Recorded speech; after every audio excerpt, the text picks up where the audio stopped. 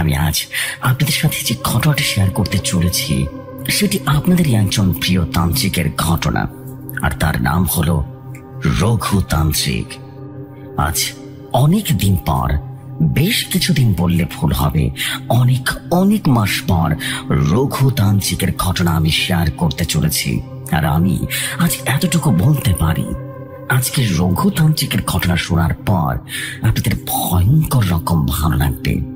আর একটা কথা, আজকের এই গল্প বাংলাদেশের মিথ আদম ধর্মের নামটির ঘটনার সাদৃশ্য ব্যবহার করা হবে। সামান্য সেই নামের জন্য গল্পটিকেও কপি বলে সম্বোধন করবেন না। আপনারা পুরো ঘটনাটা শুনলেই বুঝতে পারবেন আমি কোনো ঘটনা কপি করছি না। আমি আবারও বলছি, বাংলার মিথ আদম ধর্ম নামটি থেকে নেওয়া এবং ইন্সপিরেশন নিয়ে সেই ঘটনাটি লেখা।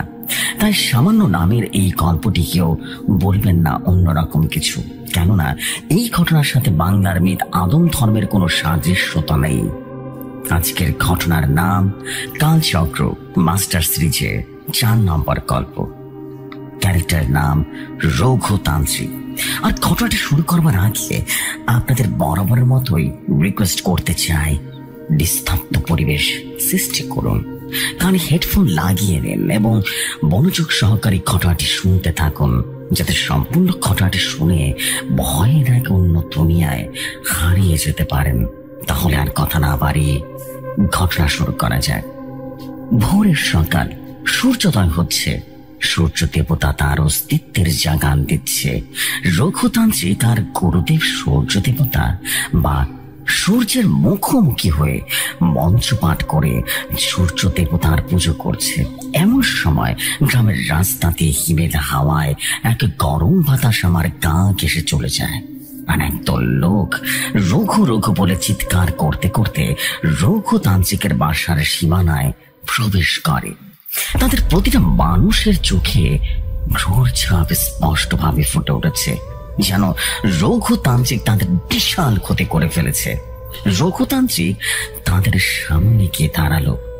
তখন একটা লোক রঘুতান্ত্রিকের সামনে এসে বলল, রঘু, তুই সকাল সকাল এতগুলো মানুষের ক্ষতি করে কিভাবে দাঁড়িয়ে আছিস? সেভাবে মনে হচ্ছে নিষ্পাপ বাচ্চা দাঁড়িয়ে আছে। ওই সবাই ধর, ওকে ধর। আমাদের ক্ষতি হয়, ক্ষতিপূরণ দিতে হবে, আর তা না হয় তখন লাঠিতে ভর করে গুরুজি রঘুতান্ত্রিকের সামনে এসে দাঁড়ালো আর কাঁপা কাঁপা কণ্ঠে জিজ্ঞেস করলো, কি হয়েছে রঘু? আপনাদের কি ক্ষতি করেছে বলুন তো? একটা লোক তখন বলে উঠলো, গুরুজি, আমি নিজের চোখে দেখেছি, আমাদের ধানের জমিতে কিছুক্ষণ আগে রোগকে আগুন দিতে দেখেছি। আমি দেখে যেই লোক ডাক দিয়েছি তখনই দৌড়ে এদিকে চলে এসেছে। তখন গুরুজি বলে উঠলো, আমার প্রিয় এলাকাবাসী, হয়তো বা আপনাদের কোনো ভুল হচ্ছে। সকাল থেকে রোগ আমার সাথে ছিল। আপনার নিশ্চয়ই আমার প্রতি বিশ্বাস ভরসা রয়েছে। যে কোনো পরিস্থিতিতে আমি কখনো মিথ্যার আশ্রয় নিই না। তবে তারপরও যদি মনে হয় আপনাদের রোগ ওর অপরাধী মনে হয় এই কাজের সাথে সম্পৃক্ত আছে, তাহলে আপনারা আমায় কিছুদিন সময় দিন। আমি খোঁজ খবর নিব, সত্যটা আপনাদের সামনে উদ্ঘাটন করব। যদি রঘু সত্যিই দোষী প্রমাণিত হয়, তাহলে আমি নিজের হাতে রঘুকে শাস্তি দেব এবং আপনাদের ক্ষতিপূরণ দেব। কথা দিচ্ছি আপনাদের। কারো কি কোনো কথা বলার আছে এখন? তখন একটা বৃদ্ধ লোক সামনে এসে বলল, গুরুজি, আমরা সবাই আপনাকে ভালোবাসি, কেননা আপনি আমাদের এই গ্রামের প্রতিটা মানুষকে নানাভাবে সাহায্য করেছেন। আপনার জন্য আজ রঘুকে ছেড়ে দিচ্ছি এবং আপনাকে সময় দিচ্ছি। আপনার উপর ভরসা আছে, আমাদের আপনি সত্যিটা গ্রামের মানুষের কাছে তুলে ধরবেন। তারপর এক এক করে গ্রামের মানুষগুলো যেতে শুরু করলো। গ্রামের মানুষগুলো যাওয়ার পর রঘুতান্ত্রিক বলল, গুরুজি, গ্রামের মানুষ এসব কি বলছে? আমি তাদের কি ক্ষতি করছি বুঝতে পারলাম না তো। আর আমি কারো ক্ষতি বা কিভাবে করতে পারি? আমি তো সেই সকাল থেকে আপনার সাথে ছিলাম। তারপর গুরুজি বলল, আমারও সেটাই তো বোধগম্য হচ্ছে না। গুরুজি তখন বলে উঠল, আমিও কিছু বুঝতে পারলাম না তারা কেন এটা বলছে। যা হোক, তোমায় একটু শহরে যেতে হবে রঘু। ওখানে একটা পরিবার নাকি পাগলের মতো হয়ে যাচ্ছে। গতকাল আমার এক বন্ধু খবর বাড়িয়েছিল, তাই তুমি সেখানে আগামীকাল সকাল সকাল সেখানে যাওয়ার জন্য রওনা দিও, কেমন? আজ আর যেতে হবে না, সকাল সকাল বাধা পড়ে গিয়েছে, আর তার সাথে কথা বলো গিয়ে, আর দেখো এর পেছনে আসলে কি কারণ রয়েছে। সন্ধ্যার সময় পূজার জন্য প্রস্তুতি নিচ্ছিল রঘুতান্ত্রিক এবং গুরুজি। ঠিক সেই সময় গুরুজির বাসায় এসে হাজির হল লম্বা দাড়ি আর মোচে ভরা মুখ নিয়ে একটা পাগলের মতো দেখতে ব্যক্তি। গায়ে সাদা রঙের একটা লুঙ্গি ও সাদা একটা কাপড় দিয়ে ঢাকা পুরো শরীরটা, কাঁধে ময়লা আবৃত ব্যাগ। লোকটিকে দেখে গুরুজি এবং রঘুতান্ত্রিক থেমে গেল। লোকটি গুরুজির সামনে এসে পায়ে হাত দিয়ে প্রণাম করলো আর বলে উঠল, গুরুজি, আমার প্রণাম গ্রহণ করুন, আমায় আশীর্বাদ করুন। তখন গুরুজি বলে উঠল, তোমায় তো আমি সব সময় আশীর্বাদ করি পলকনাথ ঠাকুর। রঘু পরিচিত, ওনার পরিচয় জ্যোতিষী বিদ্যা এবং তন্ত্রবিদ্যায় পারদর্শী। ওনার নাম জ্যোতিষী পলকনাথ ঠাকুর।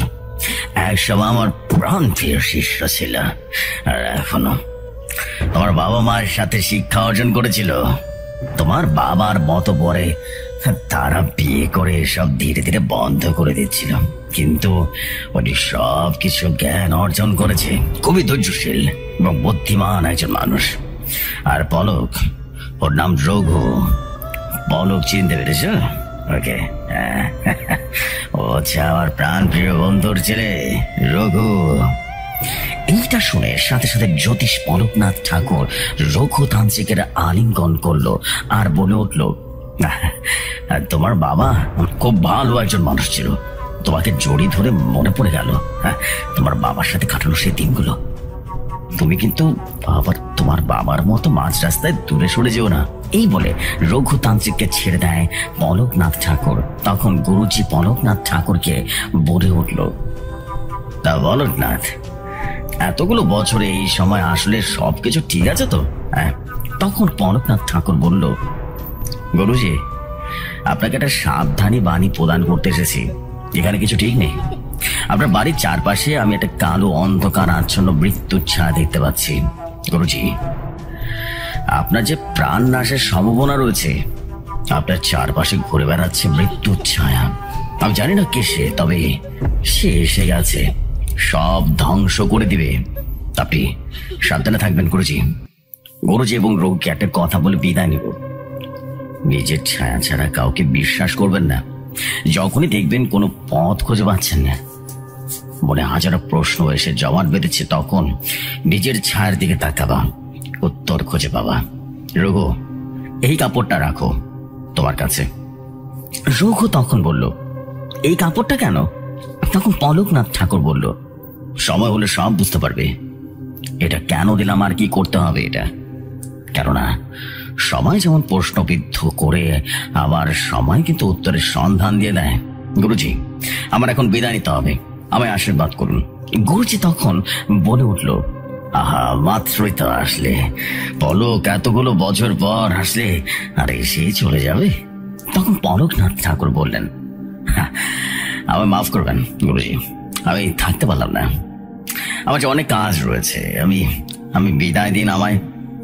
গুরুজি তখন বলে উঠল, ঠিক আছে পলক, এসো আবার। তারপর জ্যোতিষী পলকনাথ ঠাকুর চলে যায়। পলকনাথ ঠাকুর চলে যাওয়ার পর রঘুতান্ত্রিক বলে উঠল, খুবই আশ্চর্যজনক মানুষ শুনি। গুরুজি, রহস্য এখানে কথা বলে চলে গেল, কিন্তু রহস্যটা কি সেটা বললো না। তখন গুরুজি হেসে হেসে বলল, রঘু, প্রতিটা মানুষের কাজের নিয়ম থাকে, বুঝলি? আর জ্যোতিষী বিদ্যায় বিপদের আশঙ্কায় সাবধান করে দেন নিয়মটা প্রযোজ্য, কিন্তু বিস্তারিত সব বলে দিলে তার এত বছরের সাধনা শক্তি বিপজ্জনক হয়ে দাঁড়ানোর সম্ভাবনা থাকে। এমনকি তার শক্তি গ্রাস হওয়ারও সম্ভাবনা থাকে, কেননা কার সাথে কখন কি হবে সেটা তো স্বয়ং ভগবান লিখে রেখেছে। সবকিছু হে ভগবানের মহিমায় হয়। তা যাই হোক, চলো। তারপর তারা পূজা করা শুরু করলো। তারপরের দিন সকালে গুরুজির আশীর্বাদ নিয়ে বিদায় নেয় রঘুতান্ত্রিক সে লোকগুলোর রহস্য উন্মোচন করতে। এবার আসি কিছুদিন পূর্বে কি ঘটেছিল সেটা জানা যায়।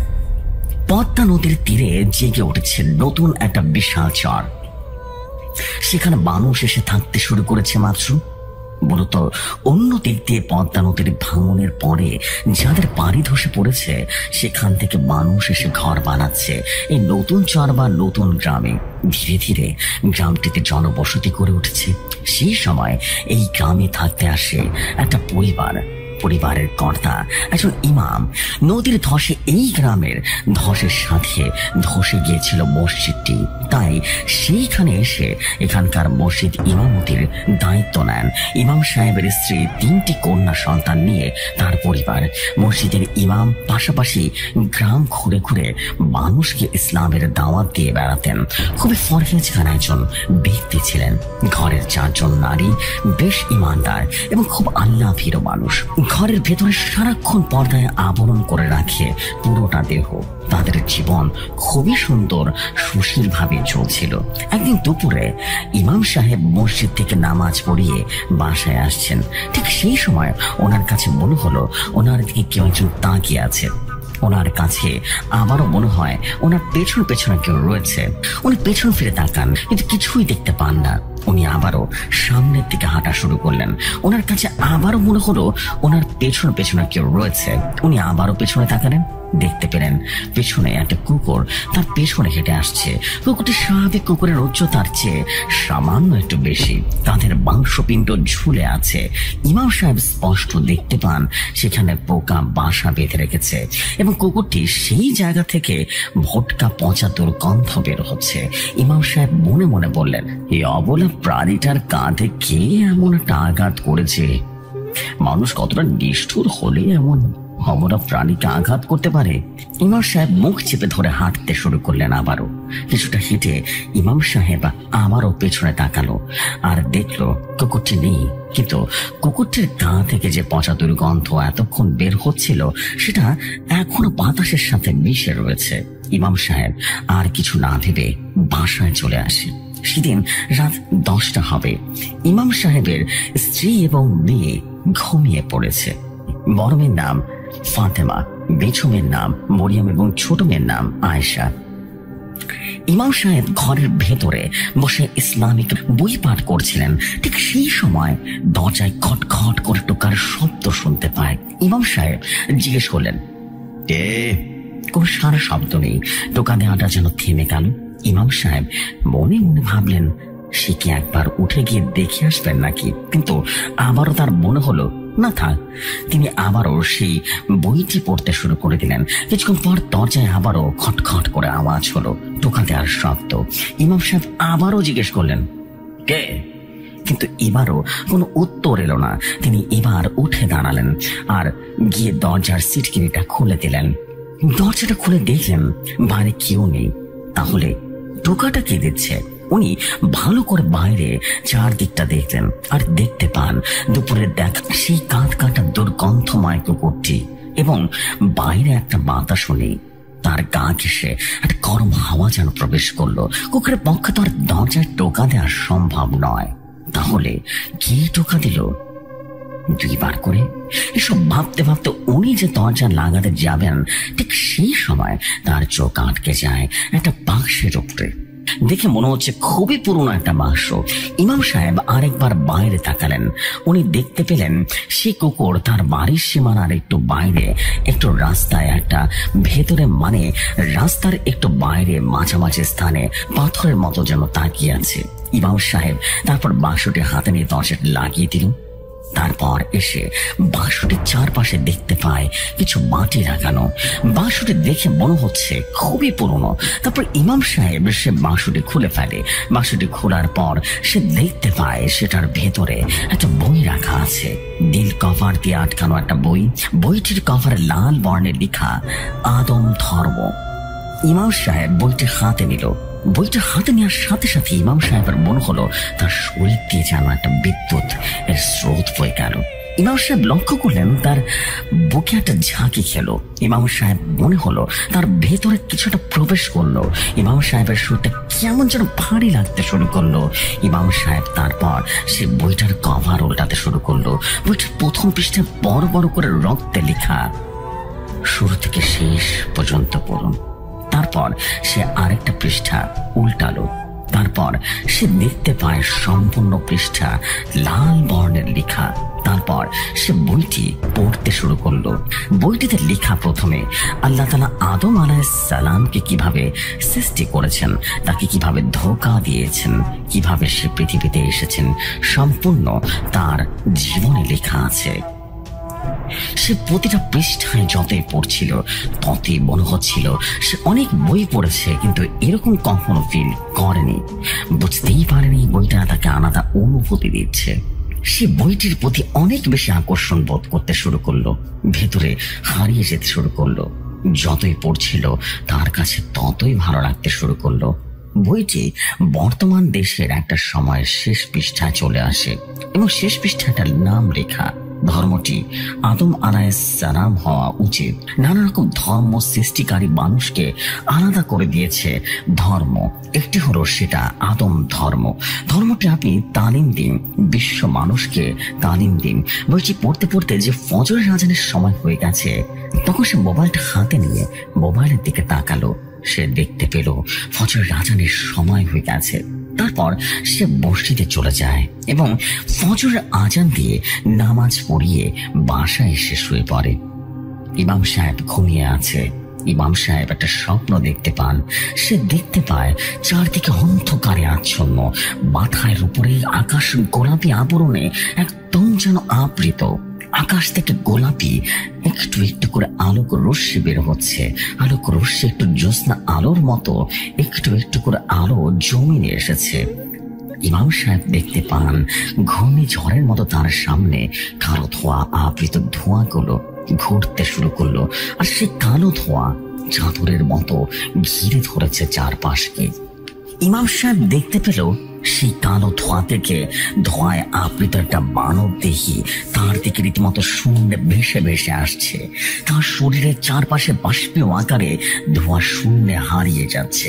ধোঁয়ার আবৃত মানবটি তার সামনে এসে বলল, তুমি সম্পূর্ণ বইটি পাঠ করে স্থান করে নিয়েছ সেই সত্তার অন্তরে, যা শুরু আছে নেই কোনো শেষ, যার মাঝে বিরাজ করে অন্ধকার সময়, যে প্রতিটা মানুষের রক্তের শিরায় শিরায় বসবাস করে।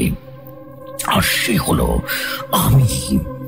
আজ থেকে তুমি শুধু ইমাম নও, তুমি রচয়িত করবে নতুন এক ধর্মের। তুমি অর্জন করেছ বীরত্ব। তুমি দাওয়াত দিবে আদম ধর্মের, যেটি মানব জীবনের সত্য ধর্ম এবং একমাত্র ধর্ম। যাও, তুমি দাওয়াত দিতে শুরু করো। মানব সভ্যতাকে তার পরিচয়, তার ধর্ম চিনতে সাহায্য করো। হ্যাঁ, তুমি পারবে। কোরআন তেলাওয়াত করা যাবে না, সেটা মিথ্যে। কোরআন মিথ্যে। ছড়িয়ে দাও আদম ধর্মকে।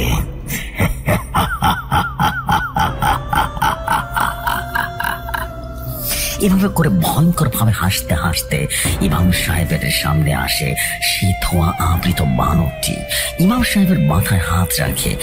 ইমাম সাহেবের মাথার চুলের কোপ দিয়ে প্রবেশ করে কালো ধোঁয়াটি তার ভেতরে, আর সাথে সাথে ইমাম সাহেবের ঘুমটা ভেঙে যায়। ইমাম সাহেব হকচকে ওঠে, তার পুরো শরীর ঘামে ভিজে একাকার হয়ে আছে। সে এইটা কেমন স্বপ্ন দেখলো বুঝতে পারছে না। ইমাম সাহেব অনুভব করে তার শরীর আগের চেয়ে কেমন যেন অদ্ভুত রকমের ভারী মনে হচ্ছে। মনে হচ্ছে স্বপ্নে দেখা সেই কালো ধোঁয়া সত্যি তার ভেতরে প্রবেশ করেছে। মাথাটা ব্যথা করছে। সে উঠে ফ্রেশ হয়ে জোহরের নামাজের জন্য আবারও মসজিদে যায়। তারপর সেদিন রাত্রে সে আবারও ঘুমিয়ে আছে। ঠিক সে আগের মতোই আবারও আরেকটা স্বপ্ন দেখে। কালো অন্ধকারে আচ্ছন্ন এবং কালো ধোঁয়ায় আবৃত মানবটি তাকে বলে উঠল, ইমাম, তোমাকে বলেছিলাম না আদম ধর্মের দাওয়াতে তুমি কি আদম সন্তান নও? তুমি কি বিশ্বাস করো না আদম এই দুনিয়ার সর্বপ্রথম পুরুষ, তোমার আদি পিতা? আদম ধর্ম যে সত্য ধর্ম, তোমার কি বিশ্বাস হচ্ছে না? তুমি কি এই ধর্ম ছড়িয়ে না দিলে, ইসলাম ধর্ম থেকে ফিরিয়ে এনে আদম ধর্মের অন্তর্ভুক্ত না করলে, তুমিও তোমাদের পরিবারের মৃত্যুর পর জাহান্নামের পূর্বে দেখতে চাও? এই দেখো, এইটা বলে ডান দিকে হাত ইশারা করলো। সে ধোঁয়ায় আবৃত বানরটি সাথে সাথে পর্দার মতো অন্ধকারে আচ্ছন্ন পর্দাটি সরে গিয়ে আগুনের শিখা ঝলঝল করে জ্বলে উঠল। আগুনের দেখা পেল সেই ইমাম সাহেব। লাভা যেন টকবক টকবক করে চলছে চারিদিকে। অত্যন্ত লাভার তাপ ছুঁয়ে গেল ইমাম সাহেবের গায়ে। কোটি কোটি নারী পুরুষ টকবক টকবক করে জ্বলে পড়ে ছাই হয়ে যাচ্ছে। সবাই চিৎকার করছে লাভার আগুনে। ইমাম সাহেব কান ধরে বসে পড়ল।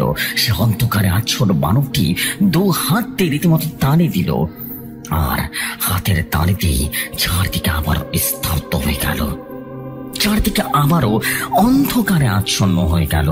অন্ধকারে আচ্ছন্ন বানরটি ইমাম সাহেবকে বলল, এটাই জাহান্নাম। তুমি কি চাও এই জাহান্নামের শাস্তি ভোগ করুক তোমার পরিবার এবং প্রতিবেশীরা? নিশ্চয়ই না। যদি না চাও তাহলে ছড়িয়ে দাও আদম ধর্মকে। কি করবে তো? ইমাম সাহেব তখন বলে উঠল, হ্যাঁ, আমি করব, আমি করব। ইমাম সাহেবের স্ত্রী দেখতে পান ইমাম সাহেব ঘুমের ভিতরে বিড়বিড় করে কথা বলছেন আর বলছেন, হ্যাঁ আমি করব। কথার শব্দে ইমামের স্ত্রীর ঘুমটা ভেঙে যায়। তখন সে ইমাম সাহেবকে ধাক্কা দিতে, তার শরীরে হাত দিতে দেখতে পায় ইমামের শরীর একদম যেন শীতল হয়ে আছে। ইমাম সাহেবের স্ত্রী ভয় পেয়ে যায়, ইমামকে ধাক্কা দিতে থাকে। ইমাম হকচকিয়ে ওঠে, বড় বড় করে নিঃশ্বাস নিতে শুরু করে ইমাম সাহেব। ইমামের স্ত্রী জিজ্ঞেস করলো, কি হয়েছে তোমার? ইমাম তখন তার স্ত্রীকে সমস্ত ঘটনা খুলে বলল, তার স্বপ্নের ব্যাপারে। তার স্ত্রী তখন তাকে বলল, আরে এটা খারাপ একটা স্বপ্ন, এছাড়া কিছু নয়।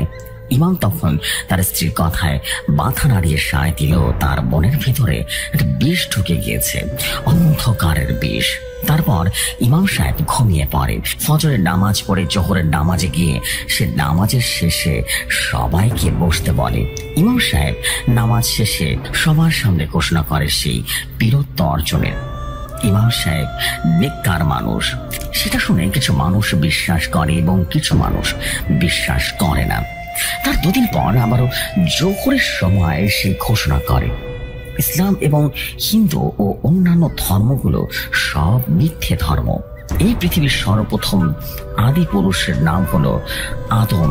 তাহলে আর আদম যেভাবে নিজের জীবন কাটিয়েছে, আমাদের উচিত সেভাবে কাটানো।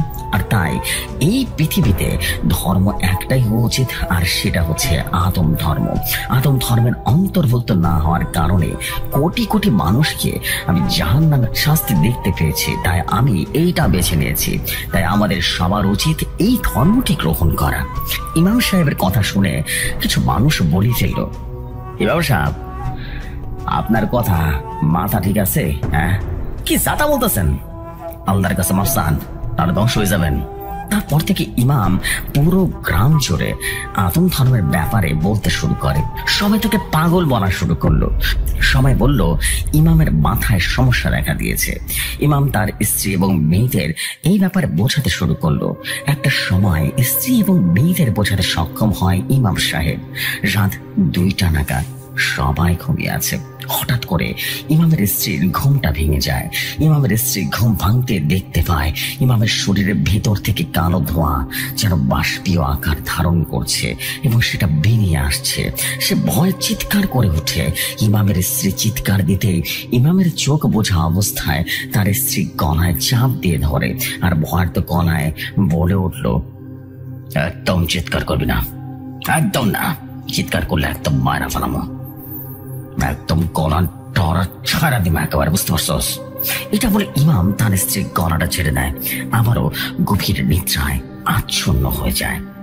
ইমামের স্ত্রী তখন খক খক করে কাশতে শুরু করলো। তার গলায় 5টা আঙ্গুলের ছাপ যেন একদম পড়ে গেছে। ইমামের স্ত্রী বুঝতে পারছিল না তার স্বামী কেন এমন করছে, আর তার স্বামী তো নিদ্রায় আচ্ছন্ন হয়ে আছে, যেন তার স্বামী করেনি এটা। নিদ্রায় কোনো খারাপ স্বপ্ন দেখে তার গলা নিদ্রান্বিত অবস্থায় ধরে ভেবে যে বিষয়টা আমলে নেয় না। তার স্বামী শরীর ভেদ করে শরীরটা ভেতর থেকে যে কারো ধোঁয়া বের হচ্ছিল সেইটা যেন ভুলে গিয়েছে। তারপর সেও শুয়ে পড়ে। তার পরের দিন সকালে ফজরের নামাজ পড়াতে ইমাম সাহেব যায় না এবং নিদ্রা থেকে ওঠে না। তার স্ত্রী ভাবে হয়তোবা তার স্বামী অসুস্থ, তাই তাকে ডাক দেয় না। কিন্তু বিপত্তিটা বাজে তখন, যখন ইমামের 3 মেয়ে নামাজ পড়ে কোরআন তেলাওয়াত করছিল। ইমামের 3 মেয়ে নামাজ আদায় করে নামাজে বসে বিড়বিড় করে কোরআন তেলাওয়াত করছিল। ঠিক তখনই ইমাম সাহেবের ঘুমটা ভেঙে যায়। সে রাগান্বিত অবস্থায় বড় মেয়ের চুলের মুঠি ধরে ফেলে আর দাঁত কামড়ে রাগান্বিত অবস্থায় বলে উঠল, ঝগড়া কইছি কোরআন পড়বি না, তাহলে কেন পড়তাছস বল। চুলের মুঠি ধরে তার মেয়েকে মারতে শুরু করে আর 2 মেয়ে থামাতে আসতে তাদের দুজনকে ধাক্কা দিয়ে দূরে ছড়ে ফেলে দেয়। তারা তখন একটা জিনিস দেখে যে তাদের বাবার চোখের সাধারণ অবস্থা বেশি কালো, একদম যেন কালো। তাদের বাবার চোখ তো এমন নয়। তারপর ইমাম সাহেব বলে উঠল, জীবনে তোরা আর কোরআন পড়বি না, বুঝতে পারছস? আবারও যদি কখনো পড়ছস মারা ফেলামো, একদম মারা ফেলামো, কয়েকটা টুকরা টুকরা করে কুত্তায় খাওয়া দিব। এইটা বলে ইমাম সাহেবের আবারও কি যেন হয়ে যায়। ইমাম সাহেব দেখতে পায় তার বড় মেয়ে তার পায়ের কাছে। তখন সে হক চুকিয়ে উঠে বলে, কি রে মা, তুই আমার পায়ে কেন? কি হয়েছে? আমি তো ঘুমাইছিলাম। এখানে আসলাম কখন? সকাল তো হয়ে গেছে, নামাজের সময় হচ্ছে, ডাকতেছে না কেন? আল্লাহ, আমি তো মসজিদে নামাজ পড়াতে পারলাম না আজকে। কি হয়েছে? ওঠ না, আর বলতেছিস না কেন?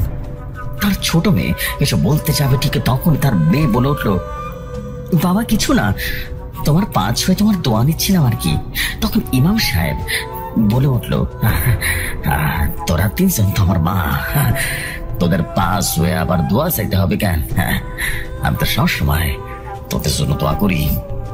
আর তোর চুল এমন অগোছালো গে, মুখে গালে কিসের চিহ্ন এগুলা? ব্যথা বেদি কখন? তখন তার বড় মেয়ে বলে উঠলো, কিছু না বাবা, নামাজ পড়ে ওঠার সময় হোঁচট খেয়ে পড়ে গিয়েছিলাম আর কি। সকাল 9টার দিকে ইমাম আদম ধর্মের দাওয়াত দিতে বাইরে চলে যায়। তখন ইমামের বড় মেয়ে তার স্ত্রীকে বলে, আম্মু, বাবা হঠাৎ কেমন যেন করছে, আমি না বুঝতে পারছি না। বাবা তো আমাদের জীবনেও এভাবে ভালোবেসে মা ছাড়া কথা বলে না, আর গায়ে তো কোনোদিনও হাত তোলেনি, আজ কোরআন পড়ছি দেখে হাত তুললো। এই বলে তার মাকে জড়িয়ে ধরে কেঁদে ফেললো। তখন ইমামের স্ত্রী তার মেয়েকে রাতের ঘটনাটা খুলে বলে আর বলে, আমার কিছুই ভালো দেখতেছে না রে মা, তোর বাবা হঠাৎ করে কি হয়ে গেল যেন, কেমন যেন উৎফট আচরণ করতেছে, উৎফট করা বলতেছে, কি একটা আদম ধর্মের কথা বলতেছে, আমার বলতেছে বীরত্ব অর্জন করছে নাকি পীর হয়ে গেছে। ভাই, ওনার ইমান এত দুর্বল হয়ে গেল কিভাবে? কেন জানি মনে হইতেছে তোর বাবা আর তোর বাবার ভিতরে নাই, অন্য কিছু মনে বশ করছে তারে। শয়তানের দৃষ্টি পড়েনি তো আবার তোর বাবার উপরে? হায় আল্লাহ, আল্লাহ তুমি রক্ষা করো। ইমামের বড় মেয়ে বলে উঠলো, আম্মু, আমাদের মনে হয় কোনো আলেম না হয় কবিরাজের সাথে একটু কথা বলা দরকার। বাবার চোখে আমি দেখেছিলাম ভয়ঙ্কর হিংস্র ছিল, আর আমার গায়ে হাত তোলার পর আবারও এমন ভাবে কথা বলছিল যেন কিছুই হয়নি। আমিও বাবাকে কিছু বুঝতে দিইনি, বাবার কিছু হলে আমাদের কি হবে? তখন তার স্ত্রী তার মেয়েকে বলে উঠলো, ঠিক আছে, বিকেলে একজন আলেমের কাছে যাব, তাড়াতাড়ি না গেলে কিছু ঘটে যেতে পারে। তারপর বিকেলে আলেমের কাছে যায়, আলেমকে সমস্ত কথা বিস্তারিত বলে। আলেম বলে, আমি আগামীকাল বিকেলে আপনাদের বাসায় যাবো, কেমন? আর দেখে আসবো কি করা যায়। তারপর সেখান থেকে ইমামের স্ত্রী চলে আসে। বিকেলে গ্রামের মানুষ জড়ো হয়ে বলছিল, ইমাম সাহেবের কি হয়েছে? এসব কোন ধরনের কথা? আদম ধর্ম, এ ধর্মের কোনো নাম তো কোনোদিন শুনি নাই, পাগল হয়ে গেছে উনি সুনিশ্চিত। তাকে মসজিদের দায়িত্ব থেকে স্থগিত করতে হইব, বুঝতে পারছেন? আর ইমাম যদি আবারও এরকম পাগলের মতো উদ্ভট কথা বলে, তারা কিন্তু মায়েরা তারাই দেবো, বললাম গণ ধরাই দেবো। ওনার জন্য গ্রামের ছেলে মেয়ে সবাই রীতিমতো ভুল রাস্তায় চলে যাবে কিন্তু, বুঝতে পারছেন? বিকেলে ইমাম সাহেবের বাসায় আলেম আসে। আলেম আসতেই তার শরীরটা কেমন জানি ভারী মনে হচ্ছিল, আর অদৃশ্য এক আষ্টে গন্ধ পুরো বাড়িটাকে ঘিরে রেখেছে। আলেম সাহেবের শরীরের লোমগুলো রীতিমতো শিরশিরিয়ে জেগে উঠল, তার শরীরের উষ্ণতা বৃদ্ধি পেল। আর আলেম ধীরে ধীরে হেঁটে দরজার সামনে এসে ডাক দিল। ইমাম বাইরে এসে আলেমকে দেখে তাকিয়ে থাকে কিছুক্ষণ। ইমাম আলেমের সামনে গেল আর বলল, আলেম সাহেব, আপনি হঠাৎ আমাদের বাড়িতে? যাও, কেমন আছেন? এটা বলে হাতটি এগিয়ে দিল। আলেম ইমামের হাতটিতে হাত মিলাতেই আলেমের শরীর ঝাঁকি দিয়ে উঠল। আলেম দেখতে পায় চারদিকে ঘুটে অন্ধকার। আকাশটা মুহূর্তে যেন গোলাপি হয়ে গেল। একটা বিশাল চোখ তার দিকে তাকিয়ে আছে। চোখের ভেতরে যেন আশেপাশে আলো শুষে নিয়ে অন্ধকারকে আবদ্ধ করে ফেলেছে।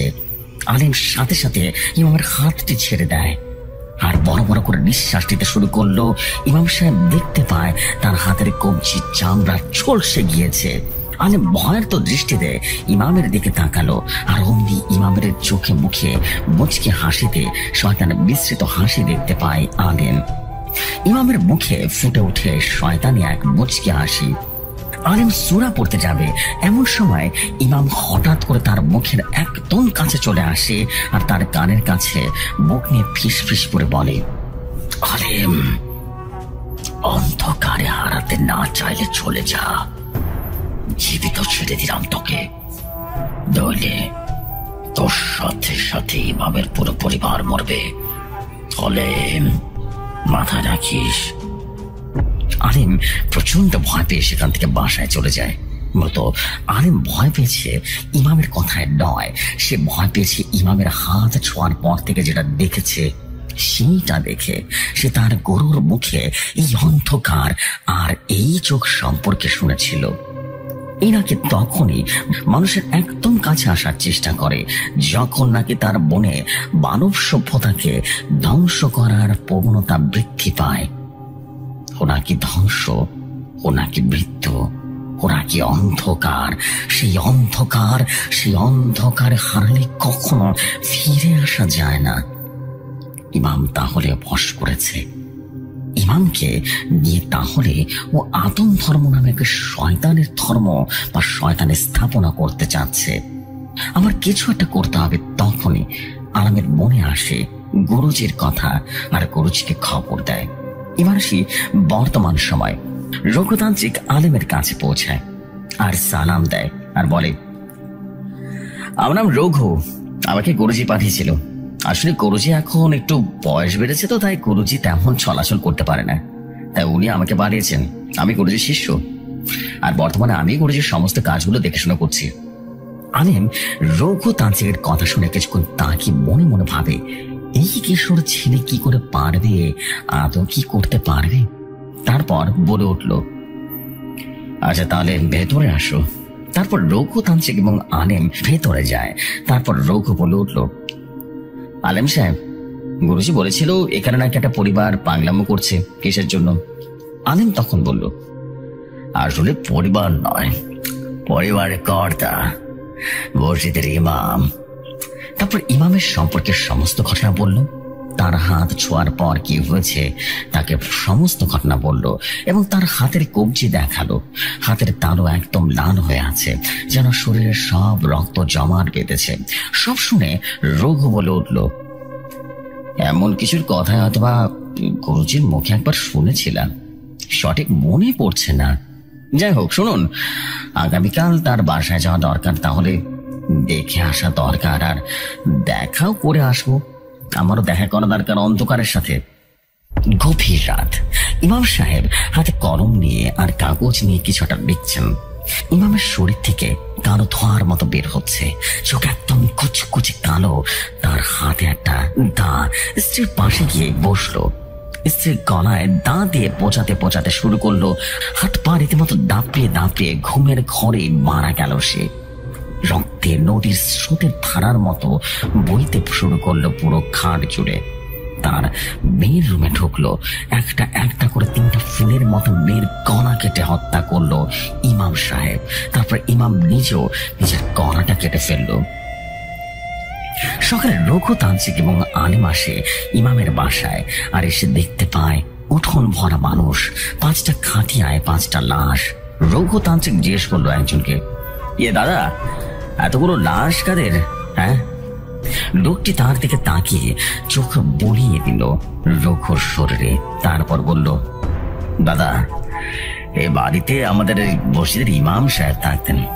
গতকাল রাতে সে তার পরিবারকে হত্যা করে তারপর নিজেই আত্মহত্যা করেছে। রঘু শুনে তার চোখ যেন বিস্মিত হয়ে বড় বড় হয়ে গেল। রঘু তখন কি মনে করে জানি চোখ বুঝে বিড়বিড় করে মন্ত্র পড়তে লাগলো। রঘু দেখতে পায় ইমামের ঘরের উপরে বাটি অব্দি চাদরের মতো কালো খুটখুটে অন্ধকার পুরো বাড়ির রীতিমতো ঝরিয়ে ধরার মতো আলিঙ্গন বদ্ধ করে রেখেছে। রঘু আলিমের দিকে তাকিয়ে তারপর বলল, আলেম সাহেব, আমি আসতে একটু দেরি করে ফেললাম। একদিন পর রঘু বাসায় আসে। বাসায় এসে গুরুজিকে ডাক দিতে থাকে এবং ডাক দিতে দিতে তার ঘরে প্রবেশ করে। রঘু দেখতে পায় গুরুজি ঘুমিয়ে আছে।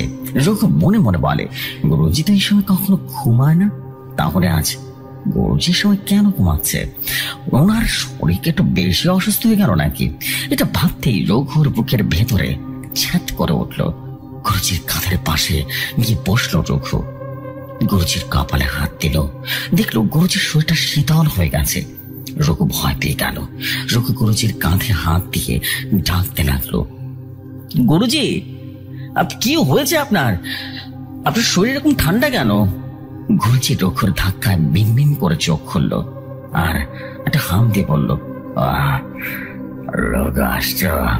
এই বলে গুরুজি উঠে বসলো আর বলল, আমার কিছু হয়নি, এত ভয় পাচ্ছিস কেন বোকা ছেলে? এই বলে গুরুজির লাঠি ছাড়া উঠে দাঁড়ালো। রঘু বিস্মিত চোখের গুরুজির দিকে তাকালো। গুরুজির লাঠি ছাড়া দাঁড়ানো, আবার সবল শরীরে লাঠি ছাড়া দাঁড়িয়ে আছে, এইটা কিভাবে সম্ভব? রঘু এমন বিস্মিত চোখে তাকিয়ে থেকে গুরুজিকে জিজ্ঞেস করলো, কি রে, এভাবে তাকিয়ে আছিস কেন? অবাক হচ্ছিস? আমি কি বুড়ো হয়ে গেছি নাকি সে লাঠি লাগবে? এই লাঠি ছাড়া আমি অনেক কিছু করতে পারবো। আমি তোর থেকে জোয়ান আছি এখনো।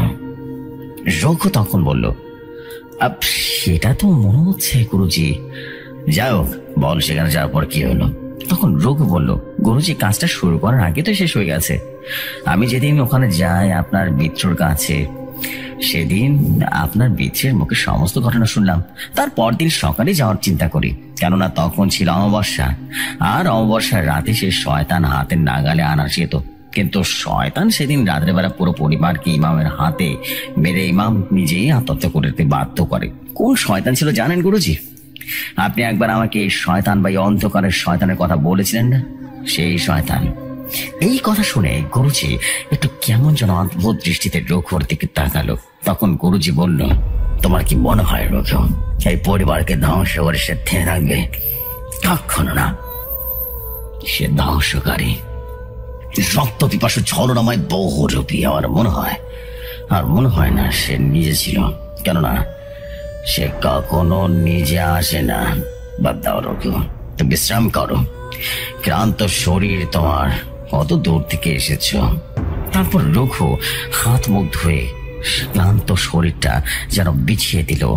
চোখের মাঝে রীতিমতো ঘুমের মেঘ নেমে আসে আর গভীর ঘুমের তলদেশে হারিয়ে যায় রঘু তান্ত্রিক। তারপরের দিন সকালে গ্রাম জুড়ে মানুষের হই হুল্লোতে রঘুর ঘুম ভেঙে যায়। ঘুম ঘুম চোখে রঘু রীতিমতো দরজা খুলে বাইরে আসতে দেখে এক ঝাঁক মানুষ দৌড়ে খালের দিকে যাচ্ছে। সেখানে গ্রামের একজন মানুষকে ডাক দিয়ে জিজ্ঞেস করে রঘু, ও আজিজ চাচা, সকালে এভাবে সবাই দৌড়ে সবাই যাচ্ছেটা কোথায়? হ্যাঁ, ডাকাত তোলো নাকি আবার গায়ে? তখন আজিম চাচা বলে উঠল, বাতিজা, ডাকাত পড়ে নাই, তার সাইতে বড় কিছু হইয়া গেছে। বিরান পালের 8টা গরু ময়রা গেছে, কে জানি খালের পারে হালায় রাখছে। সকাল থেকে এত খোঁজাখুঁজি করে এখন খবর পাইছি মিলনের 8টা গরু ভয়ঙ্কর ভাবে কে জানি মারা খাইছে, একেবারে হালাই রাখছে। তখন রঘু বলে উঠলো, কি বলেন চাচা এগুলো? চলেন তো দেখি, তাড়াতাড়ি লন, এই বলে রঘুতান্ত্রিক সাথে সাথে তার খালের পাড়ে যেতে শুরু করলো। গিয়ে দেখতে পায় একটা গরুই বন্ধ কাটা, মাথা নেই, পেটের নির্দিষ্ট এক জায়গায়, সব কাটার নির্দিষ্ট এক জায়গায় কাটা, ভরি সেখান থেকে বেরিয়ে আসছে। গরুতে চুল পরিমাণও রক্তের অবশিষ্ট বেঁচে নেই। এভাবে কোনো মানুষ পশুকে মারবে সেটা দেখতেও মনে হয় না। কারোর চোখে না পড়লেও একটা জিনিস রঘুর চোখে এড়াতে পারলো না। গরুর গলার ঢোর এবং পেট থেকে হালকা কালো ধোঁয়া বেরিয়ে যাচ্ছে। এরপর থেকে কিছুদিন পরপরই এমন ঘটনা ঘটতে শুরু করে। কারো গরু ছাগল রীতিমতো নিখোঁজ হয়ে যায়। নদী ও জমিতে ক্ষত বিক্ষত দেহটা পড়ে থাকতো। রঘুতান্ত্রিক একদিন রাতের ঘুম ভেঙে যায়। সে দেখতে পায় গুরুজি তার পাশে নেই। গুরুজি সচরাচর এক ঘুমে সকাল হয়ে যায়, রাতে উঠেন না। তার উপরে গ্রামের পশু পাখি এমন মৃত্যু, তো রঘু ভাবে হয়তো গুরুজির প্রকৃতির ডাকে সাড়া দিতে গেছে। সে ভেবে রঘুতান্ত্রিক ঘুমিয়ে পড়ে। এমন করে গুরুজি প্রতিদিন রাতে কোথায় যেন চলে যায়। তখন রঘুর মনে একটা প্রশ্ন আসে, গুরুজি আগে তো কখনো রাত্রে ঘুমালে সকালে বের হতো, বাইরে তো যেত না, কিন্তু গুরুজি এখন প্রতি রাতে কোথায় যায়? তারপর আবারও গুরুজিকে দেখে মনে হচ্ছে সে বয়স আন্দাজে আরো বেশি স্ট্রং। এমন হওয়ার তো কথা নয়। আবারও গুরুজির মাঝে অদ্ভুত আচরণ করছে, কিন্তু কেন? আমি পদ্মার চর যাওয়ার পর কি এমন হলো? না না, আমি গুরুজিকে নিয়ে এসব কি ভাবছি? মহাদেব, আমায় ক্ষমা করো, আমাকে দেখতে হবে, ক্ষতি নেই। গুরুজি প্রকৃতির ডাকে সাড়া দিতে গেলে ঠিক আছে, তখন আমায় দেখলে কি বলবো? আমি তো এসেছি প্রস্তাব করতে। তারপরের দিন রাত্রিবেলা আমি আর ঘুমাই না। গভীর রাতে গুরুজি উঠে বসে এবং আমার দিকে এক নজর তাকায়। রঘু মিন চোখে অল্প করে তাকায় এবং গুরুজি উঠে বাইরে চলে যায়। দরজা না খুলে দরজা ভেদ করে বাইরে চলে যায়। রঘু যেন বিস্মিত চোখে তাকিয়ে থাকে আর বলে, গুরুজি এই মঞ্চের কথা তো কখনো বলেনি আমায়। তারপর রঘু ধীরে ধীরে উঠে দরজার হালকা ফাঁক করে বের হয়ে যায়। সে দেখতে পায় গুরুজি রাস্তার দিকে চলে যাচ্ছে। রঘু পিছু নিতে শুরু করে। গুরুজি এগোতে থাকে। গুরুজি একটা বাড়িতে ঢুকে পড়ে। বাড়িতে ঢুকে রীতিমতো গুরুজি গোয়াল ঘরে ঢুকলো। রঘু এগোতে লাগলো। রঘুকে দেখতে পেল গুরুজির হাতের নখ শকুনের ঠোঁটের মতো সোজানো হয়ে গেল। এইটা দেখে রঘু আর দেরি না করে সাথে সাথে বলে উঠল, গুরুজি আপনি তাহলে এসব করছেন? গুরুজি পেছনে তাকায় আর দেখতে পায় রঘু দাঁড়িয়ে আছে। রঘু এগোতে যাবে গুরুজির দিকে, সে সময় গুরুজি তার হাতের লাঠি দিয়ে মাটিতে বাড়ি দেয়। চারদিকে অন্ধকার ঢেকে যায়। রঘু তখন বলে উঠল, গুরুজি আপনি সব কেন করছেন? কি হয়েছে আপনার? তখন গুরুজি বলে উঠল, কি হয়েছে আমার? আমার শুধু রক্ত মাংস খেতে মন চায়, তাই তাজা গরুর মাংস খায়। মানুষের মাংস তো খায় না। সামনে আয় আমার। রঘু 2 কদম পা এগোতেই রঘু দেখতে পায় তার পায়ের নিচে মাটি ফেটে চারিদিকে গোল করে আগুনের শিখায় জ্বলে উঠল। রঘু নিচে তাকাতেই দেখতে পায় কালো জাদুর শয়তানের পূজায় ব্যবহার করা সেই নকশা। মাটি থেকে কালো ধোঁয়া বেরিয়ে আসছে, চারিদিকে সুটকি পচা গন্ধে ভরে যাচ্ছে। তখন হঠাৎ করে বলে ওঠে রঘু। রঘুর কণ্ঠটির দিকে তাকিয়ে দেখে তার পেছনে সেই জ্যোতিষী পলকনাথ ঠাকুর। রঘুর হাত পা মাথা পুরো শরীর থেকে কালো ধোঁয়া বের হতে থাকে। জ্যোতিষী পলকনাথ ঠাকুর একটা দূরে বৃত্তের ভেতরে প্রবেশ করে। পলকনাথের শরীর থেকেও তখন কালো ধোঁয়া বের হতে থাকে। তারা দুজনেই কালো ধোঁয়ায় পরিণত হয়ে মিশে যেতে থাকে। তখন গুরুজি বলে উঠল,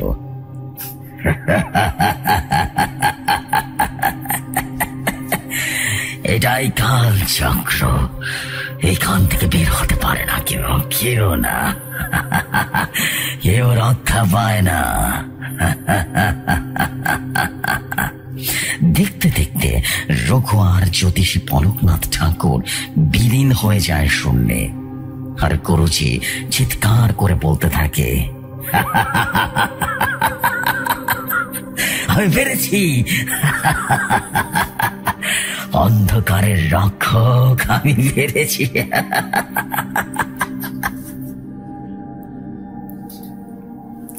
আজ এই পর্যন্তই প্রিয় লিসনার্সগণ। পরিশেষে আজকের গল্প কালচক্র 1 এবং 2 রিলেটেড প্রশ্ন রেখে যেতে চাই জেফরি খান ভাই এবং প্রিয় লিসনার্সগণ, আপনাদের কাছে অবশ্যই আগামী শুক্রবার কালচক্র 2 নিয়ে আমি হাজির হব এবং প্রশ্নগুলোর উত্তর বা গল্পের মাধ্যমে আশা করি উত্তর পেয়ে যাবেন। প্রশ্ন 1, গুরুজি কেন পশু শিকার করে? তাদের খাচ্ছে বা রঘু কালচক্রে কেন ফেসে গেল? আজকের গল্পটি আকারে অনেক ছোট এবং অনেক ডার্কনেস এবং ভয়ার্থ থিম নিয়ে করা ছিল। তার মূল কারণ আমি গল্পটি তাড়াহুড়ো করে লিখতে হয়েছে। 18 ঘন্টা কাজ করার পর শরীরে মানসিকভাবে আর শক্তি থাকে না গল্প লেখার, তাও একমাত্র আপনাদের ভালোবাসার জন্য গল্পটি লেখা। ইনশাআল্লাহ সবাই সব সময়ের মতো ভালোবাসা দিবেন, আর ইনশাআল্লাহ আগামী সপ্তাহে আজকের মতো গ্যাপগুলো পূরণ করে দেব এই রহস্য ঘেরা গল্প এনে, এবং অপেক্ষা করুন সবাই কালচক্র পর্ব 2 এর জন্য। ততক্ষণ পর্যন্ত সবাই ভালো থাকুন, সুস্থ থাকুন, ভৌতিক কথার পাশে থাকুন। আসসালামু আলাইকুম, আল্লাহ হাফেজ সবাইকে।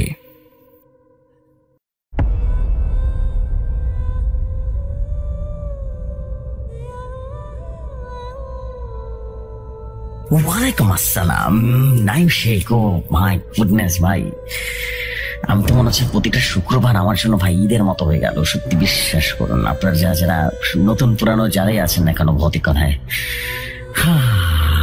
ভৌতিক কথাটা অন্যরকম একটা মোটিভে চলে যাচ্ছে মাশাআল্লাহ। And this is the most beautiful thing, believe me, beautiful thing, unbelievable একটা স্টোরি ছিল।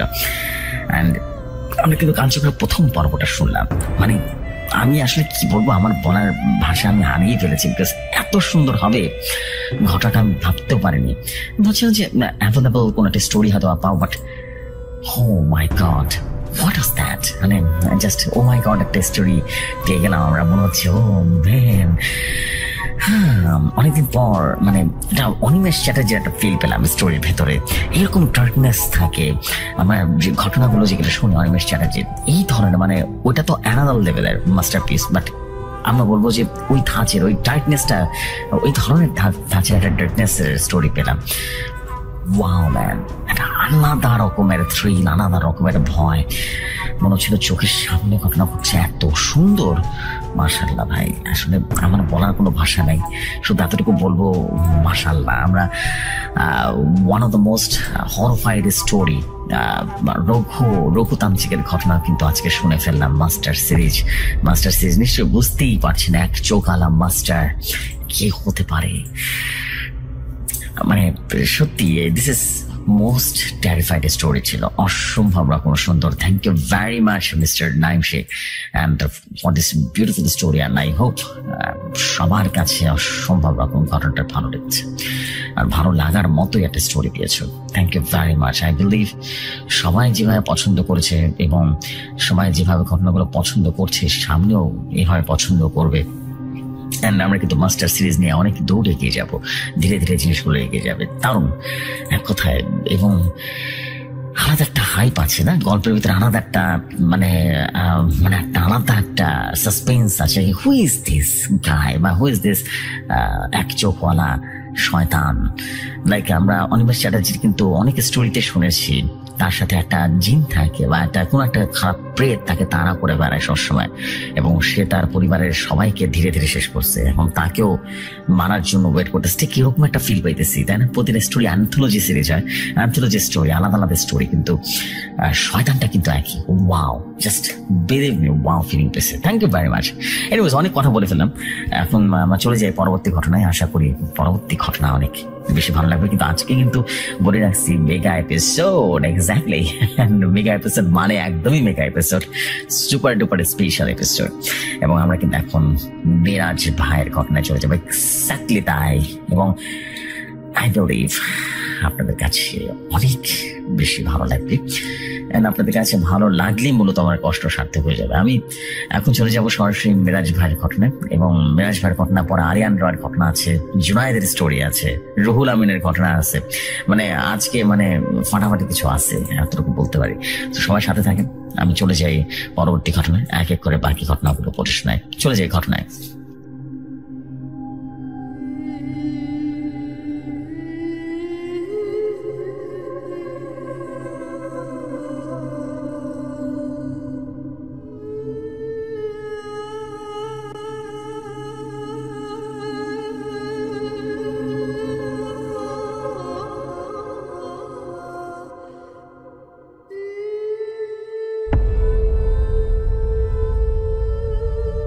ঘটনাটা আমার কাছে যেভাবে এসেছে আমি সেভাবেই পড়ছি। আসসালামু আলাইকুম প্রিয় জেফরি ভাই, আশা করি আল্লাহর রহমতে আপনি এবং আপনার পরিবারের সবাই অনেক ভালো আছেন, এবং আমার ভৌতিক কথার সকল লিসনার্সরা সবাই ভালো আছেন আলহামদুলিল্লাহ। আমিও ভালো আছি। আজকে যে ঘটনাটা বলবো, এই ঘটনাটা এর আগে কোথাও প্রচার করা হয়নি।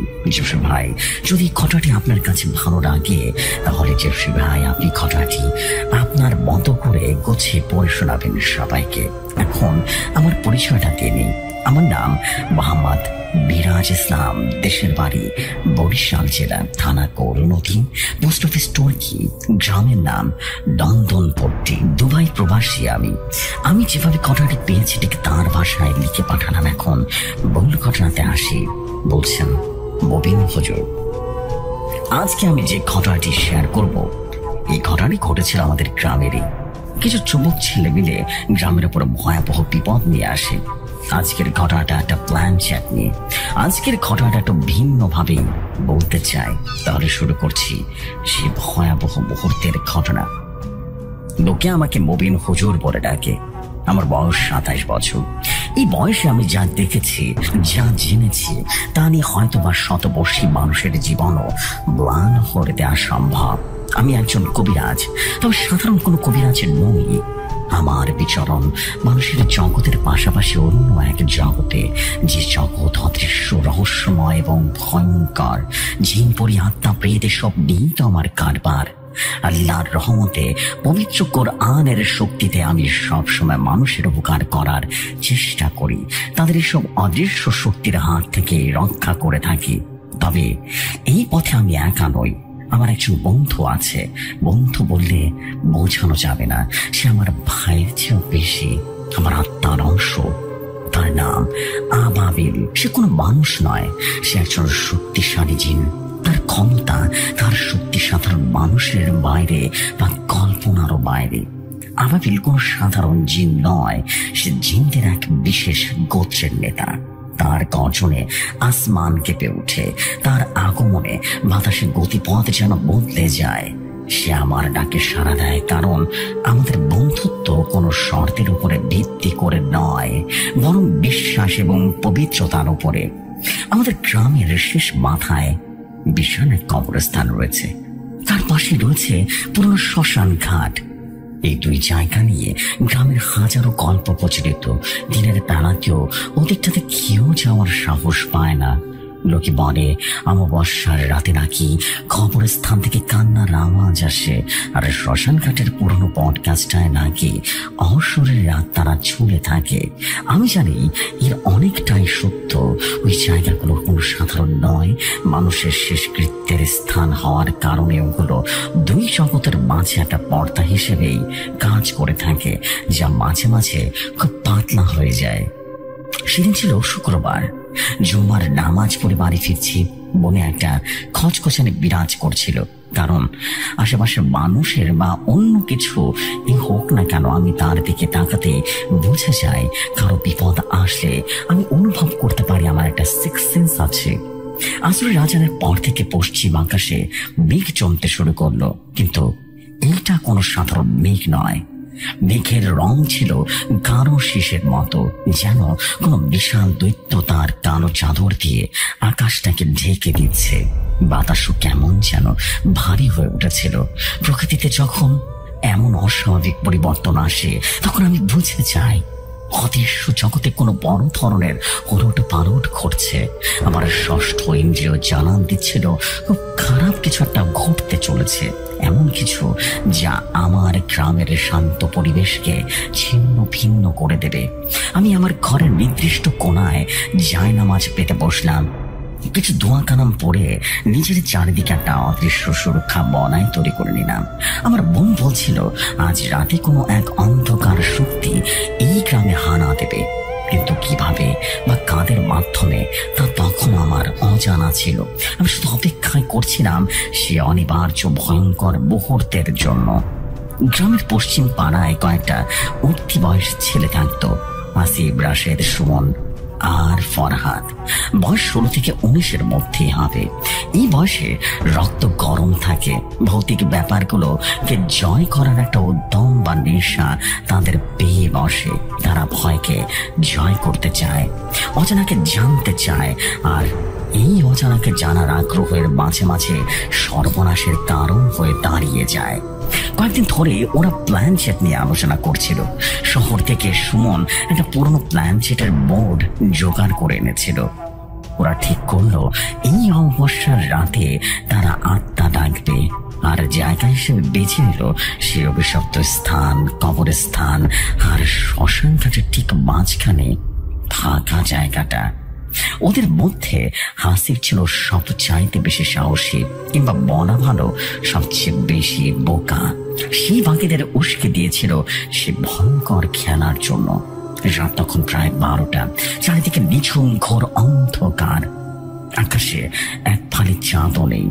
ঝিঝি পোকার ডাকটাও কেমন যেন থেমে গেছে। বাতাস পুরোপুরি স্থির, যেন মহাকালের কোনো এক বিন্দুতে সময় থমকে আছে। ওরা চারজন চুপি চুপি করে বাড়ি থেকে বেরিয়ে সে নির্দিষ্ট জায়গায় মিলিত হলো, সাথে মোমবাতি, প্ল্যানচেটের বোর্ড আর দেশলাই। ওরা চারজন বন্ধু হঠাৎ করে কিছু একটা দেখতে পায়। ওদের পাশ দিয়ে একটা কালো কুকুর এত দ্রুত ভাবে হেঁটে গেল, মনে হলো যেন দৌড়ে গেল। কিন্তু একটা কুকুর এতটা দৌড়ে যেতে পারে না, সেখানে হেঁটে হেঁটে কিভাবে গেল? বিষয়টা সেই ছেলেগুলো স্বাভাবিকভাবে নিয়ে এগোতে থাকে। কবরস্থানের সীমানা প্রাচীরের পাশেই একটা পুরনো ভাঙা মন্দিরের ধ্বংসাবশেষ পড়ে আছে। তার পাশে ওরা গোল হয়ে বসলো। জায়গাটা এমনিতেই গা ছমছমে। একদিকে সারি সারি কবর, অন্যদিকে পোড়া কাঠের গন্ধ মাখা শ্মশান। বাতাসে যেন লাশের গন্ধ ভেসে আসছে। ফরাদ একটু ভীতু প্রকৃতির ছিল। সে বারবার বলছিল, দোস্ত, এইটা তো ঠিক হচ্ছে না, চল বাড়ি ফিরে যাই। হাসিব ধমক দিয়ে বলে উঠলো, চুপ কর, ভীতুর ডিম, কিচ্ছু হবে না, আমরা তো শুধু মজা করার জন্য এসেছি। সুমন বোর্ডটা মাটিতে রাখলো। মোমবাতি জ্বালিয়ে তার মৃদু আলোয় বোর্ডের উপরে লেখা অক্ষর আর সংখ্যাগুলো অশুভ সংকেতের মতো ফুটে উঠলো। ওরা চারজন বোর্ডের উপরে রাখা পয়সার মতো দেখতে চাকতিটার উপরে আঙ্গুল রাখতো। নিয়ম মনে আছে তো? হাসিব রীতির মতো চাপা গলায় বলল, সবার চোখ বন্ধ কর, এক মনে ডাক। এখানে যদি কোনো আত্মা উপস্থিত থাকেন তবে আমাদের ডাকে সারা দিন। ওরা চোখ বন্ধ করে ডাকতে শুরু করলো। কয়েক মিনিট কেটে গেল, কিছুই ঘটলো না। রাশেদ বিরক্ত হয়ে বলল, ধুর, এসব ভাওতাবাজি, বুঝলি, একদম ভাওতাবাজি। কথা শেষ হতেই ঘটল প্রথম অঘটন। ওদের জানালা মোমবাতি দপ করে নিভে গেল, অথচ এক ফোঁটাও বাতাস বইছিল না। চারদিকে জমাট বাঁধা অন্ধকার যেন নেমে এলো। ফরহাদের গলা দিয়ে একটা ভয়ঙ্কর চিৎকার বেরিয়ে আসতে গিয়েও যেন আটকে গেল। কে কে নিভালো? সুমন কাঁপা কাঁপা গলায় বলল। হাসিব পকেট থেকে গ্যাস লাইট বের করে আবারও মোমবাতিটা জ্বালালো। আর জ্বালাতেই ওরা দেখলো ওদের আঙ্গুলের নিচের চাকতিটা নিচ থেকে সরে যাচ্ছে। ধীরে ধীরে যেন অদৃশ্য হাত ওটাকে ঠেলছে। চাকতিটা প্রথমে গিয়ে থামলো, তারপর অন্যের ঘরে। হ্যাঁ, অর্থাৎ কেউ একজন এসেছে। ছেলেগুলো বুকের ভেতরে ধরাস শুরু হয়ে গেছে। ভয় আর উত্তেজনায় অদ্ভুত বিশ্রণ তাদের আচ্ছন্ন করে ফেলেছে। রাশেদ সাহস করে জিজ্ঞেস করলো, আপনি কে? আপনার নাম কি? চাকরিটা আবারও দৌড়তে শুরু করলো। এবার আরো দ্রুত অক্ষর বিনিয়ে যে নামটা আসলো সেটা পড়ে ওদের চারজনের রক্ত পানি হয়ে গেল। দান। ফরহাদ ভয়ে জ্ঞান হারার মতো অবস্থা হলো। সে চিৎকার করে হাত সরিয়ে নিতে চাইলো, কিন্তু পারলো না। মনে হলো ওরা আঙ্গুলটাকে সুপার গ্লুতে চাকতির সাথে আটকে দিয়েছে। বাকিদেরও একই অবস্থা। এক অদৃশ্য শক্তি ওদের হাতগুলো চেপে ধরেছে। চারপাশের আবহাওয়া বদলাতে শুরু করলো খুবই দ্রুত। একটা পচা মিষ্টি গন্ধ নাকে এসে লাগলো। মনে হচ্ছে কোথাও কাঁচা মাংস পচে গেছে। কবরস্থানের দিক থেকে একটা ঠান্ডা বাতাস হয়ে গেল, যে বাতাসে মানুষের হাড় কাঁপিয়ে দেয়। হঠাৎ করে ওরা শুনতে পেল কি যেন ফিসফিস করে কথা বলছে, কিন্তু ভাষাটা মানুষের নয়, দুর্বোধ্য এবং ভয়ঙ্কর। আসিফ তখনও সাহস দেখানোর চেষ্টা করছিল। সে বলল, আমরা আপনাকে বিশ্বাস করি না। আপনি যদি সত্যি শক্তিশালী হন তবে তার প্রমাণ দিন। এটা ছিল সবচাইতে বড় ভুল। শয়তানকে চ্যালেঞ্জ করা মানে মৃত্যুকে আমন্ত্রণ জানানো। আসিফের কথা শেষ হতেই শ্মশান ঘাটের সবচাইতে পুরনো বট গাছ বর্বর শব্দ করে দুলে উঠল, যেন কোনো অদৃশ্য দানব গাছটাকে ধরে ঝাঁকাচ্ছে। এরপর ওরা যা দেখলো তা মানুষের পক্ষে দেখা সম্ভব নয়। কবরস্থানের পুরো কবর হঠাৎ করে ধসে গেল। ভেতর থেকে কফিনের ডালা খোলার মতো শব্দ হলো। এরপরে সে ভয়ঙ্কর ঘটনাটা ঘটলো। ওদের চারপাশে মাটি ফুলে বেরিয়ে আসলো অবহীন কালো ছায়া। ছায়াগুলো মানুষের মতো, কিন্তু তাদের কোনো নির্দিষ্ট আকার নেই। শুধু অন্ধকারের চেয়েও বেশি কালো দুটো চোখ আগুনের গোলার মতো চলছে। ওরা ঘিরে ধরলো ছেলেগুলোকে। ওদের ফিসফিসানি এবার স্পষ্ট হয়ে উঠল। মনে হচ্ছে হাজার হাজার পোকা যেন একসাথে কানের ভেতরে ঢুকে কিরমির কিরমির করছে। প্ল্যানচেটের চাকতিটা এবার দ্রুত গতিতে বোর্ডের এ মাথা থেকে ও মাথায় ছোটাছুটি করতে লাগলো, আর ওদের চারজনের শরীর প্রচন্ড ভাবে কাঁপতে শুরু করলো। মনে হচ্ছে কেউ যেন ওদের শরীরে হাজার হাজার ভোল্টের বিদ্যুৎ চালনা করে দিয়েছে। ওদের চোখগুলো যেন উলট পালট হয়ে সাদা হয়ে গেল, মুখ দিয়ে ক্যাঁচলা বেরোতে শুরু করলো। আর ঠিক তখনই আমার ঘরের ভেতরে জ্বালানো আগরবাতি ধোঁয়া সব যেন স্থির হয়ে গেল। আমার বুকের ভেতরটা থক করে উঠলো। আমি স্পষ্ট বুঝতে পারলাম শয়তানের ফাঁদে পা দিয়েছে গ্রামের কোনো হতভাগা। সর্বনাশের খেলা শুরু হয়ে গেছে। রাত তখন প্রায় 2টো। আমি জায়নামাজে বসে তসবিহ পড়ছিলাম। হঠাৎ দরজায় পাগলের মতো কণাঘাত শুরু হলো।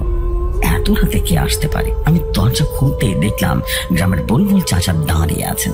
তার চোখে মুখে প্রচন্ড পরিমাণ আতঙ্ক, ভয়, মুখটা ফ্যাকাশা হয়ে গেছে। হাঁপাতে হাঁপাতে তিনি বললেন, হুজুর হুজুর সর্বনাশ হয়ে গেছে। পশ্চিম পাড়ার ছেলেগুলো খুঁজে পাওয়া যাচ্ছে না। ওদের বাড়ির লোকজন কান্নাকাটি করছে। আমার বুকের ভেতরে এক প্রকার আশঙ্কার সৃষ্টি হলো। আমি দ্রুত বলে উঠলাম, ওরা কোথায় যেতে পারে? আপনার কোনো ধারণা আছে? বুলবুল চাচা বললেন, ওদের এক বন্ধু বলেছে ওরা নাকি কবরস্থানে গিয়েছিল প্ল্যানচেট নাকি কি একটা খেলতে। শুনে আমার মাথাটা ভেতরে কেমন যেন জ্বলে উঠলো। যা ভেবেছি তাই। ওরা বাঘের গুহায় স্বেচ্ছায় ঢুকেছে। আমি চাচাকে বললাম, আপনি এখনই কয়েকজন সাহসী লোক মিলে মশাল জ্বালিয়ে আমার সাথে চলুন, এক মুহূর্ত দেরি করা যাবে না। আমি দ্রুত আমার ঘর থেকে প্রয়োজনীয় জিনিসপত্র গুছিয়ে নিলাম। একটা চামড়ার থলেতে কিছু শুকনো আদা, লবণ, কালো জিরা আর একটা আমার বহু পুরনো তসবিহ নিলাম। সবচেয়ে জরুরি জিনিসটা নিলাম একটা ছোট্ট শিশিতে ভরা জমজমের পানি। এটা কোনো সাধারণ পানি নয়, এটা প্রতিটা ফোঁটা পবিত্র কোরআনের আয়াতে পরিপূর্ণ। আমরা যখন কবরস্থানের দিকে এগোচ্ছি পরিবেশটা আরো ভয়ঙ্কর হয়ে উঠলো। বাতাসটা যেন বরফের মতো ঠান্ডা হয়ে গেল। চারিদিক থেকে অদ্ভুত সব শব্দ ভেসে আসছে। কখনো মনে হচ্ছে কোনো বাচ্চা মেয়ে কাঁদছে, আবার কখনো মনে হচ্ছে কেউ যেন তীক্ষ্ণ নখ দিয়ে টিনের চালে আঁচড় কাটছে। গ্রামের সাহসী লোকরাও রীতিমতো ভয়ে একে অপরের গা ঘেঁষে আসছে। আমরা যখন কবরস্থান আর শ্মশানের মাঝে ফাঁকা জায়গাটায় পৌঁছালাম, দৃশ্যটা দেখে আমার মনের ভেতরে আমার মতো অভিজ্ঞ মানুষের বুকেও রক্তহীন হয়ে গেল। ছেলে 4টি মাটিতে পড়ে আছে। তাদের শরীর ধনুকের মতো বেঁকে গেছে। চোখগুলো চিকড়ে রীতিমতো বেরিয়ে আসতে চাইছে। মুখ দিয়ে সাদা ফেনা বেরিয়ে যাচ্ছে। আর তারা গঁ গঁ করে আওয়াজ করছে, যেন কোনো পশুর যন্ত্রণায় কাঁদছে। তাদের চারপাশে মাটি থেকে ওঠা সেই কালো ছায়া করে তখনও নাচছিল, আর বাতাসে ভাসছে সেই পচা মাংসের গন্ধ। প্ল্যানচেটের বোর্ডটা ঠিক মাঝখানে পড়ে আছে, আর তারা চাকতিটা নিচ থেকেই ঘুরছে, যেন কোনো বিজয় উৎসব চলছে। গ্রামের লোকেরা এই দৃশ্যটা দেখে প্রচন্ড পরিমাণে চিৎকার করে ভয় পিছিয়ে গেল। আমি বুঝতে পারলাম এদের দিয়ে কোনো কাজ হবে না। আমি বসে পড়লাম আর বললাম, আপনারা সবাই দূরে থাকুন, কেউ সামনে আসার চেষ্টাও করবেন না, যা করার আমি একা করব। আমি আমার থলে থেকে লবণ বের করে ছেলেগুলোর চারপাশে একটা বৃত্ত আঁকলাম। এটা একটা সুরক্ষা বেষ্টনী। কোন সাধারণ অশুভ শক্তি এই লবণ রেখা পার করতে পারে না। তারপর আমি পবিত্র জমজমের পানি বের করে ওদের মুখে শরীরে ছিটিয়ে দিলাম। পানিটা শরীরে লাগতেই ওরা চারজন এমন ভাবে চিৎকার করে উঠল, যা কোনো মানুষের কণ্ঠ হতেই পারে না। মনে হলো ফুটন্ত তেলের মধ্যে কাউকে ফেলে দেওয়া হয়েছে। ওদের শরীর থেকে ধোঁয়ার মতো কিছু একটা বেরিয়ে বাতাসের সাথে মিলিয়ে গেল। কারো ছায়াগুলো যন্ত্রণায় ছটফট করতে লাগলো। আমিও বুঝতে পারলাম এরা কোনো সাধারণ ভূত প্রেত নয়, এদের পিছনে অনেক বড় শয়তানের শক্তির হাত আছে, যে শক্তি শুধু লবণ আর চমচমের পানিতে সরানো যাবে না। আমি ছেলেগুলোর সামনে হাঁটু করে বসলাম। আমার ডান হাতের হাসিবের কপালে রেখে সূরা ফাতিহা পড়া শুরু করলাম। আমার প্রতিটি আয়াত উচ্চারণের সাথে সাথে হাসিবের শরীরটাও বেশি মুচড়ে যেতে লাগলো, আর মুখ দিয়ে এবার অন্য এক কণ্ঠ কথা বলে উঠল, এক ভয়ঙ্কর ফ্যাস ফ্যাসে কণ্ঠস্বর। চলে যা মবিন, চলে যা, যেটা এখন আমার শিকার, আত্মা আমরা দিয়ে যাব। আমি আমার পাঠ থামাইনি। আমি জানি ভয় পেলেই হেরে যাব। আমি আরো জোরে উচ্চারণ করলাম আমার প্রয়োজনীয় সেই দোয়া। আমার কণ্ঠস্বর যেন চাবুকের মতো অশুভ শক্তির উপরে আছড়ে পড়তে লাগলো। চারপাশের তারও ছায়াগুলো এবার আমার দিকে এগোতে চেষ্টা করলো, কিন্তু লবণের বৃত্তে নাক কাকিয়ে পিছিয়ে যাচ্ছিল। তারা হিস হিস শব্দে তাদের ক্রোধ প্রকাশ করছিল। হঠাৎ করে ফরহাদের শরীরটা শূন্যে প্রায় এক হাত উপরে উঠে গেল এবং সজোরে মাটিতে আছড়ে পড়ল। তার মুখ দিয়ে এবার আর কোনো পুরুষ মানুষের কণ্ঠ নয়, এবার নারীর তীক্ষ্ণ কান্নার আওয়াজ বেরিয়ে এলো। ওরা আমায় মুক্তি দেয়নি, ওরা আমাকে পুড়িয়ে মেরেছে, আমি ওদেরকে ছাড়বো না। আমি বুঝলাম একাধিক সত্তার উপস্থিতি রয়েছে। ট্রানজিটের মাধ্যমে ওরা এমন এক দরজা খুলে দিয়েছে যেখান থেকে শুধু একজন নয়, একাধিক অভিশপ্ত আত্মার শয়তানের চেলারা এই জগতে প্রবেশ করছে। পরিস্থিতি আমার নিয়ন্ত্রণের বাইরে চলে যাচ্ছে। শুধু রোকায়া করে এদের সময়কে বসে আনা প্রায় অসম্ভব। এদের পিছনে যে মূল সত্তাটি রয়েছে সে এখনো নিজেকে প্রকাশ করেনি, সে খেলা দেখছে। আমি যখন দুর্বল হয়ে পড়বো তখন সে চূড়ান্ত আঘাত হানবে। আমার কপালে বিন্দু বিন্দু ঘাম ঝরতে শুরু করলো। শরীরটা ক্লান্ত হয়ে আসলো। অদৃশ্য শক্তির সাথে লড়াই করা মানে নিজের আত্মিক শক্তির ক্ষয় হওয়া। আমি বুঝতে পারছিলাম এই লড়াই শেষ নয়, এখন সময় হয়েছে তাকে ডাকার, যার আগমনে আসমান জমিনের শয়তানরা ভয় থর থর করে কাঁপে। এখন সময় হয়েছে আমার বন্ধু আবাবিলকে স্মরণ করার, তাকে ডাকা মানে এক ধ্বংসযজ্ঞকে আমন্ত্রণ জানানো। তার উপস্থিতি এই রক্ত মাংসের দুনিয়া সহ্য করতে পারে না। কিন্তু আজ আর পাইনি। এই চারটা নিষ্পাপ ছেলেকে তো বাঁচাতে হলে আমাকে ঝুঁকি নিতে হবে। আমি চোখ বন্ধ করে ফেললাম। বুকের ভেতরে শেষ সাহসটুকু এক করে মনে মনে সে নাম উচ্চারণ করলাম, যা শোনার জন্য শয়তানরাও অপেক্ষা করে না। আবাবিল, আমার বন্ধু, আমার সাহায্য প্রয়োজন। আমার ডাক তার কাছে পৌঁছতে এক মুহূর্ত সময় লাগলো না। আমি তাকে স্মরণ করার সাথে সাথেই প্রকৃতির নিয়ম যেন ভেঙে পড়তে শুরু করলো। প্রথমে যে পরিবর্তনটা হলো তা হলো নিঃশব্দ, এক অপার্থিব কান ফাটানো নিঃশব্দ। ঝিঝি পোকার ডাক, রাতের পাখির কিচির বিচির বাতাসের শব্দ, সব কিছুই যেন এক ঝটকায় বন্ধ হয়ে গেল। মনে হলো পুরো পৃথিবীটা নিঃশ্বাস বন্ধ করে অপেক্ষা করছে। গ্রামের লোকগুলো ভয়ে একে অপরের দিকে তাকাচ্ছে। তাদের কানে টানা লেগে যাওয়ার জোগাড় হলো। এরপর শুরু হলো ভূকম্পন।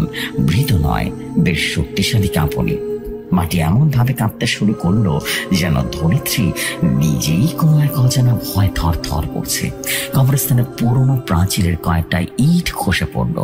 শ্মশানের বট গাছটা এমন ভাবে তুলতে লাগলো সে কোনো শব্দ উপরে আসবে। ছেলেগুলোকে ঘিরে থাকা কালো ছায়াগুলো হঠাৎ করে স্থির হয়ে গেল। তাদের উল্লাস, তাদের হিসানি থেমে গেছে। তাদের মধ্যে প্রচন্ড আতঙ্ক ছড়িয়ে পড়েছে। তারা একে অপরের সাথে মিশে গিয়ে আরো কালো, আরো ঘনীভূত হওয়ার চেষ্টা করছে, যেন কিছু একটা নিজেদের লুকাতে চাইছে। ব্ল্যাঞ্চেট বোর্ডের উপরে যে মূল সত্তাটি ভর করেছিল তার ফ্যাস ফ্যাসে কণ্ঠস্বর এবার আতঙ্কের চিৎকার করে উঠল, না না, ওকে ডাকিস না, ও আসছে, আবাবিল আসছে। এই নামটি শোনার সাথে সাথে বাকি অশরীরাও রীতিমতো ভয় চিৎকার করা শুরু করলো। তাদের চিৎকার মানুষের কান্নার মতো নয়, বরং শত শত শিয়াল একসাথে ডেকে উঠলে যেমন শোনায় ঠিক তেমনই। এরপর আকাশ লাল হয়ে গেল।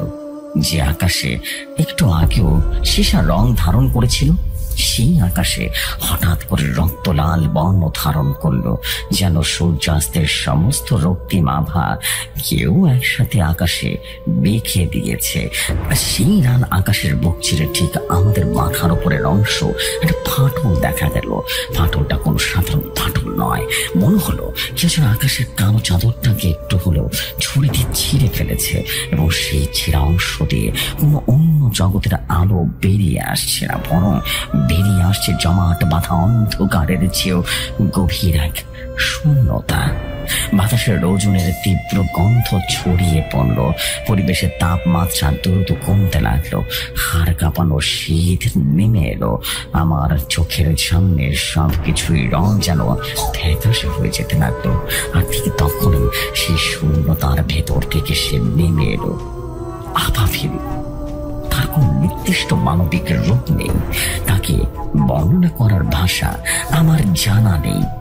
সে যেন ঝড়, বিদ্যুৎ আর অন্ধকারের এক জীবন্ত মিশ্রণ।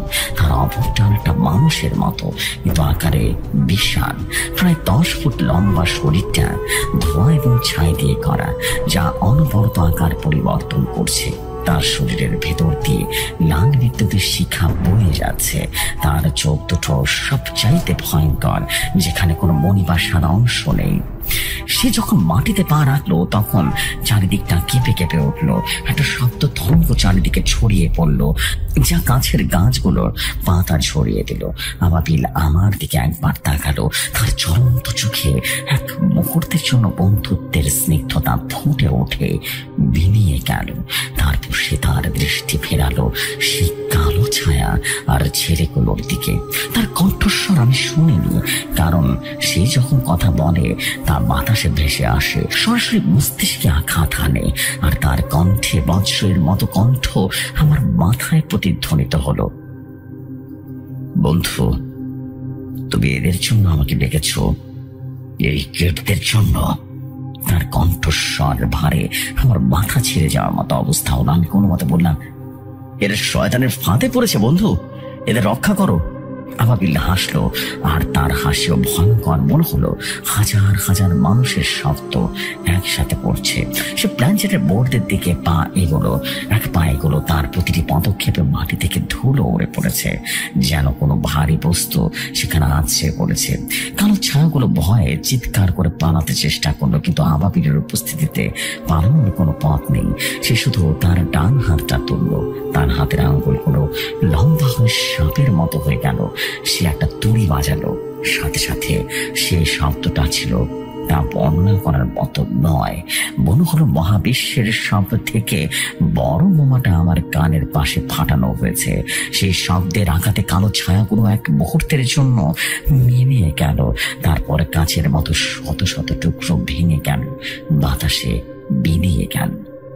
এবার বাকি রইল সে মূল সত্তাটি, যা ছেলেগুলোর শরীর দখল করে রেখেছিল। আবাবিল ধীরে ধীরে ছেলেগুলোর দিকে এগিয়ে গেল। তার বিশাল ছায়া তাদের ছোট্ট শরীরগুলোকে ঢেকে ফেলেছে। ছেলেগুলোর শরীর দিয়ে সেই সত্তাটি কথা বলছিল। সে এবার ভয় কাঁদতে শুরু করলো, আমাকে আমাকে যেতে দাও, দয়া করে আমাকে যেতে দাও। আবাবিল, আমি আর আসবো না, আমি ভুল পথে এসেছিলাম। আবাবিলের জ্বলন্ত চোখ রীতিমতো উজ্জ্বল হয়ে উঠল। তার মস্তিষ্কে আঘাত করা কণ্ঠস্বরটা আবারও বেজে উঠল। শয়তানের কোনো সচনার কোনো দয়া নেই। তোর আল্লাহর সৃষ্টিকে কষ্ট দিয়েছিস, তোর শাস্তি হবে মৃত্যু। এই বলে আবাবিল ছেলেটার চারদিকে একটা হাত বাড়ালো। তার হাত থেকে একটা নীল রঙের আলোক রশ্মি বেরিয়ে এলো এবং ছেলেগুলো শরীর ভেদ করে প্রবেশ করলো। সাথে সাথে ছেলেগুলো এমন ভাবে চিৎকার করে উঠলো যা ভাষায় প্রকাশ করা সম্ভব নয়। তাদের শরীর থেকে শুধু ধোঁয়াই নয়, রীতিমতো কালো রঙের তরল পদার্থ বেরিয়ে আসতে লাগলো। মনে হচ্ছে তাদের শরীরের ভেতরটা গলে যাচ্ছে। এই দৃশ্য এতটাই বিভীষিকাময় ছিল যে আমি নিজেও চোখে ফিরিয়ে নিতে বাধ্য হলাম। কয়েক মুহূর্ত পর যখন আলোটা নিভে গেল, ছেলেগুলো শরীর থেকে চারটি বিভৎস আকৃতির ছায়া মূর্তি বেরিয়ে এলো। তাদের শরীর অর্ধগরিত, চোখগুলো যেন কোটর থেকে বেরিয়ে এসেছে। এরাই সেই শয়তানের অনুচর। আবাবিল তাদের দিকে তাকিয়ে মুখ খুলল। এই প্রথম আমি তার মুখ দেখতে পেলাম। তার মুখে ভেতরটা জ্বলন্ত চুল্লির মতো। তারপর সে হুঙ্কার ছাড়লো। সে হুঙ্কার কোনো সাধারণ শব্দ নয়, মনে হচ্ছিল আকাশ থেকে বাজ পড়ছে। শ্মশানের সবকিছুই যেন কেঁপে কেঁপে উঠলো। আমার মনে হলো আমার কানের পর্দা ফেটে যাবে। সেই হুঙ্কারের সাথে সাথে তার মুখ থেকে বেরিয়ে এলো ভয়ঙ্কর এক অগ্নিশিখা। আগুনটা সোজাসুজি সে চারটি ছায়া মূর্তিকে গ্রাস করে ফেললো। তারা যন্ত্রণায় চিৎকার করার সুযোগও পেল না। এক মুহূর্তের মধ্যেই পুরে ছাই হয়ে গেল। বাতাসে শুধু পুরা গন্ধটা ছাড়া আর কিছুই অবশিষ্ট ছিল না। শয়তানের অনুচর শেষ করে সে আবাবিল আমার দিকে ফিরল। তার ভয়ঙ্কর রূপটা ধীরে ধীরে শান্ত হয়ে গেল। ধোয়ার শরীরটা আবারও স্বাভাবিক হতে শুরু করলো। সে আমার মস্তিষ্কে বলে উঠল, কাজ শেষ বন্ধু, কিন্তু মনে রেখো, শয়তানের পথ বন্ধ করা গেল, মানুষের বোকামি কিন্তু বন্ধ করা যায় না। ছেলেগুলো আজ বেঁচে গেল, কিন্তু তাদের আত্মা একটা অংশ কিন্তু চিরদিনের জন্য ক্ষতিগ্রস্ত হয়ে গেল। কথাটা বলে সে এক মুহূর্ত দাঁড়ালো না। সে যেভাবে এসেছিল সেভাবেই শূন্যে বেরিয়ে গেল। আকাশের লাল রংটাও যেন ধীরে ধীরে স্বাভাবিক হয়ে গেল। রাতের নিস্তব্ধতা আবারও ফিরে এলো। তবে এবার সেই নিস্তব্ধতায় কোনো ভয় নেই, না ছিল অদ্ভুত কোন বিষয়, ছিল এক অদ্ভুত প্রশান্তি। আবাবিল চলে যাওয়ার পর আমি ছেলেগুলোর দিকে এগিয়ে গেলাম। তারা চারজনে মাটিতে অজ্ঞান হয়ে পড়ে আছে। তাদের শ্বাস প্রশ্বাস স্বাভাবিক। আমি আবারও তাদের মুখে চমচমের পানি ছিটিয়ে দিলাম। একজনের পর একজন করে তাদের জ্ঞান ফিরতে লাগলো। তারা যখন চোখ খুলল, তাদের চোখে ছিল রাজ্যের ভয় আর ক্লান্তি। তাদের মনে কিছুই নেই। শেষ স্মৃতি হলো তারা প্ল্যানচেট বোর্ডে আঙ্গুল রেখেছিল। মাঝখানে ভয়ঙ্কর সবকিছু ঘটনা স্মৃতি থেকে মুছে ফেলা হয়েছে। হয়তো আবাবিল তাদের স্মৃতি মুছে দিয়েছে, যা তাদের ভালোর জন্য হয়েছে। এই ভয়ঙ্কর স্মৃতি নিয়ে কোনো মানুষের স্বাভাবিক জীবন যাপন করা সম্ভব নয়। গ্রামের লোকগুলো যারা সাধারণভাবে দূর থেকে সব দেখছিল, তারা ছুটে এলো। সবার চোখ মুখে ভয় আর কৃতজ্ঞতার এক মিশ্র অনুভূতি। তারা আমাকে প্রায় কাঁধে তুলে গ্রামে ফিরে নিয়ে এলো। পরদিন সকালে সূর্য উঠল, কিন্তু আসর তলে গ্রামে ভোরটা অন্যরকম ছিল। গ্রামের বাতাস থেকে ভয়টা কেটে গেছে, কিন্তু একটা গভীর ক্ষত কিন্তু রয়ে গেছে। পশ্চিম পাড়ার সেই চারটি ছেলে আর আগের মতো থাকলো না। তারা কেমন যেন ডিপ্রেশনে চলে গেল। রাতের বেলা ঘুম থেকে চিৎকার করে ওঠে। তাদের চিকিৎসা চলছে, মানসিক এক সমস্যা হয়ে গেছে তাদের। আর আমি আবার আমার দৈনন্দিন জীবনেই ফিরে যাই। আমি জানি এই পৃথিবীতে আমি একা নই। আমার অদৃশ্য বন্ধু আবাবিল সবসময় আমার পাশেই থাকে। আমি জানি, আল্লাহর কাছে দোয়া করি যেন তাকে কোনদিন টাকার প্রয়োজন না হয়, কারণ তার আগমন মানেই ধ্বংস, তার আগমন মানে মহাপ্রলয়। সে ভালো মন্দের ঊর্ধ্বের এক শক্তি, যে শক্তি শুধুমাত্র টাকা যায় গুরুতর অবস্থা হলে। অসার দলের মানুষ হয়তোবা আর কোনদিন জানবে না সে রাতে ঠিক কি ঘটেছিল। তারা শুধু জানে মবিন হুজুর তাদেরকে বাঁচিয়েছিল, কিন্তু আমি জানি আমি শুধু একটা উপলক্ষ মাত্র। আসল নায়ক তো সে, যার নাম আবাবিল, যার এক হুঙ্কারে শয়তান ভয় পালিয়ে যায়। ঘটনাটি কেমন লেগেছে অবশ্যই কমেন্ট করে জানাবেন। আপনাদের উৎসবের আরো নতুন ঘটনা লিখতে আনন্দ পাই। যে ভাই যদি লেখায় কোনো ভুলষ্ট হয়ে থাকে অবশ্যই ক্ষমা সুন্দর দৃষ্টিতে দেখবেন। আবারও কথা হবে নতুন কোনো ঘটনাতে। দীর্ঘজীবী হোক ভৌতিক কথা, পাশে আছে থাকবো ইনশাআল্লাহ। ধন্যবাদ প্রিয় জেফরি ভাই, সবাই ভালো থাকবেন, সুস্থ থাকবেন, এন্ড 5 ওয়াক্ত নামাজ পড়বেন, আমাদের জন্য দোয়া করবেন। আমরা যেন সবসময়ের মতো প্রতি সপ্তাহে নতুন নতুন ঘটনা নিয়ে আসতে পারি এবং আপনাদের প্রিয় সবার প্রিয় ভাই জেফরি ভাইয়ের জন্য দোয়া করবেন। আমাদের ঘটনাগুলোকে এত সুন্দর করে কলেজ করে দিনের পর দিন অক্লান্ত পরিশ্রম করে শেয়ার করেন, আমাদের ঘটনাগুলো অসাধারণভাবে প্রচার করেন তিনি। জেফরি ভাই আপনাকে অসংখ্য ধন্যবাদ। আজকের মতো বিদায়, আবারও কথা হবে নতুন কোনো ঘটনাতে। এটি আপনাদের সবার ভৌতিকতার প্রিয় সিনিয়র অফিসিয়াল স্টোরি টেলার বিরাজ ইসলাম বাংলাদেশ থেকে বলছি। আল্লাহ হাফেজ, সবাই ভালো থাকবেন। আসসালামু আলাইকুম।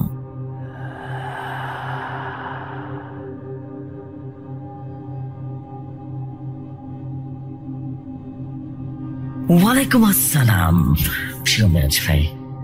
ওয়াও, অনেকদিন পর after long time moving future, সত্যি রিভাইভিং সামথিং ভেরি স্পেশাল। সত্যি বলতে মানে রিভাইভিং হচ্ছে সবকিছু, দারুণ দারুণ কিছু রিভাইভ হচ্ছে আমাদের এপিসোডে। আমরা বুঝতে পারছি প্রতি শুক্রবার কিন্তু রিভাইভ হচ্ছে, সবচেয়ে সুন্দর সুন্দর অফিসিয়াল স্টোরি টেলারদের ঘটনা কিন্তু রিভাইভ করছে আলহামদুলিল্লাহ, উইচ ইজ সো পাওয়ারফুল।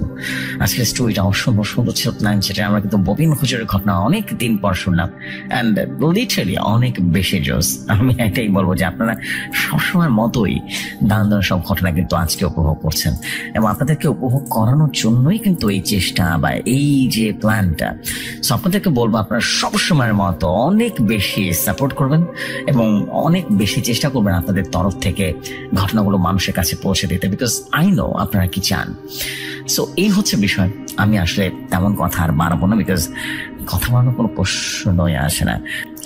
ঘটনায় চলে যাবো, যাওয়ার আগে আবারও বলবো thank you very much for coming back to Bhoutik Kotha. And আমরা কিন্তু আবারও সেই মুসা কবিরাজ, গাজা পাগলা, সেই দারুণ দারুণ সব ঘটনাগুলো আবারও পাচ্ছি। মাশাআল্লাহ, what a beautiful thing happening with me. Thank you very much. And ভাই এরপর কিন্তু মান্নান কবিরাজের একটা ঘটনা চাই, অনেক মিস করছি মান্নান কবিরাজ, খুবই ভয়ঙ্কর লাগতো মান্নান কবিরাজের ঘটনা। আপনি আমাকে শুনে থাকলে অবশ্যই মান্নান কবিরাজের ঘটনা কিন্তু এরপর পাঠিয়ে দেবেন। নেক্সট উইকে মান্নান কবিরাজকে চাই। So this is the fact. আমি কথা বাড়াবো না, আমরা চলে যাব পরবর্তী ঘটনায়। আশা করি পরবর্তী ঘটনা আপনাদের কাছে ভালো লাগবে। পরবর্তী ঘটনা আপনাদের সবার প্রিয় আরিয়ান রয়ের লেখা ভৈরব তান্ত্রিকের ঘটনা। আই বিলিভ উড়ে যাবে। চলুন তাহলে চলে যাই পরবর্তী ঘটনায়। শুরু করছি ভৈরব তান্ত্রিকের নতুন ঘটনা, শ্মশানের প্রেত।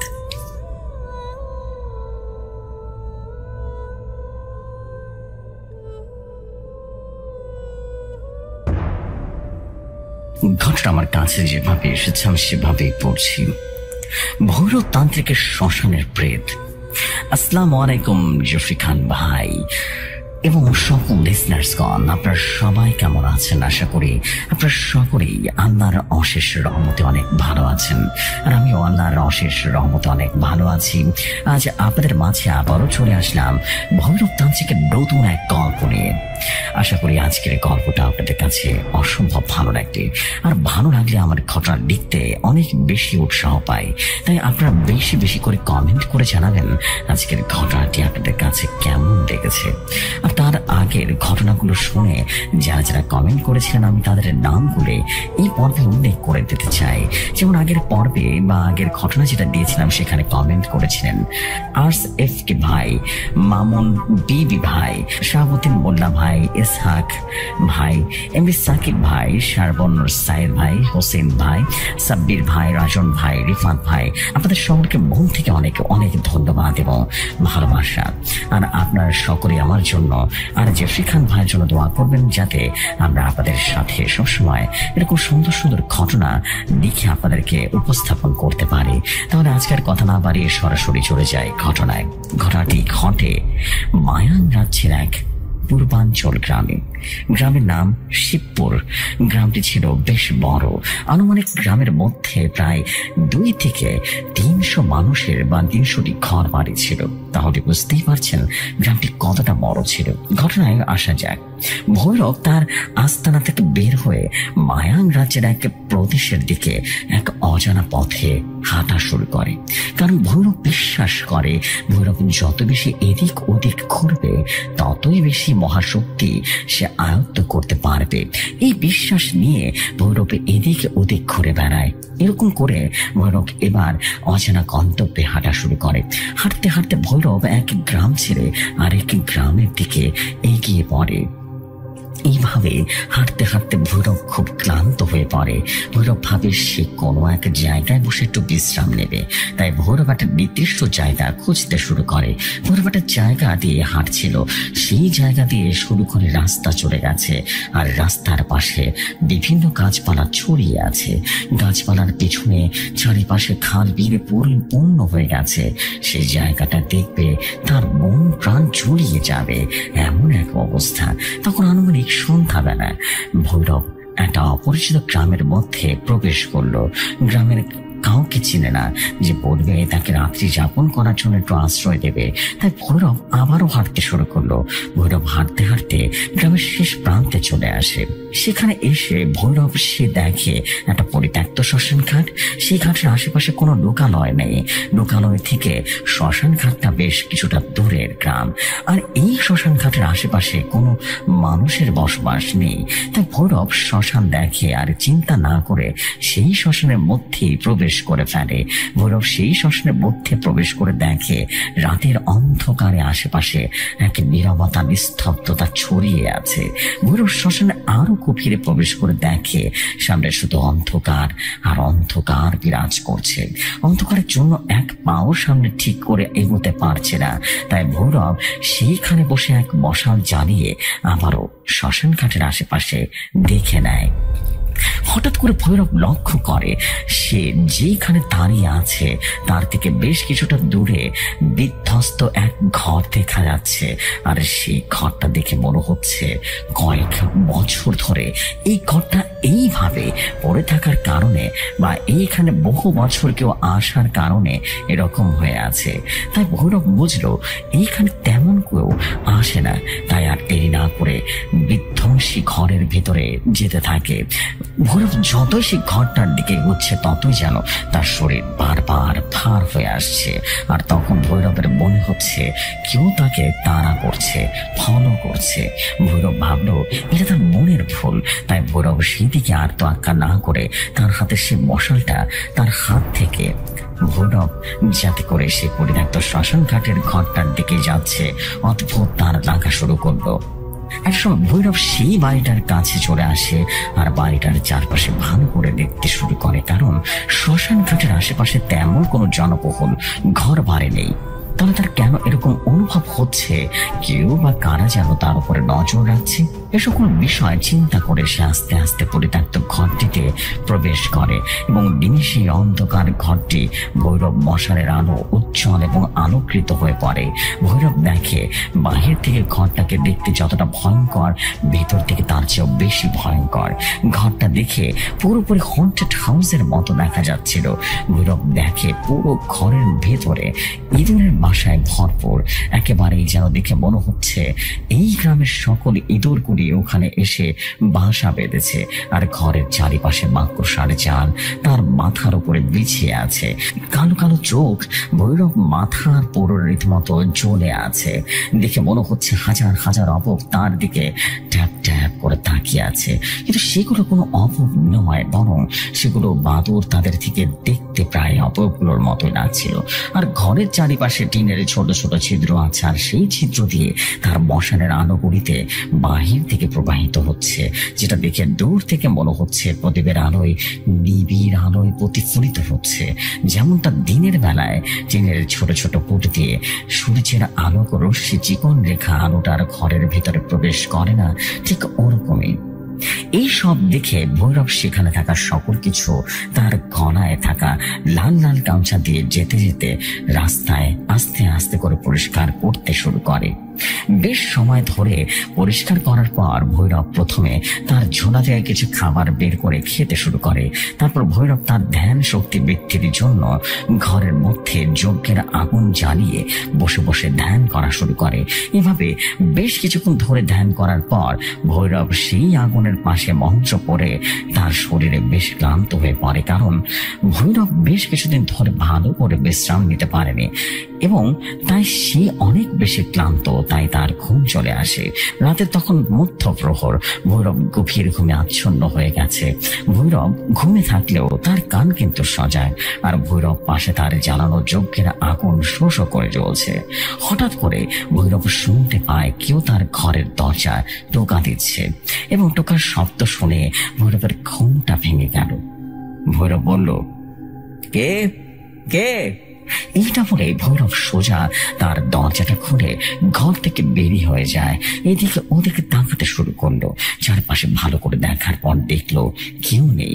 এবার আবারও বলতে শুরু করলো, কে কে ওখানে? কে আমাকে বিরক্ত করছিস? সামনে আয় বলছি। ভৈরব ভাবলো বা জঙ্গলের শিয়াল বা জন্তু হয়তো বা তার দরজা ধাক্কা দিয়েছে।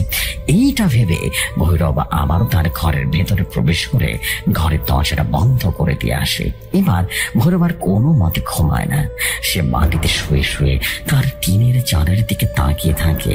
সেই সময় আবারও দরজার মধ্যে কি একজন টোকা দিচ্ছে, আর এইবার টোকার শব্দ অনেকক্ষণ যাবৎ দেয়া হচ্ছে, আর সে শব্দটাও বেশ অদ্ভুত, যেমন ঠক ঠক ঠক ঠক ঠক ঠক। ভৈরব আবারও বলল, কে কে আমাকে বিরক্ত করে? এইটা বসে রীতিমতো ভৈরব আবারও সজোরে দরজাটা খুলে বাইরে চলে আসে। এবার ভৈরব আর কাউকে দেখতে পায় না। ভৈরব বলে, দেখ তুই যে হোস না কেন, আমাকে বিরক্ত করিস না, তার কিন্তু ফল খুব খারাপ হয় বলে দিলাম। এই বলে ভৈরব আবারও তার ঘরের ভেতরে চলে যায়। আর এইবার ভৈরব আর ঘুমায় না। সে এবারও তার ধ্যান করার জন্য বসে পড়ে। কিন্তু এবার ভৈরব লক্ষ্য করে তার জানালার কাছে একটা ছায়ার মতো কিছু একটা দাঁড়িয়ে আছে। এটা থেকে ভৈরব নিশ্চিত হয়ে যায় কেউ তাকে ফলো করছে।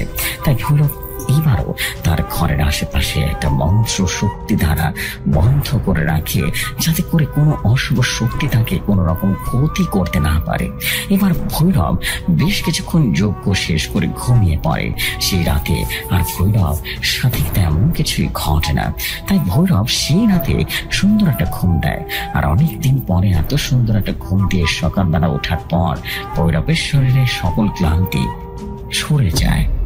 সেদিন ভৈরব শ্মশানের পুরো জায়গাটা ঘুরে ঘুরে দেখতে থাকে, কারণ এই গ্রামের শ্মশানটা এতটাই বড় যে হেঁটে হেঁটে 1 থেকে 1.5 ঘন্টার মধ্যে পুরো শ্মশান ঘাটটা শেষ করা সম্ভব নয়। তাই ভৈরব আস্তে আস্তে পুরো শ্মশানটাকে ঘুরে ঘুরে দেখতে থাকে। একটা সময় ভৈরব সেই শ্মশানকে দেখতে দেখতে শ্মশান ঘাটে ছোট্ট নদীটির কাছে চলে আসে। তখন ভৈরব দেখতে পায় একটা আধা খাওয়া লাশ নদীর কিনারায় ভেসে আছে। লাশটা দেখে ভৈরব যখনই লাশটার কাছে যাবে, ঠিক তখনই ভৈরব অনুভব করে সে মরা লাশটার শরীর থেকে একটা বিচ্ছিরি গন্ধ তার নাকে ভেসে আসছে। ভৈরব সেই গন্ধের কারণে সেই লাশটার কাছে ঠিক মতো যেতে পারছিল না। কিন্তু অনেক কষ্ট করে ভৈরব তার কানে লাল গামছাটা পেঁচিয়ে সে লাশটার কাছে যায়। ভৈরব লাশটার কাছে গিয়ে দেখে লাশটা উল্টো হয়ে আছে, যার জন্য ভৈরব সেই লাশটার কাছাকাছি ভালো করে এগিয়ে আসে। একটা লাঠি দিয়ে সে লাশটাকে উল্টো করার চেষ্টা করে। সে লাশটা সোজা হয়ে ভৈরবের লাশটার পুরো শরীরে মাংস খুবলে খুবলে খাওয়া। লাশটাকে দেখে মনে হচ্ছে অনেকে দিন যাবৎ মাছ বা জঙ্গলের পশু পাখিরা মিলে খেয়েছে। সে লাশটা মুখ দেখে হালকা হালকা বোঝা যাচ্ছে, কিন্তু তার শরীর পানির মধ্যে অনেক দিন থাকার কারণে সে বেশ ফুটে গেছে এবং তার মুখে বাঁধে শরীরের হাড় ছাড়া আর কিছুই অবশিষ্ট নেই। ভৈরব সেই লাশটাকে দেখে বুঝতে পারে এই লাশটা কোনো এক পণ্ডিত বা তান্ত্রিকের লাশ হতে পারে, কারণ তার কপালে এখনো 3টা সাত তিলক দেয়া আছে আর তার গলায় রুদ্রাক্ষের মালা দেয়া আছে, যেটা থেকে ভৈরব বুঝতে পারে এইটা কোনো তান্ত্রিক বা পণ্ডিতের লাশ। এইবার ভৈরব আর চিন্তা না করে সে লাশটার কাছে উঠে আসে। ভৈরব উপরে এসে যখনই আবার পেছনে ফিরে লাশটার দিকে তাকায়, তখন ভৈরব পুরোপুরি অবাক হয়ে যায়, কারণ সেই লাশটা ভৈরবের দিকে তাকিয়ে মুচকে মুচকে হাসি দিচ্ছে। এটা থেকে ভৈরব সেখানে আর না দাঁড়িয়ে থাকার যায়, চলে আসবে। ঠিক তখনই কেউ একজন বলছিল, সেখান থেকে এসেছি, সেখান থেকে যেন চলে যায়, না হলে বেঁচে ফিরতে পারবি না, ভালোই ভালো বলছি। চলে যায় শ্মশান থেকে আরেক শ্মশানে। এই কথা শুনে রীতিমতো ভৈরব আমারও পেছন ফিরে তাকায়। তখন দেখে সেই লাশটি সেখানে নেই। ভৈরব পুরোপুরি বিভ্রান্ত হয়ে যায়। ভৈরব যখন সেই লাশটাকে আর দেখতে পায় না, ঠিক তখনই আবারও তার পেছনে লক্ষ্য করে, যেটা দেখে সে একদমই প্রস্তুত ছিল না। ভৈরব সে আধা মরা লাশটার সামনে দাঁড়িয়ে তার দিকে হাসছে। হে মানব, বাঁচতে চাইলে এখান থেকে চলে যা, আর যদি সেটা না করিস তাহলে শ্মশানে তোকে জিন্দা পুঁতে রাখবো। আমি জানি তোকে এখানে মারতে পারি, কিন্তু আমি তা করবো না, কারণ আমি সবাইকে একটা সুযোগ দিই, তোকেও দিলাম। যেটা বলছি সেটা কর, তা না হলে। ভৈরব বলল, তা না হলে তুই আমাকে কি করবি? মারবি? আয় মার, দেখে তুই আমাকে মারতে পারিস কিনা, আমিও দেখতে চাই তুই কে। অমরটা তখন বলল, মূর্খ মানব, আমি বললাম না আমি তোকে একটা সুযোগ দিয়েছি, সেই সুযোগের জন্য তোকে এখন কিছু করলাম না, কিন্তু আমার কথার অবাধ্য হলে তোকে সকলে মরতে হবে। এইটা বলে সে আবরটা ভৈরবের চোখের সামনে কোথাও যেন উধাও হয়ে যায়। ভৈরব এটা দেখে অবাক হয়ে তাকিয়ে থাকে আর নিজে নিজে বিড়বিড় করে বলতে থাকে, এইটা কি ছিল? আর সে আমাকে শ্মশান থেকে বের করে দিতে চাইছি বা কেন? এমন রহস্য রয়েছে যার জন্য সে বারবার চলে যেতে বলল। কি সে রহস্য? আমাকে সে জানতেই হবে। ভৈরব সেদিন আর তেমন কিছু না করে শ্মশানের সেই ঘরের মধ্যেই বসে থাকে। আর এইভাবেই দেখতে দেখতে প্রায় রাত হয়ে আসে। ভৈরব তার ঘরের মধ্যে বসে গায়ত্রী মন্ত্র জপ করতে থাকে। এই মন্ত্র এমন এক মন্ত্র যে মন্ত্র দিয়ে যে কোনো অবব বা অতীত ভবিষ্যৎ জানা সম্ভব। ভৈরব এই মন্ত্র পাঠ করে, তার কারণ ভৈরব সেই আদা খাওয়া লাশের সম্পর্কে জানতে চাচ্ছে, আসলে সে কে। এই সকল কিছু চিন্তা করে সে মন্ত্র পাঠ করে, কিন্তু ভৈরবের অনেক সময় ধরে গায়ত্রী মন্ত্র পড়ার পরেও সে অববটার সম্বন্ধে তেমন কিছুই জানতে পারেনি। এটা দেখে ভৈরব নিজে নিজেই রীতিমতো উঠে বসে আর বলে, এইটা কি করে সম্ভব? আমি গায়ত্রী মন্ত্র পড়ে সে অববটার সম্বন্ধে কিছুই জানতে পারছি না, সেটার কারণটা কি? আর সে অববটাই বা কে ছিল? আর তাকে দেখে তো মনে হচ্ছে না সে কোনো সাধারণ কেউ। হঠাৎ করে আগের রাতের মতো আজকের রাতেও দরজায় টোকা দিচ্ছে। ভৈরব প্রথমে দরজা না খুললেও পরে আবারও দরজায় টোকার শব্দ শুনে কালকের মতো জানালা দিয়ে থাকায় সেদিকে কালো ছায়া আজকেও জানালা পাশ ঘেসে চলে যায়। এটা থেকে ভৈরব এবার তার ঘর থেকে বের হয়ে আসে এবং ভৈরব চারদিকে দেখে বলতে থাকে, তুই যে হোস না কেন, সাহস থাকলে আমার সামনে আয়, আমি দেখি তুই কে। আমাকে প্রতিনিয়ত বিরক্ত করে যাচ্ছিস, এখনই বলছি বেরিয়ে আয়। ভৈরব এই কথা বলার সাথে সাথে শ্মশানে থাকা সে শুকনো বেল গাছের উপরে একটা কালো ছায়া জমাট বাঁধতে শুরু করে। হঠাৎ করে সেই কালো ছায়া থেকে একটা বিভৎস অবয়ব বেরিয়ে আসে। তাকে দেখে এতটাই ভয়ঙ্কর লাগছিল যা বোঝানোর মতো নয়, কারণ তাকে দেখে মনে হচ্ছে তার পুরো শরীর আগুনে পুরো ছাই হয়ে গেছে এবং শরীর থেকে কালো পুঁজ ইত্যাদি বের হচ্ছে। তার পুরো শরীর কালো লোমে ভরা আর চোখ দুটো রীতিমতো দগ্ধ হওয়া সাদা চোখের মতো, তার কোনো মনে নেই। তার চুলগুলো বিশাল বড় বড়, দেখলে মনে হচ্ছে মাটির সাথে লেগে আছে। তার মুখ পুরোপুরি কঙ্কাল, শরীরের বোন মাংস নেই। তাকে দেখে ভৈরবের মনের ভেতরে এক প্রকার ছ্যাদ করে ওঠে এবং ভৈরব বলে উঠল, কে কে তুই? আর তুই আমাকে বারবার কেন বিরক্ত করছিস? বারে বলে বলছি এইখান থেকে চলে যান, তা না হলে কিন্তু এখান থেকে জীবনে বেঁচে ফিরতে পারবি না, বলে দিলাম। আবরটা তখন বলল, তাই না? এইটা বলে অবরটা বেল গাছের থেকে রীতিমতো লাফ দিয়ে ভৈরবের ভাঙা ঘরের ছাদের উপরে এসে পড়ল আর সাথে সাথে বলল, তোকে বলেছিলাম শ্মশান থেকে চলে যেতে, তুই শুনলি না? দেখ, আমি তোকে মারতে চাই না, তোকে আরেকটা সুযোগ দিতে চাই, এখান থেকে চলে যা। ভৈরব বলল, না হলে কি করবি? হ্যাঁ, তুই কি করতে পারিস দেখি তো। অমরটা তখন বলল, তোকে শেষ একটা সুযোগ দিলাম, আর কিছুই করলাম না, কিন্তু কালকে যদি তোকে দেখি তাহলে জীবিত রাখবো না, মাথা রাখিস।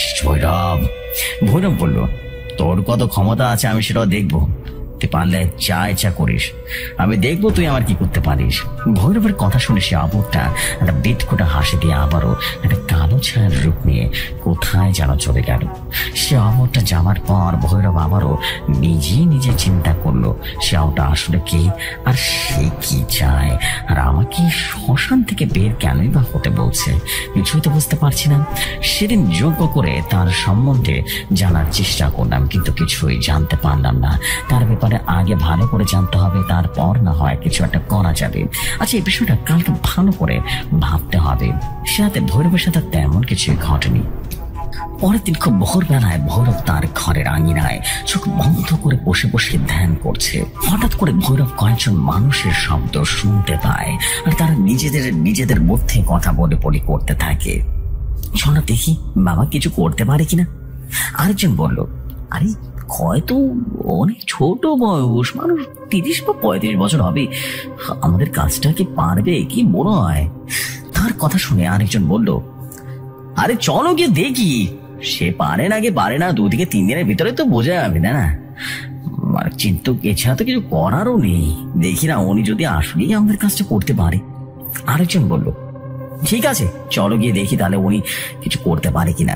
তখন সে 3 জন ব্যক্তি হেঁটে হেঁটে ভৈরবের দিকে চলে আসে। তখন তাদের মধ্যে একজন বলে উঠল, নমস্কার গুরুদেব। তাদের কথা শুনে ভৈরব বলে উঠল, হ্যাঁ নমস্কার। ভৈরব বলে উঠল, কে মশাই আপনারা, আর এখানে কি চান? তখন 3 জনের মধ্যে একজন বলে উঠল, গুরুদেব আমরা এই শিবপুর গ্রামেরই বাসিন্দা, আর আমি শিবু, আর আমার সাথে আছে রামু আর নিতাই। ভৈরব বলল, তা তো বুঝলাম, কিন্তু আপনারা এই অবেলায় এখানে কি করছেন বলুন তো? কোনো কাজে এসেছেন নাকি সত্যি করে বলুন তো? শিবু তখন বলল, গুরুদেব আপনাকে এখানে দেখতে এসেছে আর কি, আমাদের গ্রামের নাম পুরোপুরি ছিড়িয়ে আছে, তাই আপনাকে দেখতে আসলাম। ভৈরব বলল, ও হ্যাঁ বলেন কি মশাই, আপনার নাম ছড়িয়ে গেছে মানে বুঝতে পারলাম না, কি বলছেন? নিতাই বলল, আসলে গুরুদেব এই শ্মশান ঘাটে 1 থেকে 2 দিন আগে বেশি দিন তো থাকতে পারে না কেউ, যেই থাকে তাকে আর খুঁজে পাওয়া যায় না। এই শ্মশান ঘাটে অনেক তান্ত্রিক অগণিত পণ্ডিতরা থাকতে এসেছিল, কিন্তু পরের দিন তাদের কাউকে খুঁজে পাওয়া যায়নি। কিন্তু এই প্রথম আপনি একমাত্র মানুষ যিনি প্রায় 3 দিনের মতো শ্মশান ঘাটে কাটিয়ে দিয়েছেন, কিন্তু আপনার তো কিছুই হলো না। এই কথা পুরো গ্রামে মোটামুটি ছড়িয়ে পড়েছে। ভৈরব বলল, আপনাদের কথা আমি কিছুই বুঝতে পারছি না, আপনারা পুরো বিষয়টা খুলে বলুন তো। আসলে আমারও একটু অবাক লাগছে যে প্রশ্নগুলো উত্তর করছি, আপনারা আমাকে আপনাদের গ্রামের বিষয়টা পুরোটা খুলে বলুন তো আমাকে। রামু বলল, আসলে গুরুদেব এই গ্রামের মানুষের অনেক ভালোভাবেই জীবনযাপন করত, গ্রামের মধ্যে কোনো রকম অশান্তি ছিল না, গ্রামের সকল মানুষ যে যার মতো করে পার করত দিনগুলো। হঠাৎ একদিন এই গ্রামের মধ্যে একজন তান্ত্রিকের আগমন ঘটে, তার নাম ছিল কৈলাস তান্ত্রিক। তিনি একদিন আমাদের গ্রামের মধ্যে এসে আমাদের গ্রামের জমিদারের কাছে গিয়ে বলে তিনি নাকি আমাদের গ্রামের মধ্যে কয়েকদিন থেকে কিছু তপস্যা করবেন এবং আধ্যাত্মিক শক্তি পাওয়ার জন্য। তাই এই কাজের কথা শুনে জমিদার মশাই আর তাকে না করলেন না, তাকে থাকার অনুমতি দিলেন এবং শ্মশানের বাড়িটি দিয়ে দিলেন। তিনি এইখানে থাকা গ্রামের সকল মানুষ তার কাছে আসতেন আর যে যার মতো করে তাদের আশীর্বাদ দিতেন। যারা যারা তার কাছে আশীর্বাদ চাইতে আসতেন তারা রাতারাতি বড়লোক হয়ে যেতেন। কাউকে তাদের বড়লোক হওয়ার বিষয়ে জিজ্ঞাসা করলে তারা বলতেন কৈলাসস্থান থেকে আশীর্বাদে নাকি তাড়াতাড়ি রীতিমতো রাতারাতি বড়লোক হয়ে গেছে। এই কথাগুলো পুরো গ্রামের সাথে রীতিমতো পাশের গ্রামেও ছড়িয়ে পড়ে। বিভিন্ন গ্রামের মানুষ তাদের নাম ডাক পৌঁছে গেছিল। শুধু এই গ্রামে না, আশেপাশের গ্রামের মানুষও ওই কৈলাসস্থান থেকে কাছে আসতে শুরু করলো আর আশীর্বাদ নেওয়া শুরু করলো। এইভাবে সকল গ্রামের সকল মানুষ ভালোভাবে জীবনযাপন করলো। হঠাৎ একদিন একটা মেয়ে তার পরিবারের সাথে ঝগড়া হয়, আর এই মেয়ে তার বাবার মায়ের সাথে রীতিমতো ঝগড়া করে আর তার ঘরের দরজার আটকে দিয়ে সেই রুমের মধ্যে বসে থাকে। পরের দিন সেই মেয়েকে কোথাও পাওয়া যায় না।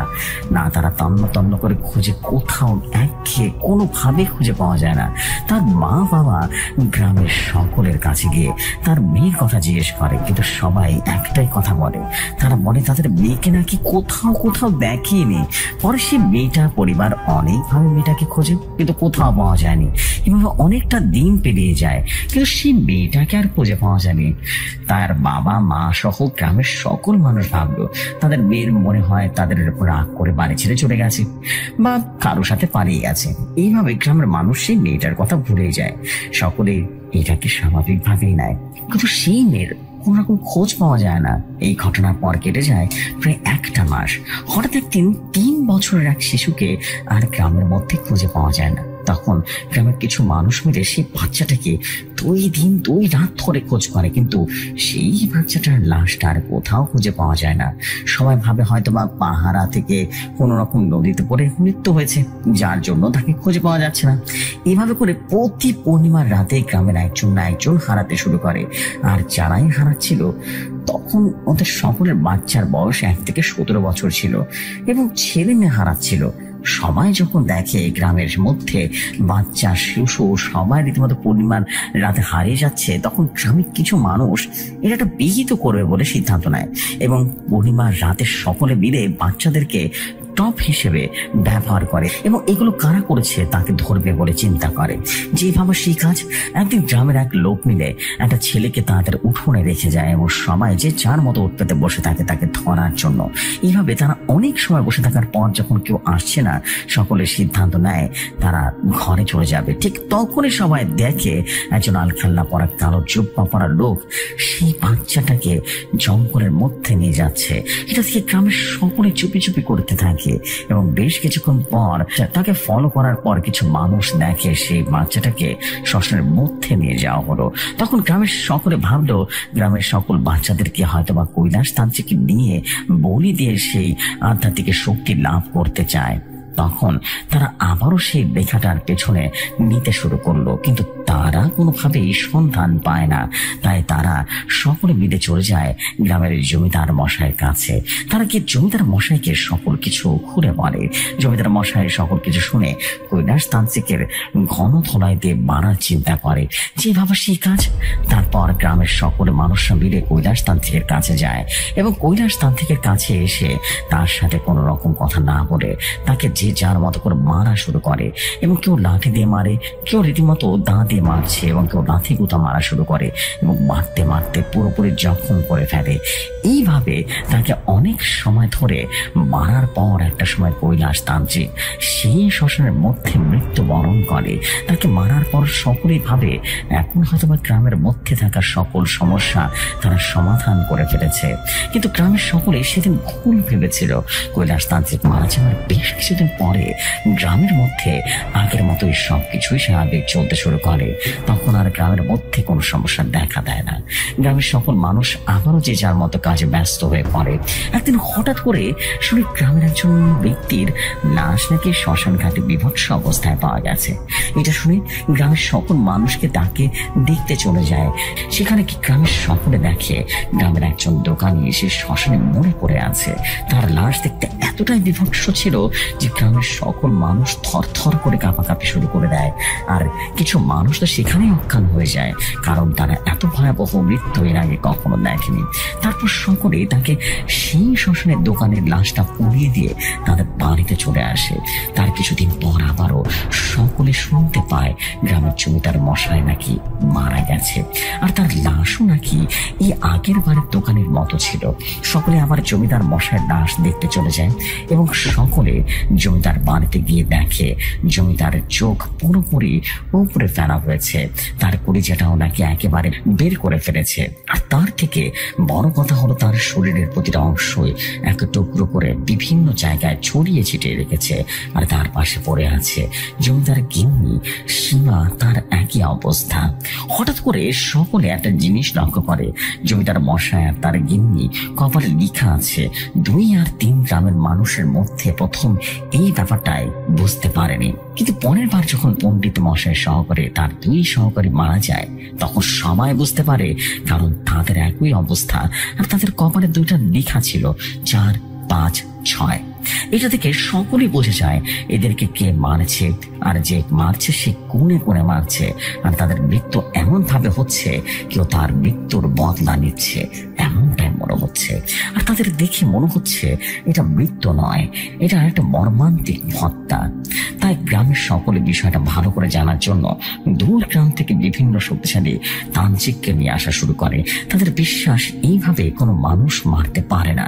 তাই ভালো করে যাচাই বাছাই করার জন্য সেই তান্ত্রিককে আনার জন্য সে তান্ত্রিক সকল কিছু খুলে বলার পরে সেই তান্ত্রিক সরাসরি চলে যায় শ্মশান ঘাটে। সে একা একা শ্মশান ঘাটে এসে প্রথমে একটা যজ্ঞ করার জন্য চলে আসে, আর গ্রামের সকলকে রীতিমতো বারণ করে যায় যাতে করে গ্রামের কোনো মানুষ সেই সময় বাইরে না আসে। পরের দিন সকালবেলায় আমরা যখন সেখানে যাই, তখন আমরা দেখি সেই তান্ত্রিকের একই পরিস্থিতি, আর কপালে লেখা ছিল অতিরিক্ত 7, এটা তার প্রাপ্য। এটা দেখে গ্রামের সকলে ভীষণ ভয় পেয়ে যায়। তারপর থেকে গ্রামের সকল মানুষ ভয় ভয় দিন কাটাতে শুরু করে। গ্রামের মানুষ এখন আর সন্ধ্যার পর কাউকে ঘর থেকে বের হয় না, আর এইভাবে কিছুদিন কেটে যায়। হঠাৎ একদিন শুনি গ্রামের মধ্যে সে 5 জন মুখিয়া ছিলেন, তারা নাকি তাদের ঘরের মধ্যে মারা গেছে এবং তাদের পরিবারের সকলে নাকি মেরে ফেলেছে। আর এইবার সকলে লক্ষ্য করে তাদের কপালে লেখা ছিল 7, 8, 9, 10, 11, 12, 13, 14, 15 এবং 16 এবং 17। আরেকটা বড় ব্যাপার হলো 7 নাম্বারও কপালে লেখা ছিল, এটাই ছিল তার প্রাপ্য। আর তাদের মৃত্যুগুলো একজন থেকে আরেকজনের মৃত্যুর আরো বেশি মর্মান্তিক ছিল। এ সকল মানুষের মৃত্যু দেখে গ্রামের মানুষ এখন আর আগের মতো বেশি আতঙ্কের মধ্যে পড়ে যায়, কারণ পরের দিন আবারও কার না কার পালা আসে। এ সকল বিষয় গ্রামের সকলে চিন্তা ভাবনা করে সিদ্ধান্ত নেয় তারা ভালো কোনো তান্ত্রিক বা কবিরাজের কাছে আসবে। পরের দিন গ্রাম থেকে একজন চলে যায়, আর সে আবারও 2 জন মানুষ মারা যায়, আর তাদের কপালে লেখা থেকে 18, 19। গ্রামের মানুষজন এভাবে মরতে থাকে দেখে একদম সবাই কান্নায় ভেঙে পড়ে। আর এদিকে গ্রামের কিছু মানুষ মিলে কয়েকজন শক্তিশালী তান্ত্রিককে ধরে নিয়ে আসে। তারাও আগের তান্ত্রিকের মতোই গ্রামের সকলকে ঘর থেকে বের হতে বারণ করে দেয়। সেই রাতে শ্মশানের দিকে চলে আসে। পরের দিন সকালবেলায় গ্রামের মানুষ যখন শ্মশানের দিকে যেতে থাকে, দেখতে পায় সে সকল তান্ত্রিকদের লাশ পড়ে আছে, আর তাদের কপালে লেখা আছে 20, 21, 22, 23। এটা ওদের গুরুদেব, আমাদের গ্রামে এই অত্যাচার প্রায় 1 থেকে 2 বছর ধরে চলছে, আর এখন এটা কোনোভাবেই থামানো যাচ্ছে না। এখন পর্যন্ত এই গ্রামে 80 থেকে 90 জন মানুষের প্রাণ চলে গেছে, কিন্তু কেউ বুঝতে পারছে না এটা আসলে কে করছে। কিন্তু গ্রামের কিছু কিছু মানুষ বলছে এটা কৈলাস তান্ত্রিকের কাজ। যদি এটা সত্য হয়ে যায় তাহলে এই গ্রামে কোনো মানুষ বাঁচবে না, আর সেই সাথে সেই শ্মশান থেকে রাতের বেলা তো দূরের কথা, দিনের বেলা কোনো মানুষ আসে না। কিন্তু আপনি এই শ্মশান ঘাটে আছেন, কিন্তু আপনার তো কিছু হচ্ছে না। আপনার এই বিষয়টা পুরো গ্রামে ছড়িয়ে পড়েছে। তারপর শিবু আমার বলতে শুরু করলো, গুরুদেব, আপনার ডান পাশে যে নদীর পাড়টা আছে না, যে জমিগুলো দেখতে পাচ্ছেন, সেগুলো কিন্তু আমাদের জমি, আর আমরা এই জমিতে চাষবাস করে খাই। আমরা আমাদের এই জমি দিয়ে জীবিকা নির্বাহ করি, কিন্তু বিগত 1 থেকে 1.5 বছর ধরে আমরা এই জমিতে কোনো কিছুই চাষ করতে পারছি না। যদি কেউ শয়তান সে মেরে ফেলে, এই ভয়ে কেউ এগোতে পারছে না। এখন আপনি যদি পারেন তাহলে আমাদেরকে বিপদ থেকে রক্ষা করুন। ভৈরব তখন তাদের সকল কথাগুলো মনোযোগ সহকারে শুনছিলেন। ভৈরব বললেন, আপনাদের কথা শুনে বুঝলাম আপনাদের গ্রামের মধ্যে বড় ধরনের বিপদ নেমে এসেছে। আচ্ছা, আপনারা এখন চলে যান, দেখি কিছু করতে পারি কিনা। আপনারা কালকে সকালে আমার কাছে আসবেন, আমি দেখি আপনাদের সমস্যার সমাধান করতে পারি কিনা।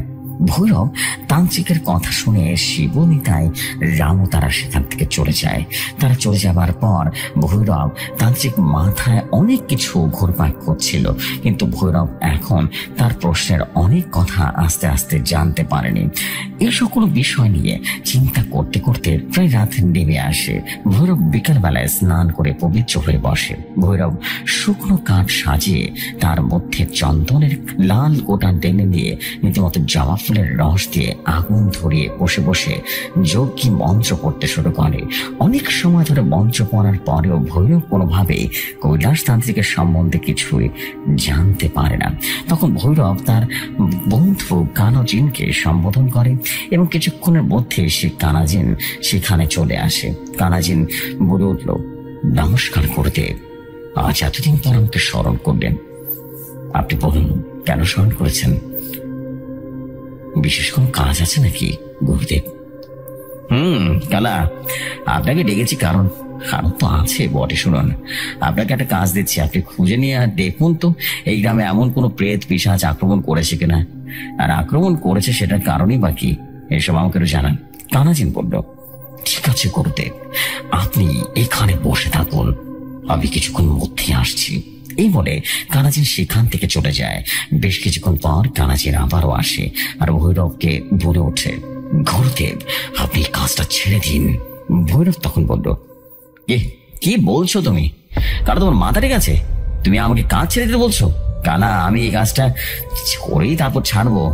তোমার আগের মাথা আমি কিছু বুঝতে পারছি না, তুমি কেন এমন কথা বলছো? কানাজিন বলল, আসলে গুরুদেব, আপনি যাদের বাঁচাতে চাচ্ছেন তারা আসলে এটারই যোগ্য। কারণ আপনাকে যে কৈলাস তান্ত্রিকের কথা বলেছে সেটা সত্য, কিন্তু তাদের গ্রামের যে মানুষগুলো ওধা হয়ে গেছে, যেত না। আসলে কৈলাস তান্ত্রিক করতো না সেটা, জানা তান্ত্রিক এই সকল কাজটা করতো। গ্রামের সকল নিরীহ বাচ্চাদেরকে জানা তান্ত্রিক এইখানে নিয়ে আসতো আর তারপর শ্মশানের পেছন দিকে তাদেরকে বলি দিত। আর সেদিন তারা যখন জানা তান্ত্রিকের শ্মশানের ঘাটে ঢুকে থাকে, গ্রামের সকল বাচ্চাদের কৈলাস তান্ত্রিক নিয়ে গায়েব করে দিত। কিন্তু কৈলাস তান্ত্রিক আসলে কিছুই করেনি। সে চেয়েছিল আধ্যাত্মিক শক্তি লাভ করতে, যাতে সকল সাধারণ মানুষদেরকে সাহায্য করতে পারে। কিন্তু এই গ্রামের মানুষ ভুলের কারণে নির্দোষ মানুষের প্রাণ চলে গেল। সেই কারণে কৈলাস তান্ত্রিকের আত্মা তার বদলা নিচ্ছে।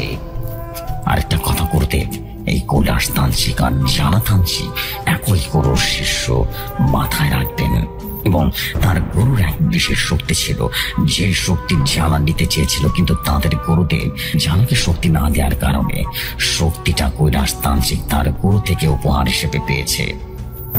তার জন্য জানা তান্ত্রিক কৈলাস তান্ত্রিকের কাছে সে শক্তি পাওয়ার জন্য পরিকল্পনা করে, তাকে গ্রামবাসীর কাছে একেবারে অপদস্থ করে এবং গ্রামবাসীর হাতে তাকে হত্যা করে। সেদিন গ্রামবাসীরা কৈলাস তান্ত্রিককে পুরোপুরি ভাবে মেরে ফেলেনি। গ্রামবাসীরা মার খেয়ে কৈলাস তান্ত্রিকের জীবিত হয়ে থেকে যায়। পরে কৈলাস তান্ত্রিক তার অসুস্থ শরীর নিয়ে রাগে ক্ষোভে বিশেষ যজ্ঞের আয়োজন করে এবং তার মন্ত্রের ধ্বনিতে পুরো শ্মশান ঘাট থরথর করে কেঁপে ওঠে। সে সময় বসুধারায় বৃষ্টি নামে এবং কিন্তু কৈলাস তান্ত্রিক সে বৃষ্টিতে ভিজে ভিজে তার যজ্ঞ পরিপূর্ণ করে এবং তার যজ্ঞ সম্পূর্ণ হওয়ার পর হঠাৎ করে আকাশ থেকে এক বিজলি সরাসরি কৈলাস তান্ত্রিকের উপরে এসে পড়ে।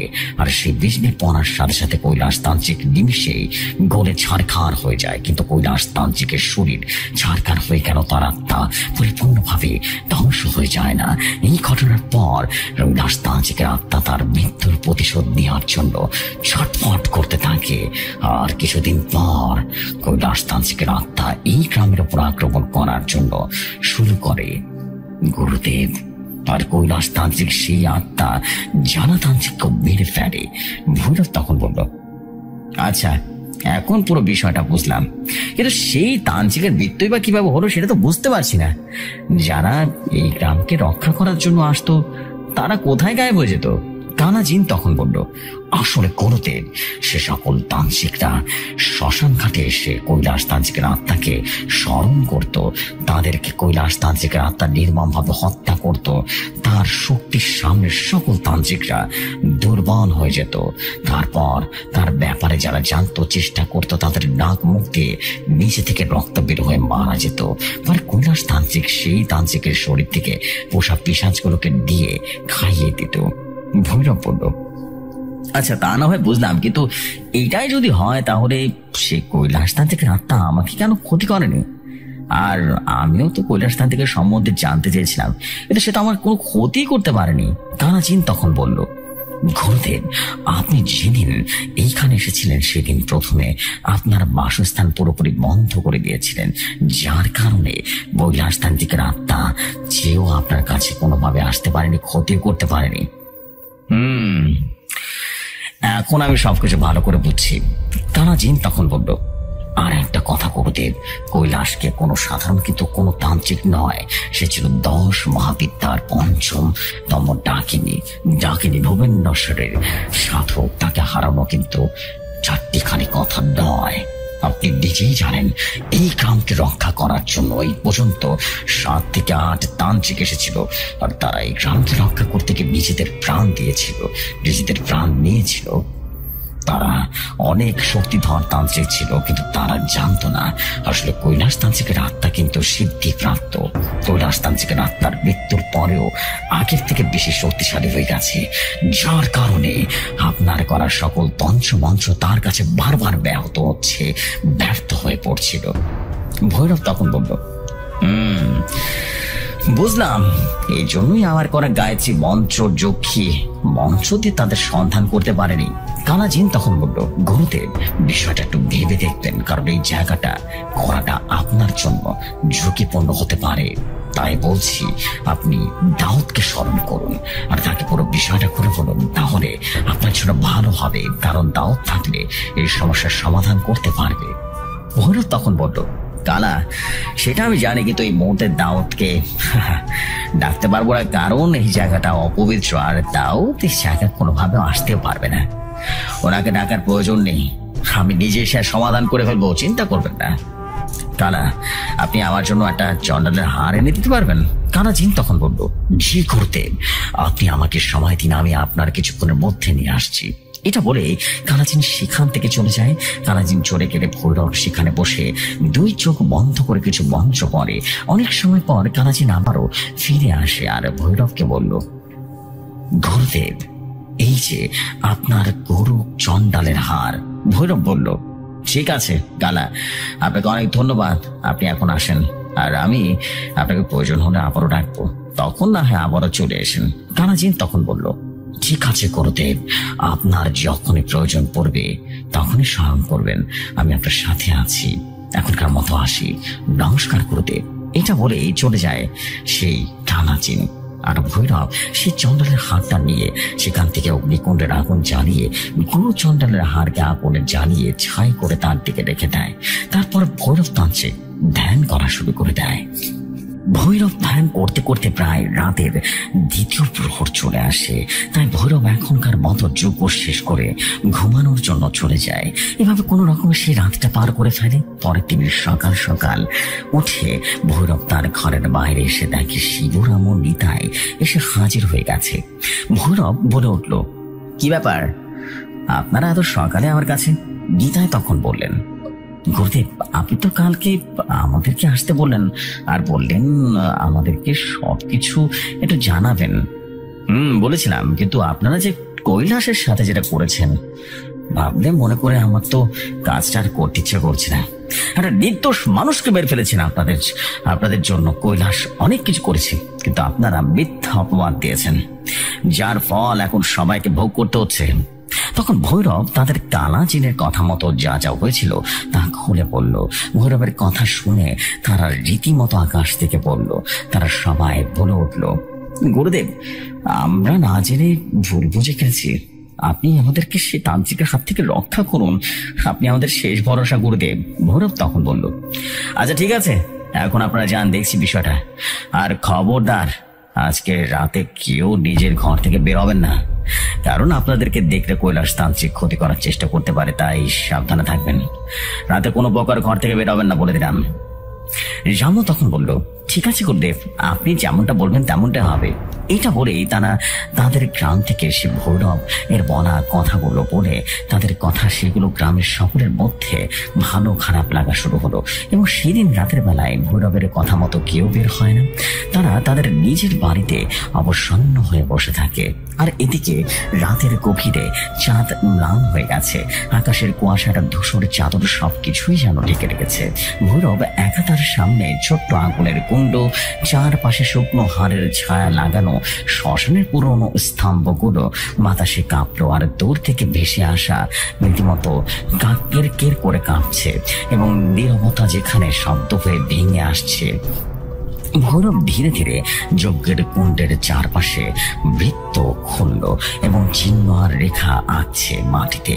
আর তার লাল গামছা ঘাড়ে টাঙানো আর তার হাতে ছাই করা চণ্ডালের হাড়ের গরুর মতো কিছু অংশ এবং খসরু চন্দনের গুঁড়ো, শুকনো ঘাসের বান্ডিল এবং এক পুরনো লৌহের খণ্ড, প্রতিটা জিনিসই অচেনা স্মৃতি ভয়ঙ্কর রূপ নিয়ে আসছে। ভৈরব তার মুখ দিয়ে ফিসফিস করে এক ধ্বনিময় শব্দ উচ্চারণ করলো। শব্দটা আসলো পাশ থেকে, সকল জিনিসকে পুরোপুরি খাকিয়ে উঠে বাতাসে নেমে এলো শূন্য এক ছায়া। ভৈরব তান্ত্রিক প্রথমে আগুন সিদ্ধি দিয়ে প্রার্থনা করলো। অগ্নিকুণ্ডর আগুনের শুকনো কাঠগুলিতে ছ্যাঁত ছ্যাঁত করে শব্দ করে জ্বলে উঠেছে। তারপরে চন্দন আর কেশর ঢেলে ধোঁয়া আবরণ সৃষ্টি হচ্ছে, আর সেই ধোঁয়ার সাথে রঙহীন আলো কণিকা চারপাশে ভেসে ওঠে। সেই মাটিতে চারদিকে ধরে রীতিমতো ছোট ছোট চিহ্ন আঁকে, প্রতিটি চিহ্নে এক একটা গুটিকার। ভৈরব প্রথম 10 থেকে 15 মিনিট ভৈরব ধীর গলায় প্রাচীন ভাঙা ভাষায় ছন্দ ফিসফিস করে বলে। তারপর ভৈরবের কণ্ঠ তখন হঠাৎ করে সবকিছু কেঁপে ওঠে। কখনো নিচু শ্বাসে তারা কণ্ঠ বাড়ে, আবার হঠাৎ করে তার গলা নিম্ন সুরে রীতিমতো উচ্চারিত হয়। ঠিক সেই সময় হঠাৎ করে তৈরি হয় গোলাকার এক ক্ষুদ্র গোলা। আগুন, ঠিক সেটা আগুন নয়, বরং আগুন মিশ্রিত প্রাচীন কালো ধোঁয়ার মতো কিছু একটা। ধীরে ধীরে সেটি ভৈরবের পিঠের উপরে উঠতে থাকে। তার রক্তে ভাঁজ পড়ে, তার শরীরের প্রতিটা কণায় কণায় জ্বলে ওঠে। ভৈরব ব্যথায় অনুভব করে এটা সেটি ব্যথা নয়, সেটি ছিল পুনরুত্থানের একটা ধাপ। এবং প্রথমে ভৈরব কাঁপে ওঠে, তারপর ভৈরব তার চোখ বন্ধ করে নতুন কণ্ঠে উচ্চারিত সুর ধ্বনি উৎপাদন করে, আর সাথে সাথে তার পুরো শরীর কেঁপে কেঁপে ওঠে। ভৈরব তান্ত্রিক পুরনো ক্ষতগুলো আগুনের শিখায় ধীরে ধীরে নির্গত হতে থাকে। ঠিক সেই সময় হঠাৎ করে একটা কালো ছায়া সেই চিরচেনা কঙ্কাল রূপে আস্তে আস্তে মাটির উপরে উঠে আসে। সে আসে এক বিকট হাসি দিতে থাকে। সে অবস্থা বলে উঠল, ভৈরব, তোকে আমি বারবার বলেছিলাম চলে যেতে, কিন্তু তোরা আমার কথা শুনিসনি। আজ তোকে আর কোন রকম বারণ করবো না, সোজা নরকে পাঠাবো, নরকের কীট। ভৈরব বলল, দেখো, তোমাকে আমি কেন ডেকেছি, কারণ আমি তোমাকে মারার পেছনে এদের তেমন কোনো দোষ নেই। বলতে পারো এদের দোষ ছিল না, তারা জানতোই না এই গ্রামের বাচ্চাদের তুমি না অন্য কেউ ধরে নিয়ে বলে দিত। এরা সকলে না বোঝে ভুল করেছে, এদেরকে তুমি ক্ষমা করে দাও আর এখান থেকে একেবারের জন্য চলে যাও। আমি তোমার আত্মাকে সারা জীবনের জন্য মুক্তি দেব, তুমি চলে যাও। কৈলাস তান্ত্রিকের আত্মা তখন বলল, ভৈরব, আমি সেটা কখনো করবো না, কারণ এরা আমার অনেক কষ্ট দিয়েছে। এরা আমাকে যেভাবে বেড়েছে আমি এদের তার থেকে বেশি কষ্ট দিয়ে মারবো, কারণ আমি এদের ভালো চেয়েছিলাম, কিন্তু এরা আমার ভালো চায়নি, আমাকে নির্মম ভাবে হত্যা করেছে। আমি সেই প্রতিশোধ না নিয়ে যাব না, আমি মৃত্যুর প্রতিশোধ চাই। ভৈরব বলল, বুঝেছি, ভালো কথায় কাজ হবে না। ঠিক আছে, তোমার আত্মা এখন পুরোপুরি ধ্বংস করে দিতে হবে, তাহলে তোমার মুক্তি হবে। বুঝতে পেরেছি। মূর্খ ভৈরব, তুই মূর্খ, তুই আমার আত্মাকে ধ্বংস করে কথা ভাবলে কি করে? তুই যেটা ভাবছিস সেটা কখনো হবে না। ভৈরব তখন বলল, ঠিক আছে, তাহলে দেখা যাক যেটা হচ্ছে সেটা হয় কিনা, নাকি তুমি যেটা চাইছো সেটাই হয়। তোমার ক্ষমতা থাকলে আমাকে রুখে দেখাও, আর আমিও দেখি তোমার কি করতে পারি। এইটা বলে ভৈরব তান্ত্রিক মন্ত্র পড়া শুরু করে আর সেই আত্মাকে বন্দী করার চেষ্টা করে, কিন্তু ভৈরব কোনোভাবেই সে আত্মাকে বন্দী করতে পারে না। তার সকল চেষ্টা যেন অনায়াসে নষ্ট করে ফেলে। ভৈরব যখন দেখে সেই আত্মাকে মন্ত্র দিয়ে কাবু করা যাচ্ছে না, তখন ভৈরব বাটি থেকে এক মুঠো চন্দনের হাড়ের দোলা দিয়ে কৈলাস তান্ত্রিকের আত্মার দিকে ছুড়ে মারে। এবার কৈলাস তান্ত্রিকের আত্মা চেঁচিয়ে ওঠে। সে বারবার ভৈরবের দিকে ছুটে আসে, কিন্তু সে কিছুই করতে পারে না। এবার ভৈরব তার দিকে বংশ পরে চণ্ডালের হাড়ের ছাই বারবার ছুড়ে মারে আর কৈলাস তান্ত্রিকের উপরে নিক্ষেপ করে। আবারও কৈলাস তান্ত্রিকের আত্মা বংশ পরে সে সাদা কিছু ভৈরবের দিকে ছুড়ে মারে। এইভাবে তাদের মধ্যে অনেকক্ষণ ধরে যুদ্ধ চলতে থাকে। যুদ্ধের একটা পর্যায়ে কৈলাস তান্ত্রিকের আত্মা ভৈরবকে অনেক দূরে ছুড়ে মারে।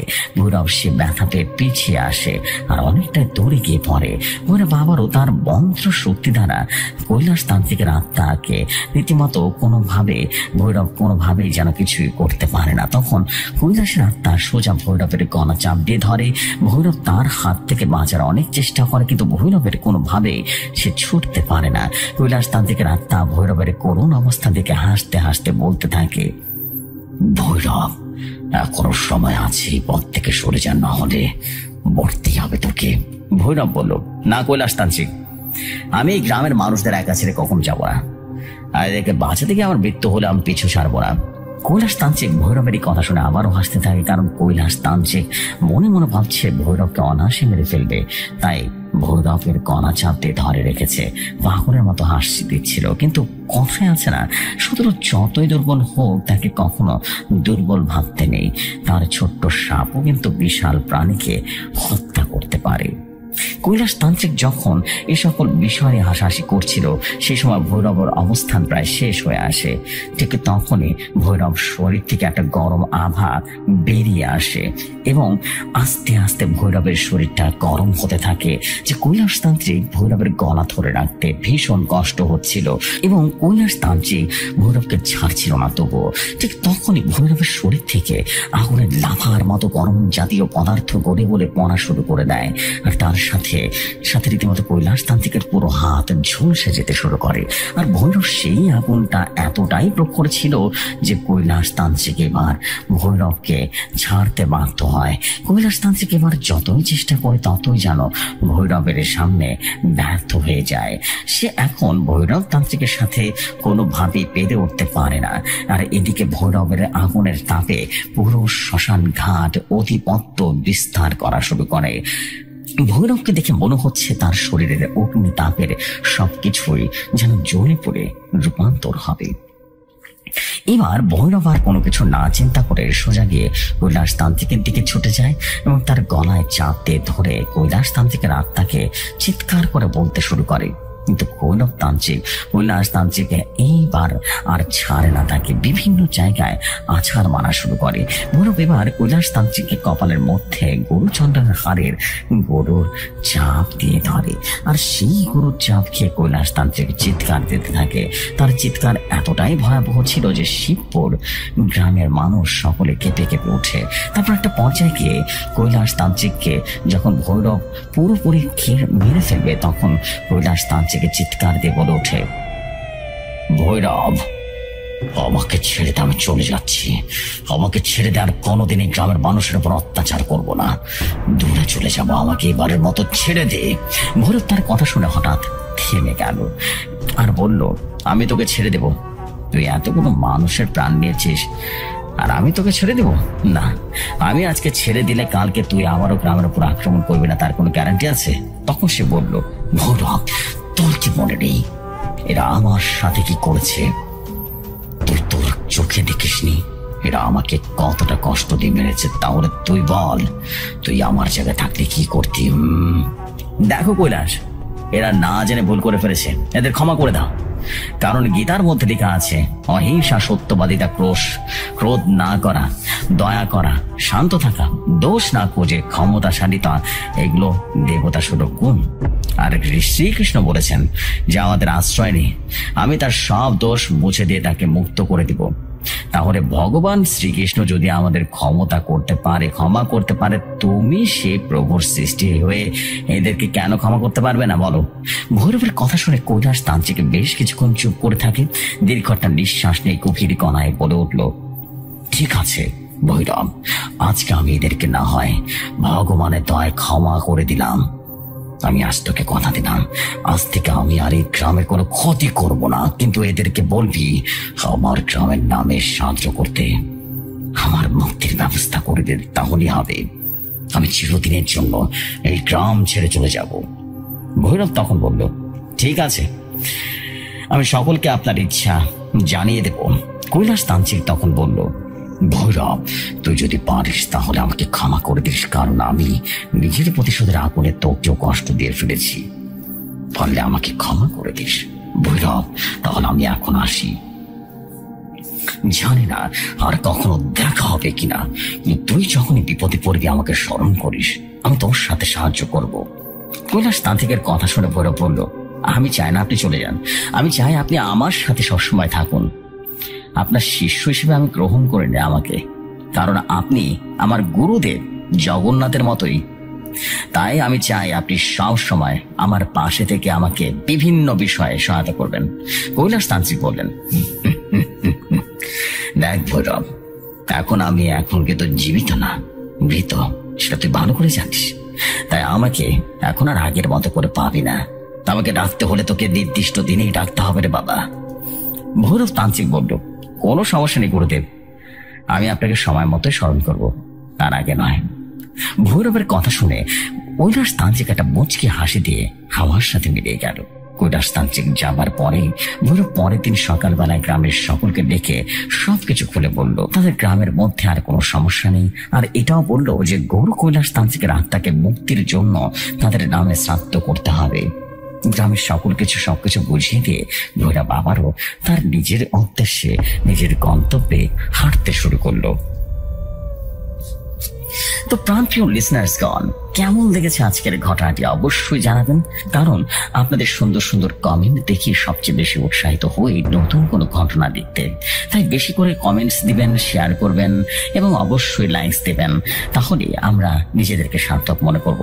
আরেকটা কথা, আপনারা সকলেই আমাদের সকলে স্টোরি টেলার আর জেফরি ভাইয়ের জন্য দোয়া করবেন, যেন সবসময় দারুণ দারুণ সব ঘটনা প্রচার করতে পারি।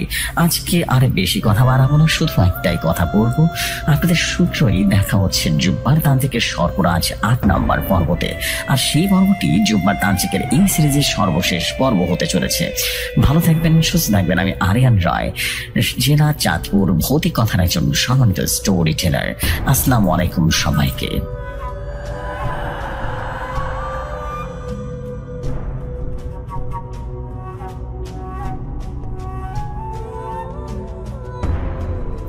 Walaikum assalam.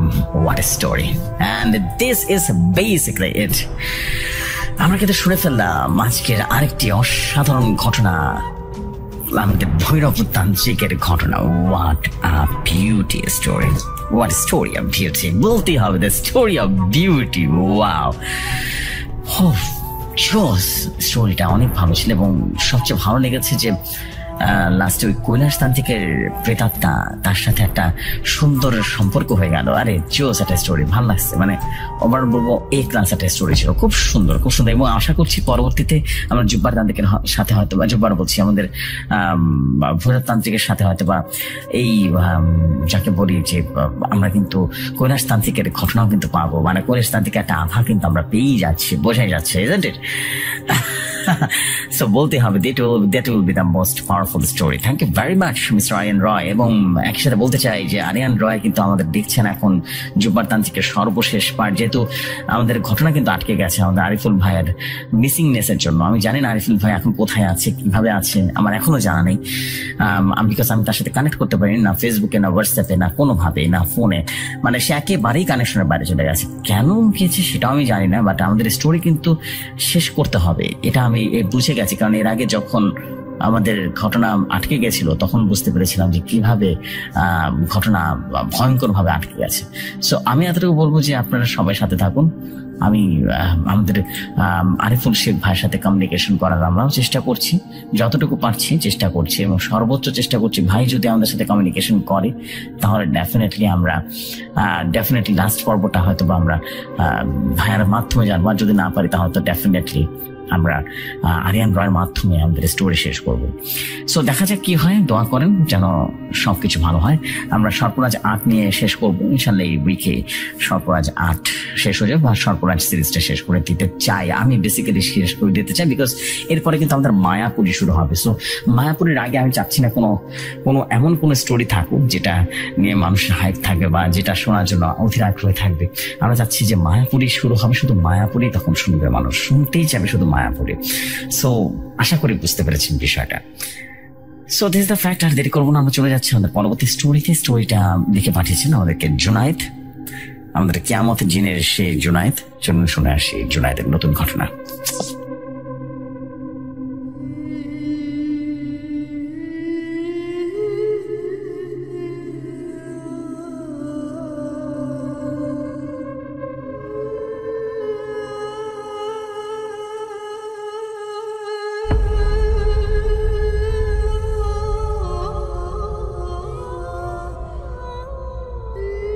যেভাবে লেখা আছে সেভাবেই পড়ছি।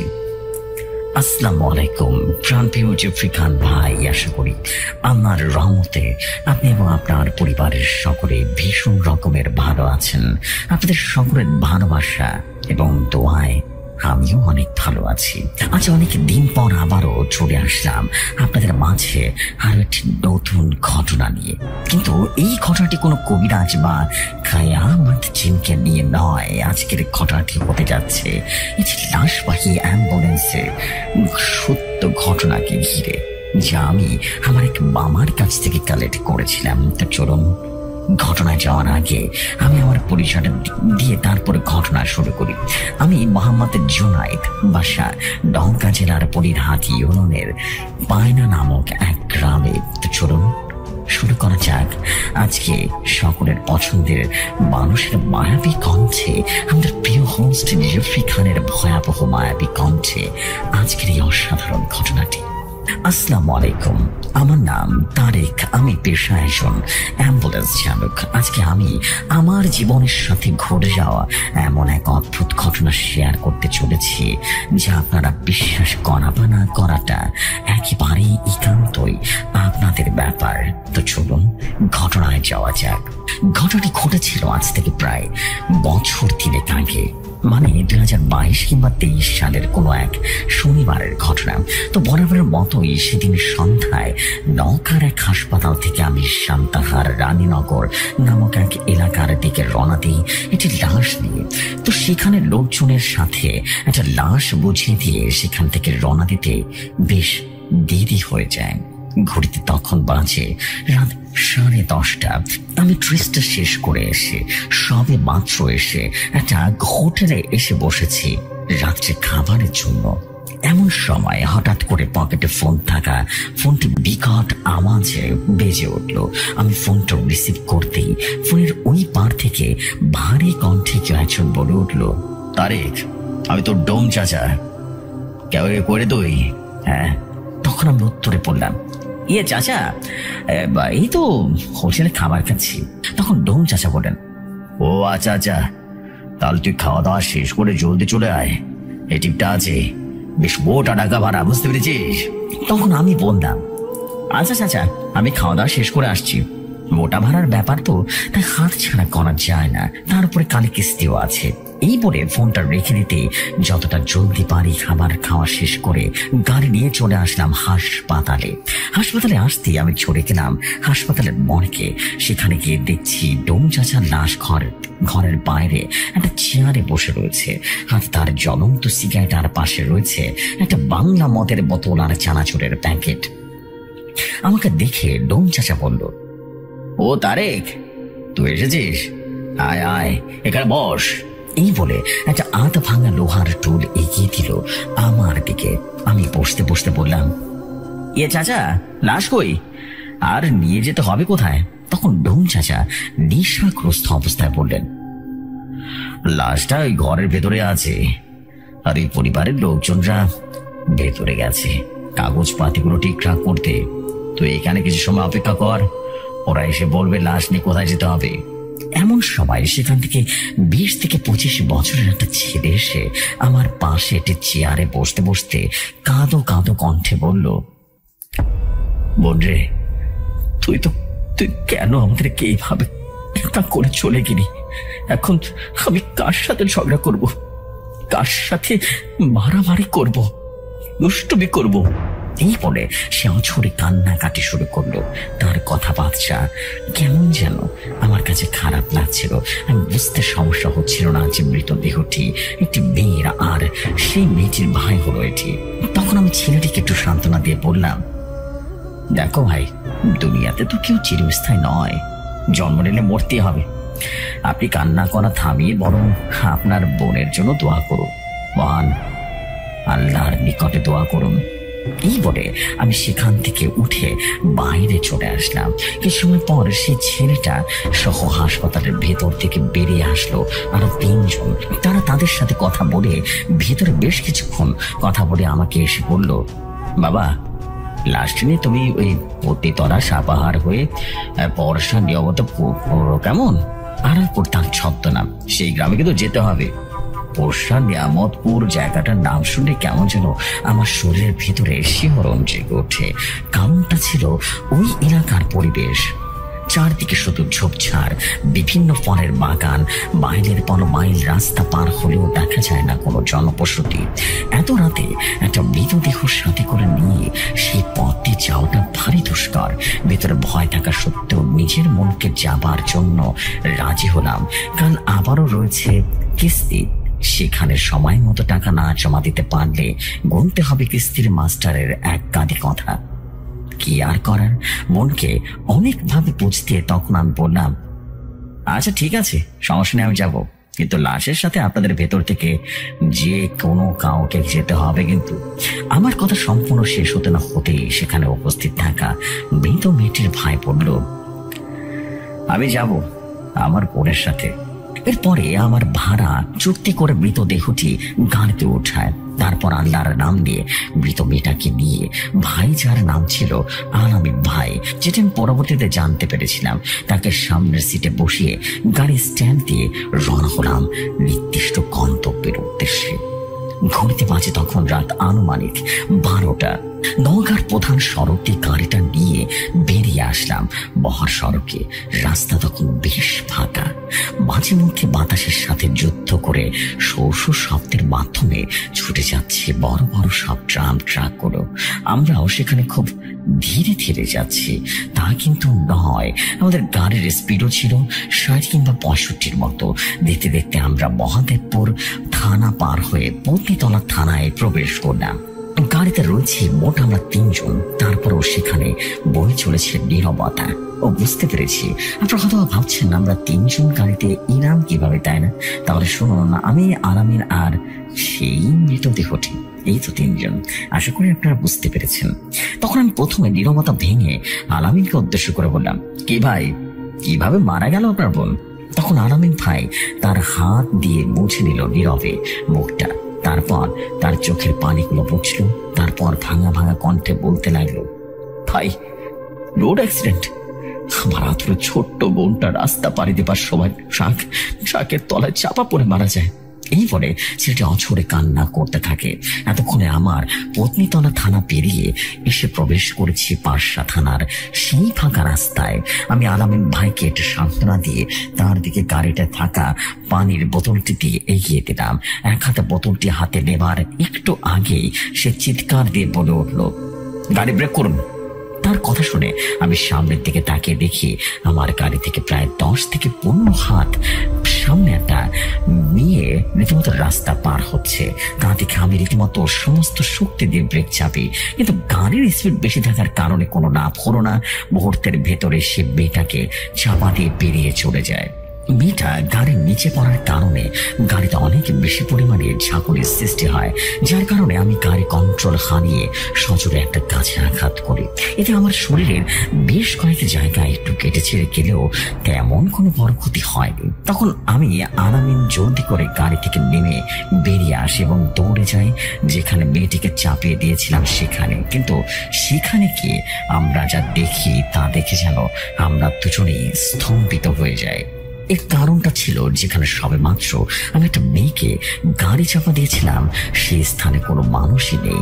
এটা কি করে সম্ভব? তারপর আমরা দুজনেই ফোনের টর্চ লাইট জ্বালিয়ে আশেপাশে অনেক খুঁজে করার পরেও সেখানে কিছুই খুঁজে পেলাম না, না কোনো মানুষ, না রক্তের ছিটা ফোটা। আমার তখন বুঝতে বাকি রইল না আমরা কিসের পাল্লায় পড়েছি, কারণ এই ধরনের সমস্যার সম্মুখীন আমি এর আগে বেশ কয়েকবার হয়েছি। বিষয়টি আমি আন্দাজ করতে পেরেই দৌড়ে গিয়ে আলামিনের হাতটা চেপে ধরি, তাকে এক প্রকার জোর করে টেনে হিঁচড়ে নিয়ে গাড়িতে উঠিয়ে জোর করে দোয়া কালাম পড়তে শুরু করি। আমার এমন কাণ্ড দেখে আলামিন আমাকে উদ্দেশ্য করে বলল, আরে ভাই, এটা কি করছেন আপনি? আমাকে এভাবে টেনে হেঁচে নিয়ে আসেন কেন? হ্যাঁ, আমাকে বেটাকে খুঁজে বের করতে হবে, কে জানি এখনো বেঁচে আছে কিনা। তখন আমি আলামিন ভাইয়ের কথার কোনো উত্তর না দিয়ে গাড়ি স্টার্ট দেওয়ার চেষ্টা করি। গাড়ি গাছের সাথে ধাক্কা লাগার কারণে গাড়ির বেশ ক্ষতি হয়েছে। 3 থেকে 4 বার চেষ্টা করার পরে আলহামদুলিল্লাহ আমি গাড়ি স্টার্ট দিতে সক্ষম হই।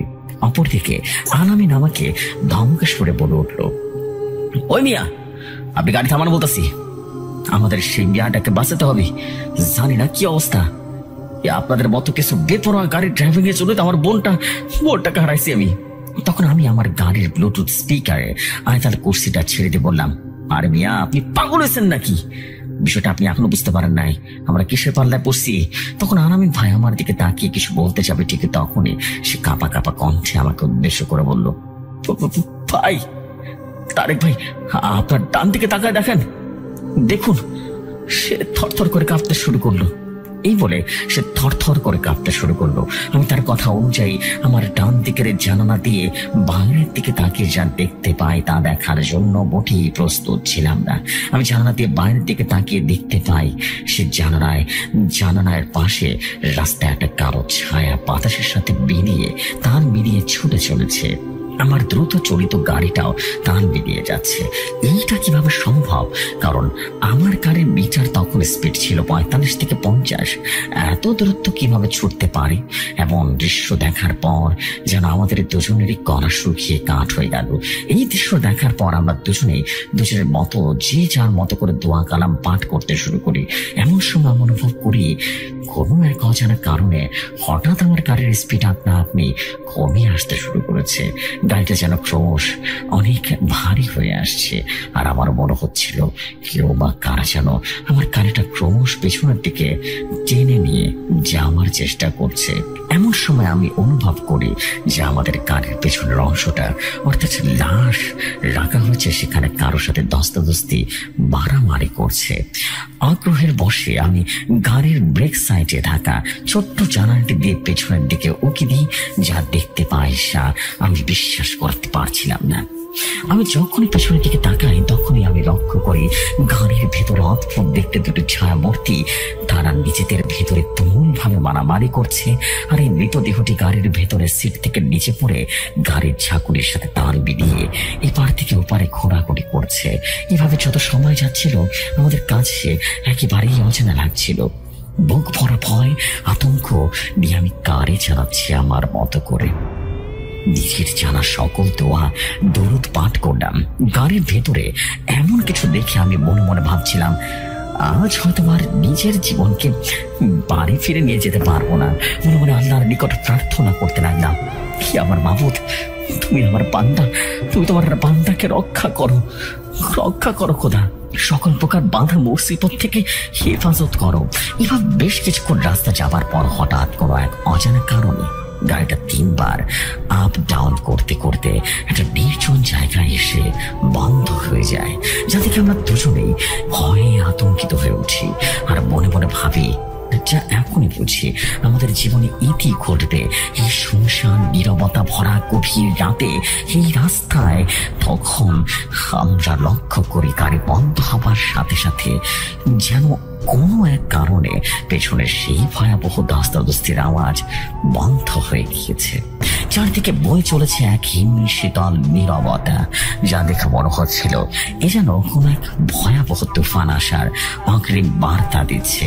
প্রচন্ড ভয় আর কারণে সেই প্রথমবারের মতো নিজের বুকের ভেতরে ধুপধুপানি আওয়াজটা স্পষ্ট ভাবে আমার কানে শুনতে পাচ্ছিলাম। তারপর আমি আর আমিন দুজনের চোখের দিকে তাকিয়ে নিজের ভিতরে সর্বশক্তি দিয়ে একত্রিত করে গাড়ির দরজাটা খুলে বেরিয়ে আসি, গাড়ির কি হয়েছে তা দেখবার জন্য। আমাদের দুজনের পুরো শরীরটা থর থর করে কাঁপতে লাগলো। আমি পুরো গাড়িটা চেক করে দেখলাম, কিন্তু গাড়িতে কোনো সমস্যা আমার চোখে পড়লো না।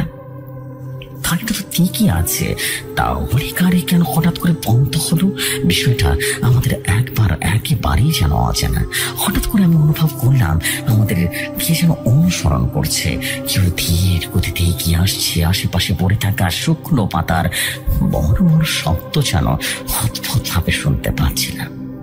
যা অনুভব করতে পেরে আমাদের দুজনের শরীর জড়িয়ে আসলো।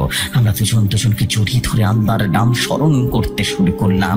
আমরা দুজনেই ভয় পেয়ে গেলাম। বুঝলাম এখন সে পিশাচগুলো যাদের আমরা গাড়ির ভেতর দেখেছিলাম, তারা আমাদের জীবন নিতে আমাদের শরীর ছিঁড়ে খেতে চায়, যেন আমাদের দিকে আস্তে আস্তে এগিয়ে আসছে। কিন্তু আমাদের চিন্তাধারাকে ভুল প্রমাণিত করে আমাদের গাড়ির পেছন থেকে বেরিয়ে আসলো একটা সাদা চাদর মুড়ি দেয়া এক বৃদ্ধ লোক, যাকে দেখে যেন আমরা রীতিমতো দুজনে ভয়ে ভেতরে সাহস পেলাম। তখন আমরা দুজনকে হতভম্ব করে সেই বৃদ্ধ লোকটি ভারী এবং দরাজ কণ্ঠে বলল, তোরা এত রাতে একটা মৃত লাশ নিয়ে এই পথে কেন এসেছিস রে? তোরা জানিস আজ কত বড় বিপদ থেকে তোরা বেঁচে গেলি? এমন ভুল তোরা জীবনে আর কখনো করবি না।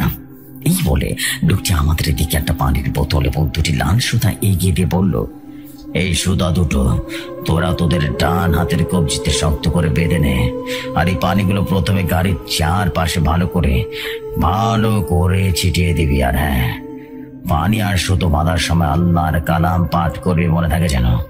খবরদার, সকাল হবার আগে যেন তোরা কেউই গাড়ির পেছনে দরজা করবি না। লাশটা যে অবস্থায় আছে থাকতে দে, তোদের যাত্রা শুভ। এই বলে লোকটি অদ্ভুত ভাবে যেন অন্ধকারে বেরিয়ে গেল। তিনি যেন আমাদের কথা বলার কোনো সুযোগ বা কোন রকম প্রশ্ন করল না।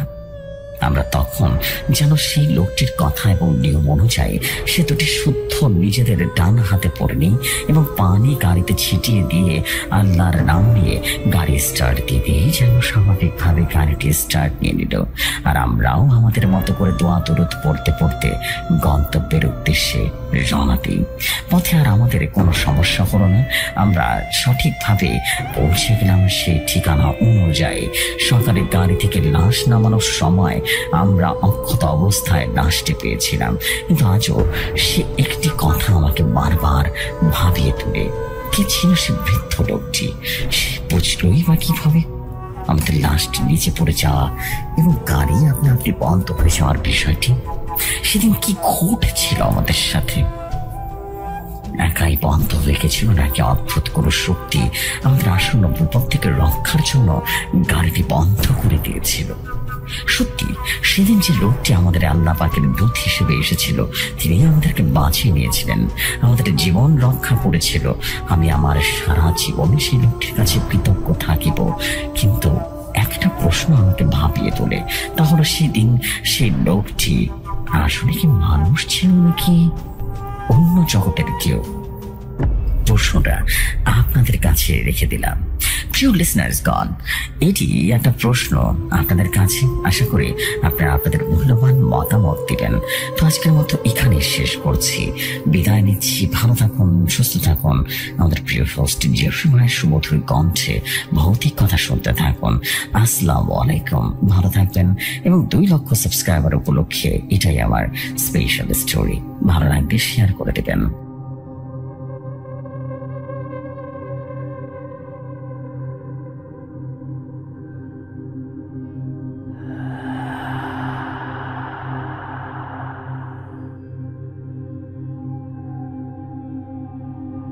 ওয়ালাইকুম আসসালাম। ওয়ালাইকুম আসসালাম আমাদের প্রিয় জুনায়েদ। এই জুনায়েদ ব্রো, কি অবস্থা? কেমন আছো তুমি? মাশাআল্লাহ, what a beautiful story. This is what I call the story of beauty, mashallah. And আমি সত্যি খুবই অভিভূত যে এত ভালো ভালো স্টোরি পাচ্ছি। আজকে 2 লক্ষ সাবস্ক্রাইবার উপলক্ষে আমরা কিন্তু দ্বিতীয় এপিসোড করছি। অ্যান্ড আমি সো এক্সাইটেড যে এতগুলো ভালো ভালো স্টোরি থাকছে। অ্যান্ড আমি তো আবার একটা লং এপিসোড করছি। অ্যান্ড সত্যি অনেক বেশি ভালো লাগছে। আলহামদুলিল্লাহ, আপনাদেরও ভালো সাপোর্ট পাচ্ছি। এবং একই সাথে বলবো যে দারুণ, আমি বলবো যে ওদের চেয়ে অনেক বেশি দাম ছিল বিষয়গুলো। আমি অনেক বেশি আনন্দ ফিল করছি যে এত ভালো ভালো স্টোরি করতে পারছি। বিকজ স্টোরিগুলো প্রত্যেকটাই রিয়েলিস্টিক স্টোরি, কোনো রকম হাবিজাবি নেই বা অতিরঞ্জিত কিছু নেই। যেটা অতিরঞ্জিত ভালো লাগে না আসলে আমার কাছে। যেমন অতিরঞ্জিত অনেক ঘটনা আছে যেটা শুধুমাত্র মারামারি দাপাদাপি এরকম। I don't like this kind of story. So আপনাদেরকে বলবো, আপনারা সবসময় যে এই স্টোরিটা শুনছেন, এই ধরনের স্টোরির মতো আপনারা স্টোরি শেয়ার করতে চাইবেন, করবেন। আমি এটা বিলিভ করি যে আপনারা পারবেন এবং আপনাদের কাছ থেকে কিন্তু আমি এরকমই ঘটনা আশা করি। সো খুব ভালো ছিল ঘটনা, অনেক ভালো ছিল। আপনাকে অনেক অনেক ধন্যবাদ প্রিয় ভাই। সো আমি এখন যেটা করবো, জুনায়েদের স্টোরি শুনে ফেললাম। আমরা এখন সর্বশেষ ঘটনায় চলে যাবো আজকের এপিসোডে। এবং সেটা হচ্ছে আমাদের প্রিয় রুহুল আমিন, আমাদের নতুন অফিসার, স্টোরি টেলার, এবং তিনি তো অসাধারণ সব ঘটনা লিখছেন। যেমন লাস্ট টাইম তো আমরা নাইট গার্ডের স্টোরি শুনলাম, যদিও এটা এক পর্বে শেয়ার করা হয়নি। আমি এক পর্বে 2টা স্টোরি শেয়ার করবো। নাইট গার্ড স্টোরিটা আছে, এবং এরপরে আরেকটা হচ্ছে শহীদুল্লাহ হুজুরের যে ঘটনাটা আমি শুনলাম, সেটাও তো মাস্টার সিরিজের একটা স্টোরি ছিল। সেটা 2 পর্বে শেষ করে দেবো আমি, মানে একটা পর্বে আমি অবশ্যই এটা শেষ করবো, এতে করে আপনারা সবাই এনজয় করতে পারবেন। এক পর্বে শোনার মজাটাই আলাদা। সো এনিওয়েজ, আমরা চলে যাচ্ছি আমাদের সর্বশেষ ঘটনা। আশা করি সর্বশেষ ঘটনা আপনাদের কাছে অসম্ভব ভালো লাগবে। চলে যাই সর্বশেষ ঘটনায়।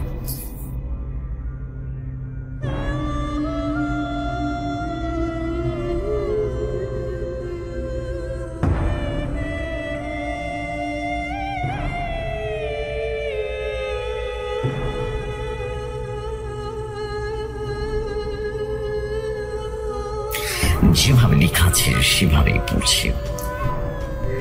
আসসালামু আলাইকুম রহমতুল্লাহি বারাকাতুহু। প্রিয় কলিজার ভাই, চলে আসলাম সামাদ কবিরাজ, ভারততান্ত্রিক এবং কফিরুল জিনের ঘটনা বলতে চলে আসলাম। প্রিয় কলিজার ভাই, চলুন দেরি না করে চলে যাই ঘটনার ভেতরে।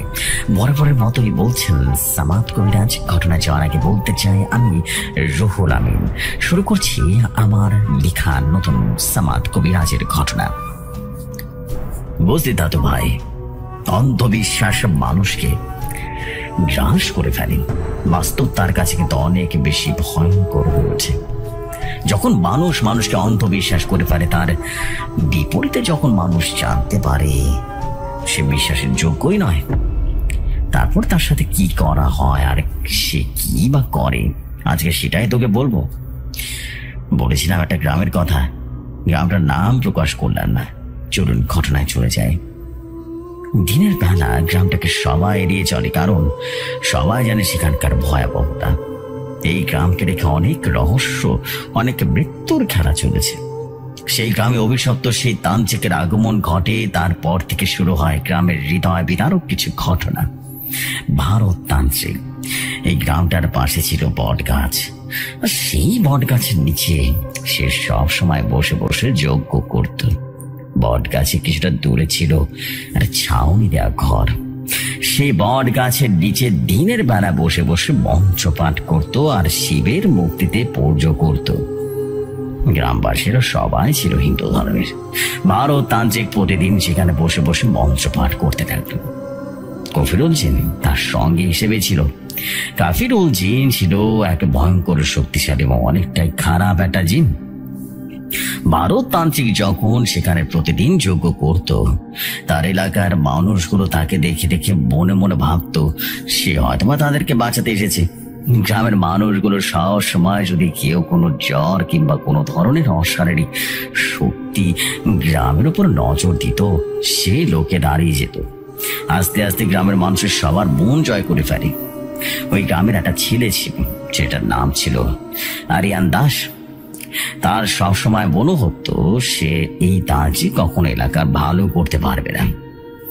সে তার কোনো এক জাত কুম্ভতম্ব তার মনের ভেতরে ঢলে ঢলে বেড়াচ্ছিল। সে তার মনের ভেতরে কুম্ভ ওয়াটার রীতিমতো অনুসরণ করে সে ভারততান্ত্রিক পেছনে লাগতে শুরু করলো। আরিয়ান দাস লুকিয়ে লুকিয়ে সে বড় তান্ত্রিকের উপর নজর রাখল।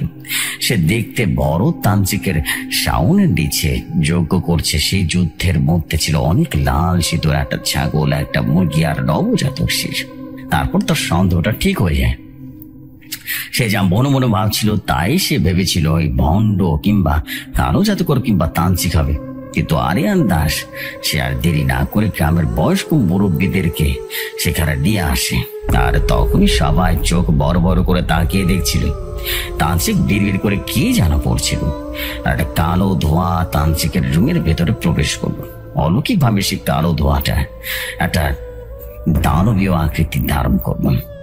তখন ওখানকার সকল মুরব্বী লোকেরা একটা আওয়াজ শুনতে পারল, অদৃশ্য আওয়াজ এবং অদ্ভুত ধরনের আওয়াজ।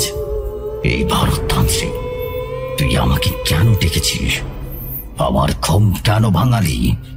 তুই জানিস না আমার ঘুম ভাঙা মানে এক নবজাতক শিশুর দেহ আমাকে প্রদান করা। তখন ভারততান্ত্রিক বলল, হে আমার প্রভু, আমি তো আপনার জন্য সবকিছু রেখে দিয়েছি। এ দেখুন না, আপনার হাতের ডান ছাদের আগুন না, নবজাতক শিশু, আপনার পেছনে একটা কালো ছাগল, ছাগলের সাথে একটা কাঁচা মুরগি, আপনার ভোগ হিসেবে গ্রহণ করুন। তারপর ওখানকার সকল মুরব্বীরা একটা জিনিস দেখতে পেল। এটার জন্য তারা একেবারেই প্রস্তুত ছিল না। তারা দেখতে পেল সেই কালো ধোঁয়াটা ছাগলের উপরে লাফিয়ে এক মুহূর্তে রীতিমতো এমন ভাবে তার হাড় গরুগুলো সেখানে পড়েছিল। তারপর গ্রামবাসী এটাও দেখতে পারলো, মুরগির উপরে কালো ধোঁয়াটা লাফিয়ে পড়লো এবং মুরগিটাকে এমন ভাবে খেলো যেন তার কোনো অস্তিত্বই রাখলো না। তারপর অদৃশ্য কেউ একজন কর্কশ কণ্ঠে ভারততান্ত্রিককে উদ্দেশ্য করে বলল, এই ভারততান্ত্রিক, তুই এই শিশুটাকে আমার নামে বলি দিবি। আমি শিশুটাকে এখনই খাবো। আমার খোদা এখনো কমে না, আমার খোদা এখনো কমে নয়। জলদি কর, আমি আর পারছি না, জলদি কর। তারপর ওখান থেকে আর সবাই দেখলো ভারততান্ত্রিক সিঁদুর দেশে নবজাতক শিশুটাকে লাল বানিয়ে তার কপালে একটা লম্বা টিপ এঁকে দিল। আর ভারততান্ত্রিক বিড়বিড় করে কি যেন পড়তে লাগলো। তারপর তার হাতে থাকা তালোয়ারটা দিয়ে এক কোপ দিয়ে সেই নবজাতক শিশুটার মাথা আলাদা করে দিল। তখন ভারততান্ত্রিক নবজাতক শিশুটার মাথাটা কালো ধোঁয়ার সাথে উদ্দেশ্য করে বলল, এই আমার প্রভু, এই দিন আপনার বলি, আপনি আপনার খোদা নিবারণ করুন। তারপর ওখানকার সকল মুরব্বীরা দেখতে পেল কালো ছায়াটা চারদিকের বাতাসের গতি ঘুরতে ঘুরতে রীতিমতো অদৃশ্য এক আওয়াজে বলল, এই ভারততান্ত্রিক, তুই আজকে আমাকে অনেকটাই আনন্দ দিবি। আমি এটা কখনো বলবো না। যা, তুই আজকে যা চাবি তাই পাবি। আজকে আমি তোকে সব মন খুলে দিব। তুই বল আমাকে কি চাস, বল। তখন ভারততান্ত্রিক বলল, এই আমার প্রভু, আমার কিছু চাওয়ার নেই। আমি চাইবো যেভাবে চলছে সেভাবে চলতে থাকুক। আমি চাই আপনাকে এই গ্রাম থেকে প্রতি বছরে একটা করে নবজাতক শিশু আপনাকে দেব, আর আমি শান্তিতে এই গ্রামে থাকবো, সেই ব্যবস্থা আপনি করে দেন। তারপর সেই কাফিরুন জিন বলে উঠল, আজকে তুই আমার মন খুশি করে দিলি। আমি সাহায্য, আমি তোকে কথা দিলাম, তুই গ্রামে থাকবি, তোর কোনো সমস্যা হবে না। আমি তোকে অলৌকিক শক্তি দ্বারাই সাহায্য করবো, তুই চিন্তা করিস না, আমি আছি তোর সাথে। তারপর সবাই দেখতে লাগলো সেই কালো ধোঁয়াটা কোথা থেকে যেন আস্তে আস্তে মিটে গেল। তারা দেখলো ভারততান্ত্রিক সেই ছাগলের হাড় গোড়গুলো দিয়ে ছোট্ট লাকড়ি বানিয়ে দিচ্ছে। লাশটার মাথায় লাল কাপড় বেঁধে তারপর কি যেন মন্ত্র পাঠ করলো। কিছুক্ষণ পর লাশটা আগুনের মতো জ্বল করে জ্বলে উঠল। আশেপাশে পরিবেশটা থমথমে হয়ে উঠল। তারপর সবাই দেখতে পেল ভারততান্ত্রিক তার রুম থেকে বাইরে যাওয়ার জন্য প্রস্তুতি নিচ্ছে। এসব দেখে সবাই রীতিমতো বাইরে হয়ে অন্য এক জায়গায় লুকিয়ে পড়ল। সবাই সে ভারততান্ত্রিকের উপর নজর রাখতে শুরু করবে। ভারততান্ত্রিক রীতিমতো গেল সেই গ্রামের প্রবেশ পথে। প্রথম গেটের সামনে গিয়ে এক খুন্তি দিয়ে গর্ত করে, এই গর্ত করার পর সেখানে ছাগলের হাড়টা পুঁতে রাখুন। আর সাথে সাথে আকাশে বিদ্যুৎ চমকে উঠলো, আর আসমানটা কিরকম যেন ভয়ঙ্কর হয়ে উঠলো। ভারততান্ত্রিক আশেপাশে বাতাস বইতে শুরু করলো। ভারততান্ত্রিক তখন জোরে জোরে মন্ত্র পাঠ করতে লাগলো। একটা পর্যায়ে দেখতে পারলাম আসমান থেকে একটা বিদ্যুৎ রশ্মি, আলোক রশ্মি রীতিমতো সেই ছাগলের হাড় ফাটানোর জায়গায় আছড়ে পড়লো। আর সেখানে একটা ছোট্ট বট গাছ হয়ে গেল। আর বট গাছটা তখনই আগুনের মতো দাও দাও করে চলে উঠল। তারপর সবাই আর দেরি না করে একসাথে ভারততান্ত্রিকের উপর আক্রমণ করলো। ভারততান্ত্রিক মূলত ওই ছাগলের হাড় দিয়ে সে গ্রামটাকে কালো জাদু করেছিল। সবাই যখন ভারততান্ত্রিকের উপর আক্রমণ করছিল তখন গায়েবী ভাবে রীতিমতো ভারততান্ত্রিক এখান থেকে অদৃশ্য হয়ে যায়। তারপর সবাই শান্তির এক তীব্র নিঃশ্বাস ছিল। প্রতি বছর সেই গ্রামে এক এক করে নবজাতক শিশু উধাও হয়ে যেত। কেউ ধরতে পারতো না। শুধু আরিয়ান দাসের মাথায় একটা কথাই খেলে উঠত। সে ভেবেছিল আগে তো কখনো এরকম হয়নি। এই সাধু বাবা যখন আমাদের গ্রামে প্রবেশ করেছে তখন থেকে প্রতি বছর একটা একটা করে নবজাতক শিশু নিখোঁজ হয়ে যাচ্ছে বলতো। আর এখান থেকে আরিয়ান দাসের সন্দেহ জেগে ওঠে। আজ আরিয়ান বাসে কথাটা কিংবা মনের সে সন্দেহটা আজ সত্যি হলো। কি ভাবছেন ঘটনাটা এখানে শেষ? না, ঘটনাটা শুরু হয়নি, শুরু হবে মাত্র। ওই গ্রামে নেমে আসে এক অমাবস্যার রাত। সেই অমাবস্যার রাতেই যেন ওই গ্রাম কাল হয়ে দাঁড়ায়। অমাবস্যার রাত থেকে শুরু হয়ে যায় সেই গ্রামের মর্মান্তিক ঘটনা। অমাবস্যার রাতে আরিয়ান দাস রীতিমতো বাইরে বের হয় প্রকৃতির ডাকে সাড়া দেবার জন্য। এই প্রকৃতির ডাকে সাড়া দিয়ে যখন ঘরে ফিরে তার রুম থেকে যাবে, ঠিক তখনই পেছন থেকে কর্কশ কণ্ঠে একজন বলতে লাগলো, আরিয়ান, ভুল করছিস, এর বাসন তোকে দিতেই হবে। তখন আরিয়ান দাস বলে উঠল, কে কে কে কে আপনি? কি চান? আমি ভুল করেছি মানে? যার কারণে আপনার সবাইকে বাসন দিতে হবে বুঝতে পারলাম না। তখন অস্বাভাবিক সে রাগী কণ্ঠে বলে উঠল, জানোয়ারের বাচ্চা, তুই কি জানিস না আমি কে? তুই ভুল করেছিস, তুই বড় ভুল করছিস। তোর মনের ভেতরে সন্দেহ রেখে তুই বড় ভুল করেছিস। ভরত তান্ত্রিকের পিছু করে তুই সব থেকে বড় ভুল করেছিস। আমাকে যে দেখে সে কখনো বেঁচে থাকে না। তাহলে তুই কিভাবে ভাবলি আমি তোকে বাঁচিয়ে রাখবো? আজ থেকে এই গ্রামের বৃত্তর খেলা শুরু হবে। শুধু ঘুম আসবে না, কারো ঘুম আসবে না।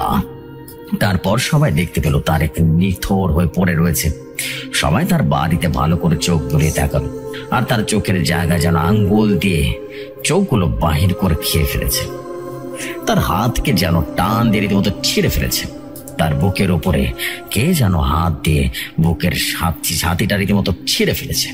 এই দৃশ্যগুলো দেখে সবাই প্রথম তো মনে করেছিল যে যত আমাদের গ্রামের পাহাড়ি এলাকা, হয়তো বা কোনো হিংস্র সিংহ বা কোনো বাঘ এমনটা শিকার করেছে। তারপর শুরু হয়ে যায় নির্মম এক পরিবেশ। সেই গ্রামের ভেতরে রাত হলে ভয়ঙ্কর আর্তনাদ ভেসে উঠত। অদৃশ্য আওয়াজ করেছে কেউ যেন কথা বলতো, বুঝলে, আর বলতো, আমার ক্ষুধা লেগেছে, তোরা আমাকে খেতে দে, সব কয়টাকে শেষ করে দিব। তোরা তো মরবি, তোদের পূর্বপুরুষরা যারা আসবে সবাইকে মরতে হবে। আমার ক্ষুধা লেগেছে, খাবার দে। তখন এলাকাবাসী সে আওয়াজটা অনুসন্ধান করে কিছু মুরব্বী লোক চলে যায়। তার আওয়াজটা অনুসন্ধান করতে করতে চলে যায় সেই জঙ্গলের ভেতরে গিয়ে তারা আর কখনো ফিরে আসে না। সবাই ভাবে তারা বাঘ কিংবা সিংহের হাতে ধরা পড়েছে এবং মৃত্যুবরণ করেছে। তাদের আশা বাদ দিয়ে তারা সবাই গ্রামের জীবন যাপন করতে লাগলো। ওই ঘটনার বেশ কিছুদিন পর আবারও ঘটে গেল এক মর্মান্তিক ঘটনা। একদিন রাত্রিবেলা 18 কিংবা 19 বছরের যুবতী মেয়ে বের হয় প্রকৃতির ডাকে সাড়া দিতে। তারপর সে আর ফিরে আসে না। এভাবে চলছিল অনেক দিন। গ্রামের সবচেয়ে আতঙ্ক ছিল সবাই, যেহেতু ওরা হিন্দু ধর্মের, তাই সবাই সিদ্ধান্ত নিল তারা একজন তান্ত্রিক কিংবা সাধু বাবার কাছে যাবেন। এই যেই ভাবা সেই কাজ। গ্রামবাসীরা সবাই মিলে একজন সাধু বাবার কাছে চলে যায়। তখন সাধু বাবাকে গিয়ে বলে, সাধু বাবা, আপনি আমাদেরকে বাঁচান, আমরা অনেক বড় বিপদে আছি। আমাদের গ্রাম থেকে এক এক করে মানুষ উধাও হয়ে যাচ্ছে। তারা কোথাও যাচ্ছে, কোনো খোঁজ খবর পাচ্ছি না আমরা। আমাদের ভয় হচ্ছে অনেক, আমাদের মাঝখান থেকে যদি আবারও কেউ নিয়ে যায়। আপনি আমাদেরকে বাঁচান। যেহেতু ওরা হিন্দু ধর্মের ছিল, তাই তারা সিদ্ধান্ত নিল তারা একজন সাধু কিংবা তারা তান্ত্রিকের কাছে চলে যাবে। যেই বাবা সেই কাজ। গ্রামবাসীরা সবাই মিলে একজন সাধু বাবার কাছে চলে যায়। তখন সাধু বাবাকে গিয়ে বলে, সাধু বাবা, আপনি আমাদেরকে বাঁচান, আমরা অনেক বড় বিপদে আছি। আমাদের গ্রাম থেকে এক এক করে মানুষ উধাও হয়ে যাচ্ছে। তারা কোথাও যাচ্ছে কেউ জানে না, কোথাও খুঁজে পাচ্ছি না। আমাদের ভয় হচ্ছে, অনেক ভয় হচ্ছে। আমাদের মাঝখান থেকে যদি আবার কেউ একজন নিয়ে যায়, আপনি আমাদেরকে বাঁচান। তখন সাধু বাবা বলল, আরে কি হয়েছে? তোমাদের আমাকে সব কিছু ঘটনা খুলে বলো। যদি তোমরা সব ঘটনা খুলে না বলো, আমি বুঝবো কিভাবে তোমার সমস্যাটা কোথায়। যাই হোক, কেউ একজন কথা বলেনি, তাতে আমার বুঝতে সুবিধা হবে। তখন গ্রামের একজন বয়স্ক বৃদ্ধ বলে উঠলো সমস্ত ঘটনা। সবকিছু শুনে সেই সাধু বাবা বলে উঠলো, আচ্ছা, তোমরা টেনশন নিও না, আমি দেখছি করা যায়। এই বলে তারা চলে যায় যার যার বাড়ির উদ্দেশ্যে। সাধু বাবার কাছে ছিল বারিত প্রজাতির এক জিন। তাদের নিয়ে সাধু বাবা এই ঘটনার রহস্য সমাধান করতে তাদেরকে বলে। সাধু বাবার সাথে থাকা সেই জিনগুলো বলে, সাধু বাবা, আপনি চিন্তা করবেন না, আপনি একটু অপেক্ষা করুন, আমরা এখন খোঁজ খবর নিয়ে আসছি।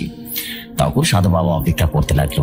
1 ঘন্টা, 2 ঘন্টা, 3 ঘন্টা পেরিয়ে গেল, তাদের আসার কোনো নাম নেই। সাধু বাবার সাথে এক প্রকারের জিন ছিল। তারা বলতে পারত যে কোনো মানুষ অবিশ্বর মানিয়ে এবং তার চোখ দুটো বন্ধ করলেই বুঝতে পারত যে তারা কোথায় কি হয়েছে। তখন সাধু বাবা সেই জিনকে ডাকলো। সাধু বাবার ডাকে সেই জিন সাড়া দিল, আর সাধু বাবার সামনে দৃশ্যমান হয়ে গেল। তখন সাধু বাবার ওই জিনটাকে বলে উঠল, সাধু বাবা, আপনি আমাকে কেন ডেকেছেন, আপনি কি জানতে পারি? তখন সাধু বাবা বলে উঠল, আরে কেন জানতে পারবেন না, আপনি ছাড়া আমাকে খোঁজ খবর দেওয়ার মতো কে আছে বলুন তো। তখন সে জিনটা বলে উঠল, কি সমস্যা হয়েছে আপনি আমাকে খুলে বলুন, আমি দেখি কোনো খোঁজ খবর আপনাকে দিতে পারি কিনা। তখন সাধু বাবা সমস্ত ঘটনা খুলে বলেন, সেই গ্রামে কি কি হয়েছিল সব ঘটনা খুলে বলেন, এবং এও বলে তার সাথে থাকা বন্ধু জিনেরা খোঁজ খবর আনতে গিয়ে তারা আর ফিরে আসছে না। তারপর সাধু বাবার জিনটা বলে উঠল, আচ্ছা সাধু বাবা, আপনি চিন্তা করবেন না। এই বলে তার চোখটা বন্ধ করলো।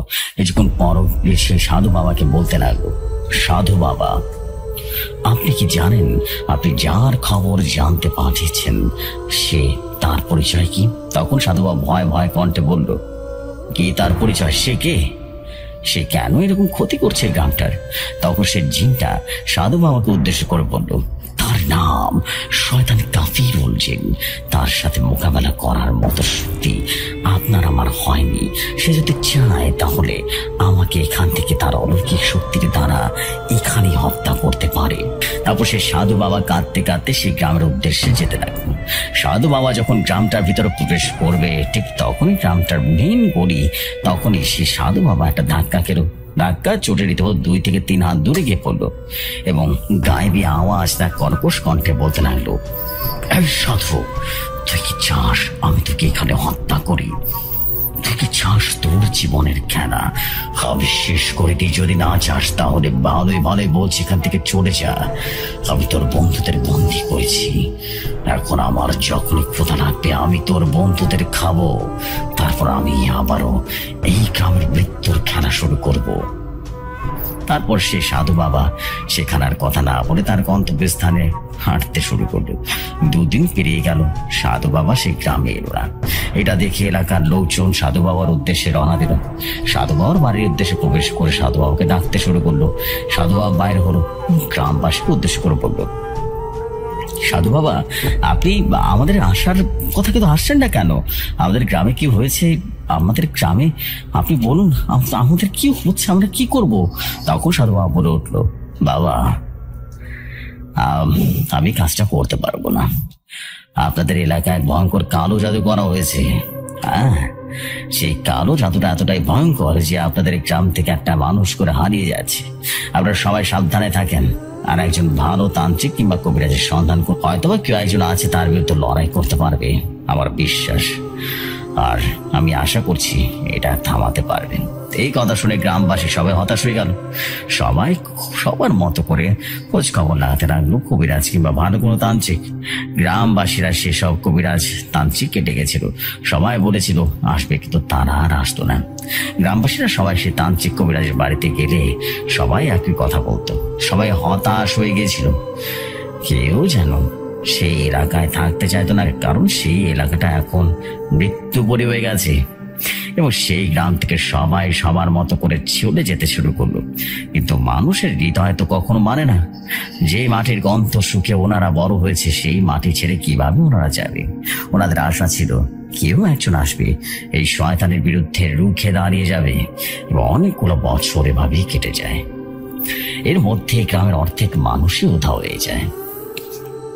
একদিন এক বড় মাপের কবিরাজ সেই পাহাড়ের অঞ্চলে ঘুরতে যায়। ঘুরতে গিয়ে তার চোখে পড়ে অভিশপ্ত গ্রামটার উপরে। কবিরাজ যখন গ্রামটার ভিতরে প্রবেশ করবে, তখনই হয়ে যায় এক অলৌকিক শক্তির বাধার মুখে পড়ে সে। যখন গ্রামটার উপরে কবিরাজ পা দেবে, তখনই তাকে এক ধাক্কা মারলো অদৃশ্য আজকে একজন বলে উঠল, এই হাফিজুল কবিরাজ, তুই এখানে কেন এসেছিস? মরতে এসেছিস নাকি? এখান থেকে চলে যা, না হলে আমি তোকে কিন্তু শেষ করে দেব। তখন হাফিজুল কবিরাজ কাঁপা কাঁপা কণ্ঠে বলে উঠল, কে আপনি? আমি একজন কবিরাজ। আপনি কিভাবে জানলেন? আপনি কে? আপনি আমাকে কেন দেখা দিন, সত্যি করে বলুন, দেখা দিন না, সমস্ত ঘটনা আমাকে খুলে বলুন। তখন শয়তান কাফিরুল জিন বলে উঠল, এই জানোয়ারের বাচ্চা, তোকে আমি বলছি না তুই এখান থেকে চলে যা। আমি চাই না তোর কোনো ক্ষতি করতে। চলে যা, এদের সাথে আমার পুরনো হিসাব নিকেশ আছে। ভালো হবে এটা তুই আমার কথা শুনে চলে যা, না হলে পরিণাম ভোগ করতেই হবে তোকে।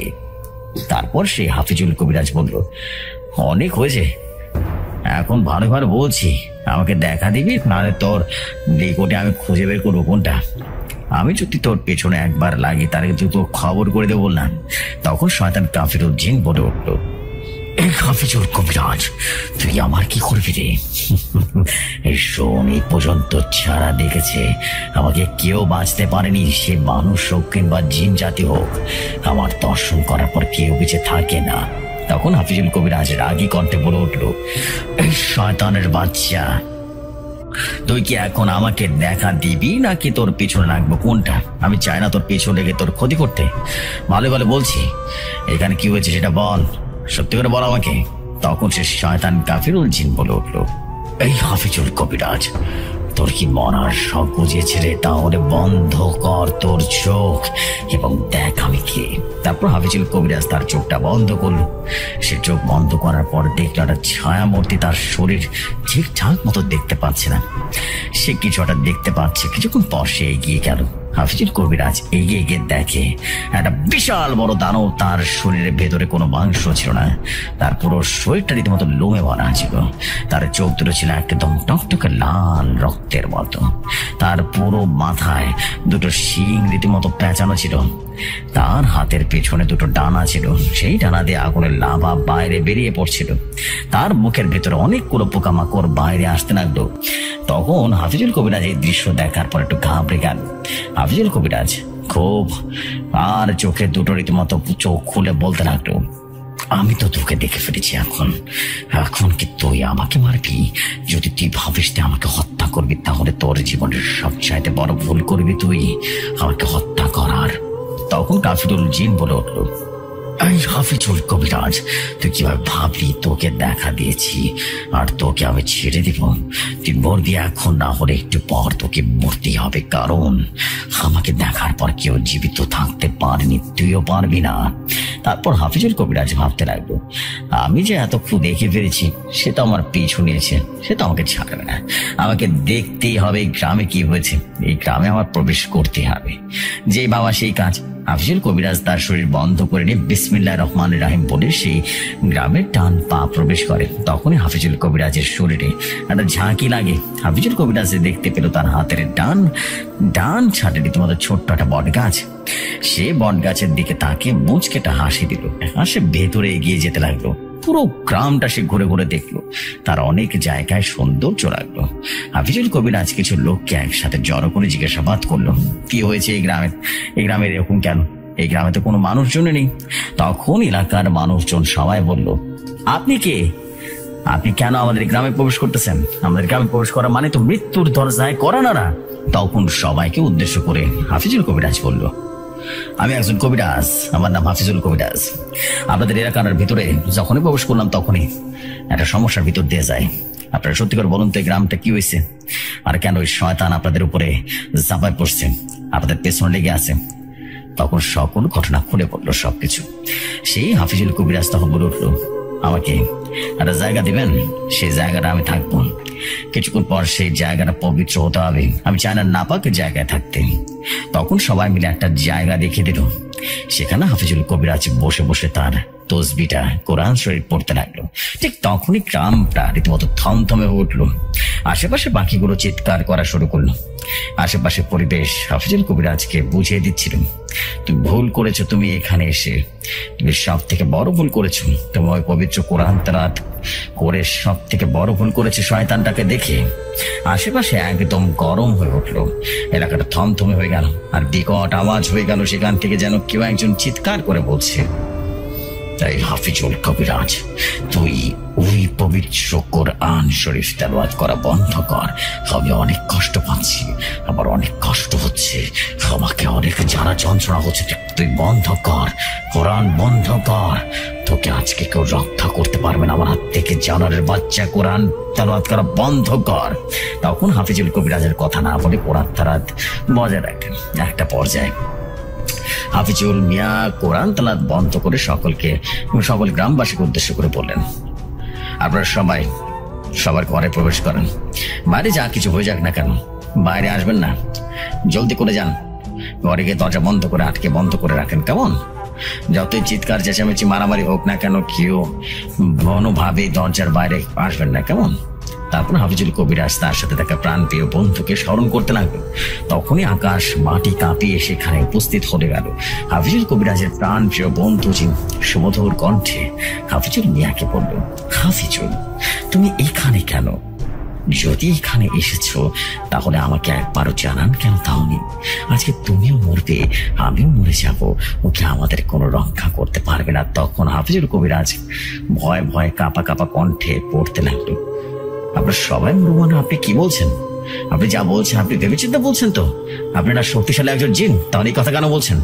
তখন হাফিজুল মিয়ার প্রাণপ্রিয় বন্ধু জিন বলে উঠল, আমি লক্ষ্য করছি এখানে এমন একজন আছে, তার আগমন আছে, যা পিশাচ রাজ্যের রাজা। তার কাছে আমি তুচ্ছ মাত্র, আমাকে ক্ষমা করে দিবেন বন্ধু। তখনই আকাশ কালো মেঘ ঢেকে গেল, সে আকাশে বিদ্যুৎ চমকাতে লাগলো, আর মাঝখানে কালো রশ্মি আছড়ে পড়লো মাটিতে।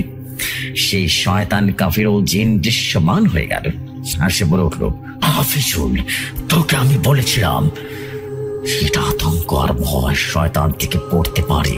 হাফিজুল মিয়াকে উদ্দেশ্য করে বলল, একজনের বাচ্চা, তোকে আমি বলেছিলাম এই গ্রামে প্রবেশ করবি না, তাও তুই কেন প্রবেশ করলি? আমি তোকে বলেছিলাম এখান থেকে ভালো ভালো চলে যা, কিন্তু তুই আমার কথা শুনলি না। আমি যখন এই পৃথিবীর বুকে নেমে আসি তখন আজ তোকে নিয়ে যাবই। তখন তার প্রাণপ্রিয় বন্ধু জিন বলে উঠল, রে শয়তান কাফির, তুই আমার বন্ধু হাফিজুলকে নিয়ে যাবি? সাহস তো কম না। আমার বন্ধু হাফিজুলকে নেওয়ার আগে তোকে আমাকে হত্যা করতে হবে, তারপর আমার বন্ধুকে তোর মন চায় নিয়ে যায়, সমস্যা নেই। তারপর সে শয়তানটা বলে উঠলো, তো ভালোই হলো, আজকে দুটোকে একসাথে শেষ করে দেব। অনেক দিন ধরে পবিত্র আত্মাদের খাই না। তারপর হাফিজুল কবিরাজ দেখলো তার প্রাণপ্রিয় বন্ধুজনকে মাঝখান দিয়ে রীতিমতো হারিয়ে মুখের ভেতরে ঢুকিয়ে দিল। এই দৃশ্য দেখার পর হাফিজুল কবিরাজ কান্না করতে লাগলো আর বলল, সে শয়তান, তুই আমার বন্ধুকে মেরে ফেলেছিস, তাহলে আমাকে বাঁচিয়ে রাখিস না, আমাকে মেরে ফেল। আমি তোকে কখনো ক্ষমা করব না, তুই আমাকে মেরে ফেল। আমি আমার বন্ধুর সাথে চিরকাল থেকে যাব, তুই আমাকে হত্যা কর আমাকে। তারপরও হাফিজুল কবিরাজকে ধরে তার বুক ছেড়ে করে যেটা বাহির করে খোলো একটা দেহতে রীতিমতো কামড়ে পুরোটা খেয়ে ফেললো। আশেপাশের রক্ত লাল হয়ে গেল এবং শয়তানটা তার জিভ লাগিয়ে চেটে পুটে জায়গাটা আগের মতো স্বাভাবিক করে দিল, আর একটা বিভৎস এক কণ্ঠে হাসি দিল, এই গ্রামবাসীরা দেখ, যে তোদের জীবন বাঁচাতে এসেছিল তাদের কিভাবে মৃত্যু হয়। তোরা যদি এরকম বড় আরো করিস তাহলে এভাবেই তোদের মৃত্যু হবে। তোরা যা করছিস ভরত তান্ত্রিকের সাথে তার মাসুল তোদেরকে দিতেই হবে। আসসালামু আলাইকুম রহমতুল্লাহি বারাকাতুহু। কলিজার ভাই, গল্পটা আমি আগামী পর্বে শেয়ার করব। সবার কাছে বিনীত অনুরোধ, যদি গল্পটা ভালো লাগে শেয়ার করে দিবেন অবশ্যই। ভিউ ভৌতিকতার অভিনন্দন রইল। 2 লক্ষ সাবস্ক্রাইবার, এক বিশাল বড় পরিবার হয়ে গেলাম আমরা সবাই। ভৌতিকতাকে সাপোর্ট করবেন সবসময়, এই ভালোবাসার প্ল্যাটফর্মটার পাশেই থাকবেন, আর অবশ্যই আমাদের জন্য দোয়া করবেন আমি যেন আপনাদের জন্য ভয়ঙ্কর সব স্টোরি নিয়ে আসতে পারি। আসসালামু আলাইকুম রহমতুল্লাহি বারাকাতুহু। এই ছিল আমার ঘটনা জেপসি ভাই।